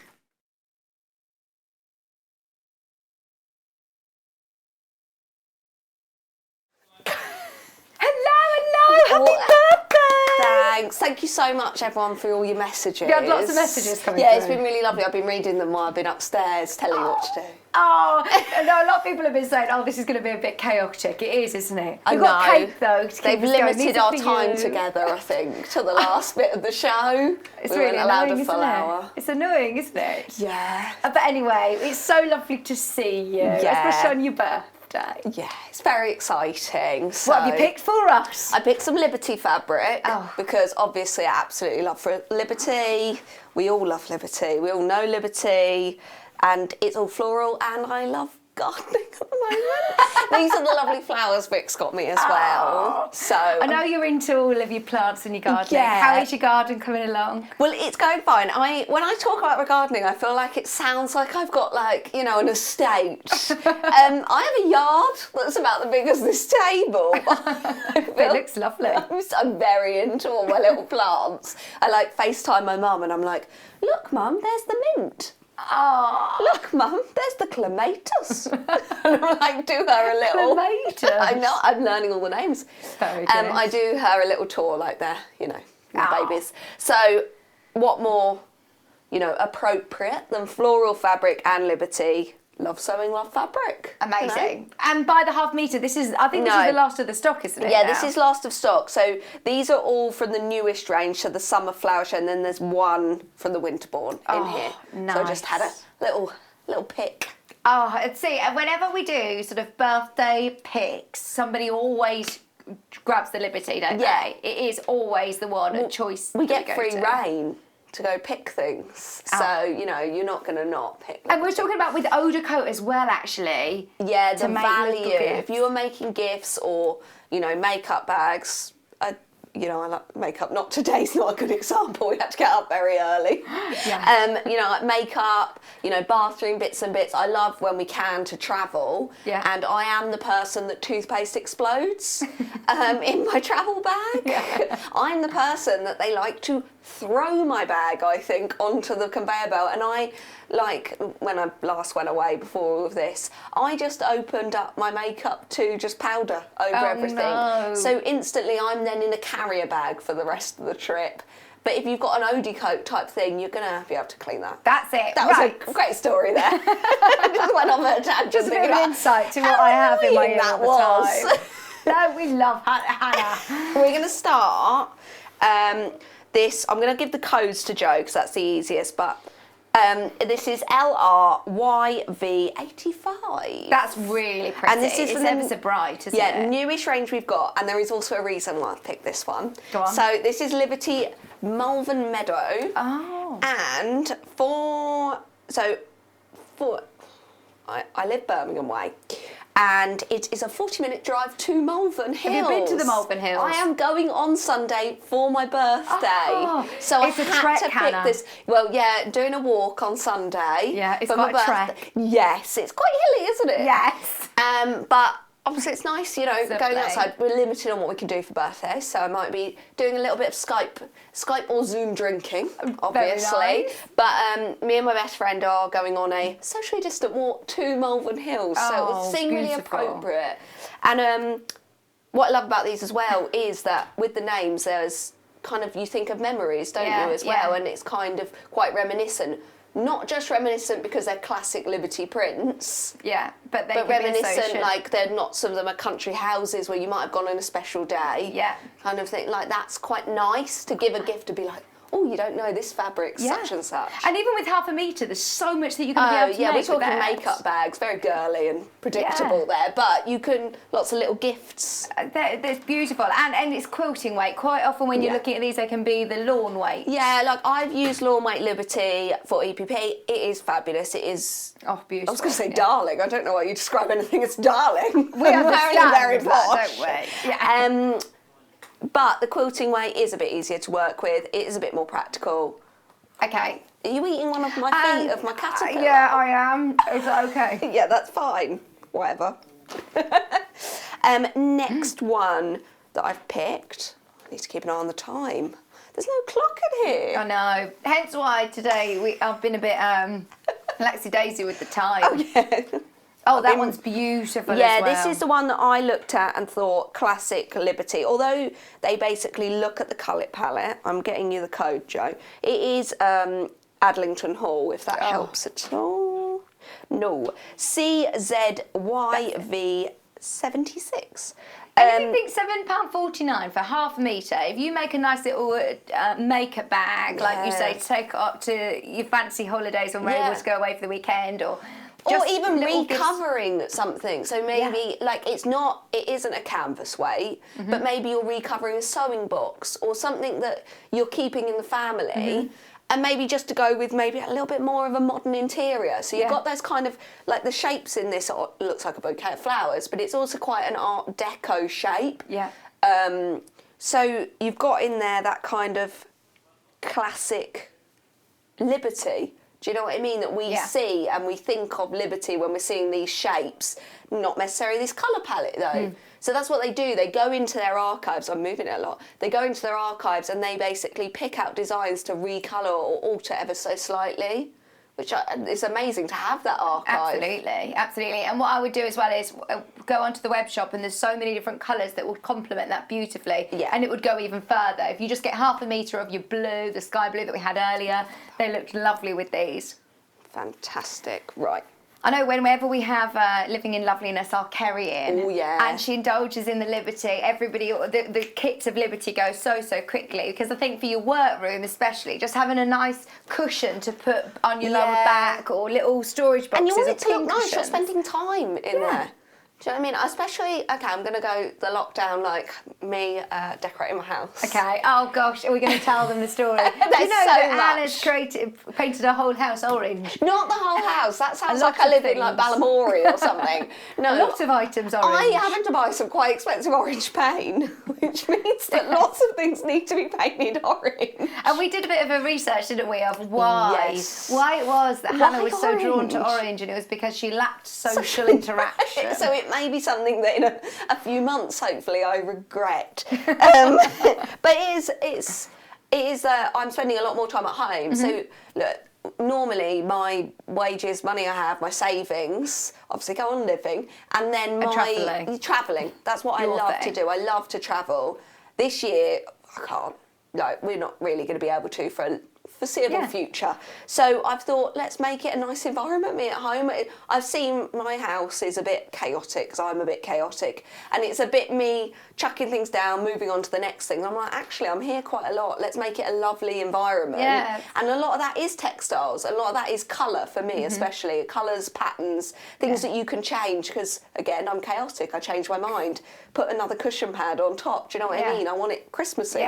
Yeah. Anyway. These make beautiful cushion fronts. fronts. You don't need to be, you know, a patchwork or quilter to be working with these. It's just beautiful on its own. Yeah. It sings. I don't know where I'm going with these really annoying words from. What's this one called? So this one's called Cosmos Bloom. Yeah, Jo. this is GOYV21. Having that sort of delicate black outline on it, I just think that is iconic Liberty, isn't it? Yeah. These floral prints that are outlined. This is the thing, like, this is very similar to the Malvern Hills one. Yeah. Like, quite honestly, I wouldn't, you know, put them both just by half metre of both of them. I wouldn't do that because it kind of gets lost, the specialness. Okay. But that one's kind of the one without the outline, then this one's the outline. I think I'd personally make a decision between each of them. Okay. And then pair it with maybe something else from the collection or a solid colour. Yeah. And they're ever so bright, I must say that yellow is just gorgeous, isn't it? But also, you've got those bright colours, but it's not going to be too much in a room, is it? No, not at all. Like, I'm a big fan of colours, hence the orange situation. But not everyone's a fan of an overpowering kind of boom statement as you walk in the house. But it's still, I'm really bad for it. I mean, you know, my house is very, everything is all very neutral colour, and we are desperate at the moment to just inject some colour into it. If you just have a few nice cushions. Textiles is the way, I think, to do that really quickly, easily, and without that much commitment. Yeah, do you know what I mean? Like, especially half metre of fabric, that's it. A couple of cushions in your $7.49. conservatory makes you feel nicer, doesn't it? To, you know, go into a nice room and have your coffee. Yes, this is, I mean, this I think is probably the most iconic Liberty, isn't it? OHYV96. Thank you. What's that one actually called? Because it says on the salvage. So some of them, this is the thing, I was going to talk about it in a minute. Oh. This is Suffolk Fields. Thanks, Jo. Some of them you'll be lucky enough to get printed on there, the collection and the name of it. So it would be great if we could guarantee every single half metre. That's just not how it works because it is cut off of a bolt. Yeah. But if you do get that and maybe you live in Suffolk, keep the selvage and use it. Obviously keep the bit that says Liberty as well, and make your own little handmade by Hannah and then like a Liberty bit appliqued on the back. Yeah, good idea. Obviously, if your name's Hannah, don't use Hannah because that'd be stupid. This is that kind of classic ditzy print, and that's when we see a lot of things and we go, this is very Liberty-esque. Oh, this is actually Liberty. That's what's amazing, isn't it? We talk about this all the time, and there's so many. Even if you are not, you know, you're not a crafter or you're not into different designer fabrics. Everyone knows Liberty London. Everybody knows Liberty. And I also think, you know, dressmaking. I think maybe if you've got grandchildren or children, like maybe a christening, a dress for a christening or an event that they can wear again as well. It is special, but it's not, you know, stark white that isn't going to ever be used. That would be so lovely just having as like a Peter Pan collar, wouldn't it? Yeah, little accessories. Yeah, absolutely. Or little hair scrunchies even, something so simple and easy. Yeah. I think when you're starting out sewing, we often think, oh, you know, you want to do something that's still grown up. We talk about this with Jane Greenough when we're doing cross stitch. If you're starting out sewing and you want to do something that's easy and achievable, but without it being babyish, imagine making something really simple like a tote bag or a cushion, but it's in Liberty. Got that boutique look and it's got that kind of amazing wow, not wow factor. It is a wow factor, but it isn't like, oh, you're starting, aren't you? That's it. Do you know what I mean? You're still going to get that. Where did you get that from? Yeah. And that's that nice feeling, like, oh, what's that? Like, I've never seen something like that. Yeah. You know. We've literally got a few minutes now. I'll be 3 quick. minutes. GEYV 53. We've told her to originally confuse me. Just speaking about over in the office, Alan, who works part of Jewellery Maker, his wife, she adores Liberty, and I don't know if you know, she had a notebook cover as one of a Liberty notebook cover. Did you have that discussion with Alan? I had the discussion with that, so did you? About how he got his wife a notebook cover, a Liberty one, but it was, I think it was about £40 or £50. I mean, you can pay so much, hundreds of pounds for cushions. Or maybe you're just getting an embroidery hoop and putting some of this into there to decorate in a workroom. I'm all into the decorating at the moment. Would you like me to do some more? They're all on the web. Yeah, absolutely. I think we've got tell me time just when for a couple more. Let's do this one because it's very different from the rest of them. So this is KQYV21. So I can't read codes and numbers. Not quickly. This is Abbey Wood fabric. We need to go to our Winterbourne house soon, don't we? As soon as it opens. We'll have Abbey to have a look. Wood is also a gardens just outside of London. Oh, is it? Yeah. So that's a lovely teal, isn't it? Again, this one's where you've been lucky enough. Oh, I'm really not very good with the cameras, am I? And I think we've lost your microphone as well. Where is your mic? Oh my top. Maybe if I share this across. No, it's not going to work. I'll just get my mic. Okay. I'm so bad. We've only literally got 2 minutes, but there you go. If we put it on the table, then you can show it on the overhead. We did have like 1 minute to mic up, but I'm not very good at it. Oh, I'm sorry, Hannah. There we go. I think we can hear you now. Is that okay? Sorry about that. You'd think I'd be a bit more professional. It is your birthday, we'll let you out. I do think when we were stood here, I was like, what is falling down my top? I didn't want to say. We knew anything could happen. This is why management only gave us about 15 minutes to go on air. This is the last one I'm going to do. Do I have time? EIYV81. Do look on the web because there's loads. Yeah, they're all on the website. We just picked a few for your range though. This is the only one that I picked out from the Winterbourne house range, obviously because we're planning a trip when we're allowed. Yes. But also to show you that if you are collecting from different ranges, you know, they're going to work across the range. Like, not all of them, but you've still got pinks in there that repeat across, and it's still that. You were doing maybe a scrappy patchwork as well over time, collecting bits of Liberty. It's really going to look lovely. Thank you so much, darling. Darling, it's just so darling. I've never said that in my life. We love you, Hannah McBabe. Thank you so much. And happy birthday. Happy birthday. Happy birthday. Thank you, everyone. Thank you for messages. Are you here tomorrow? No, I'm off tomorrow. I might have some gins tonight. Enjoy your gin tonight. Let's show you what's coming up tomorrow's show. We've got Vintage Tiles Lap Quilt with Sarah Boland. Where are you going? 9 o'clock we've got Moda Fabric Storybook with Sarah at 10 o'clock. And at 11 o'clock Sewing Room Tools plus a repeat of today's show. It's been a pleasure to be with you. Happy birthday, Hannah. Oh, thanks. We'll see you tomorrow. Bye.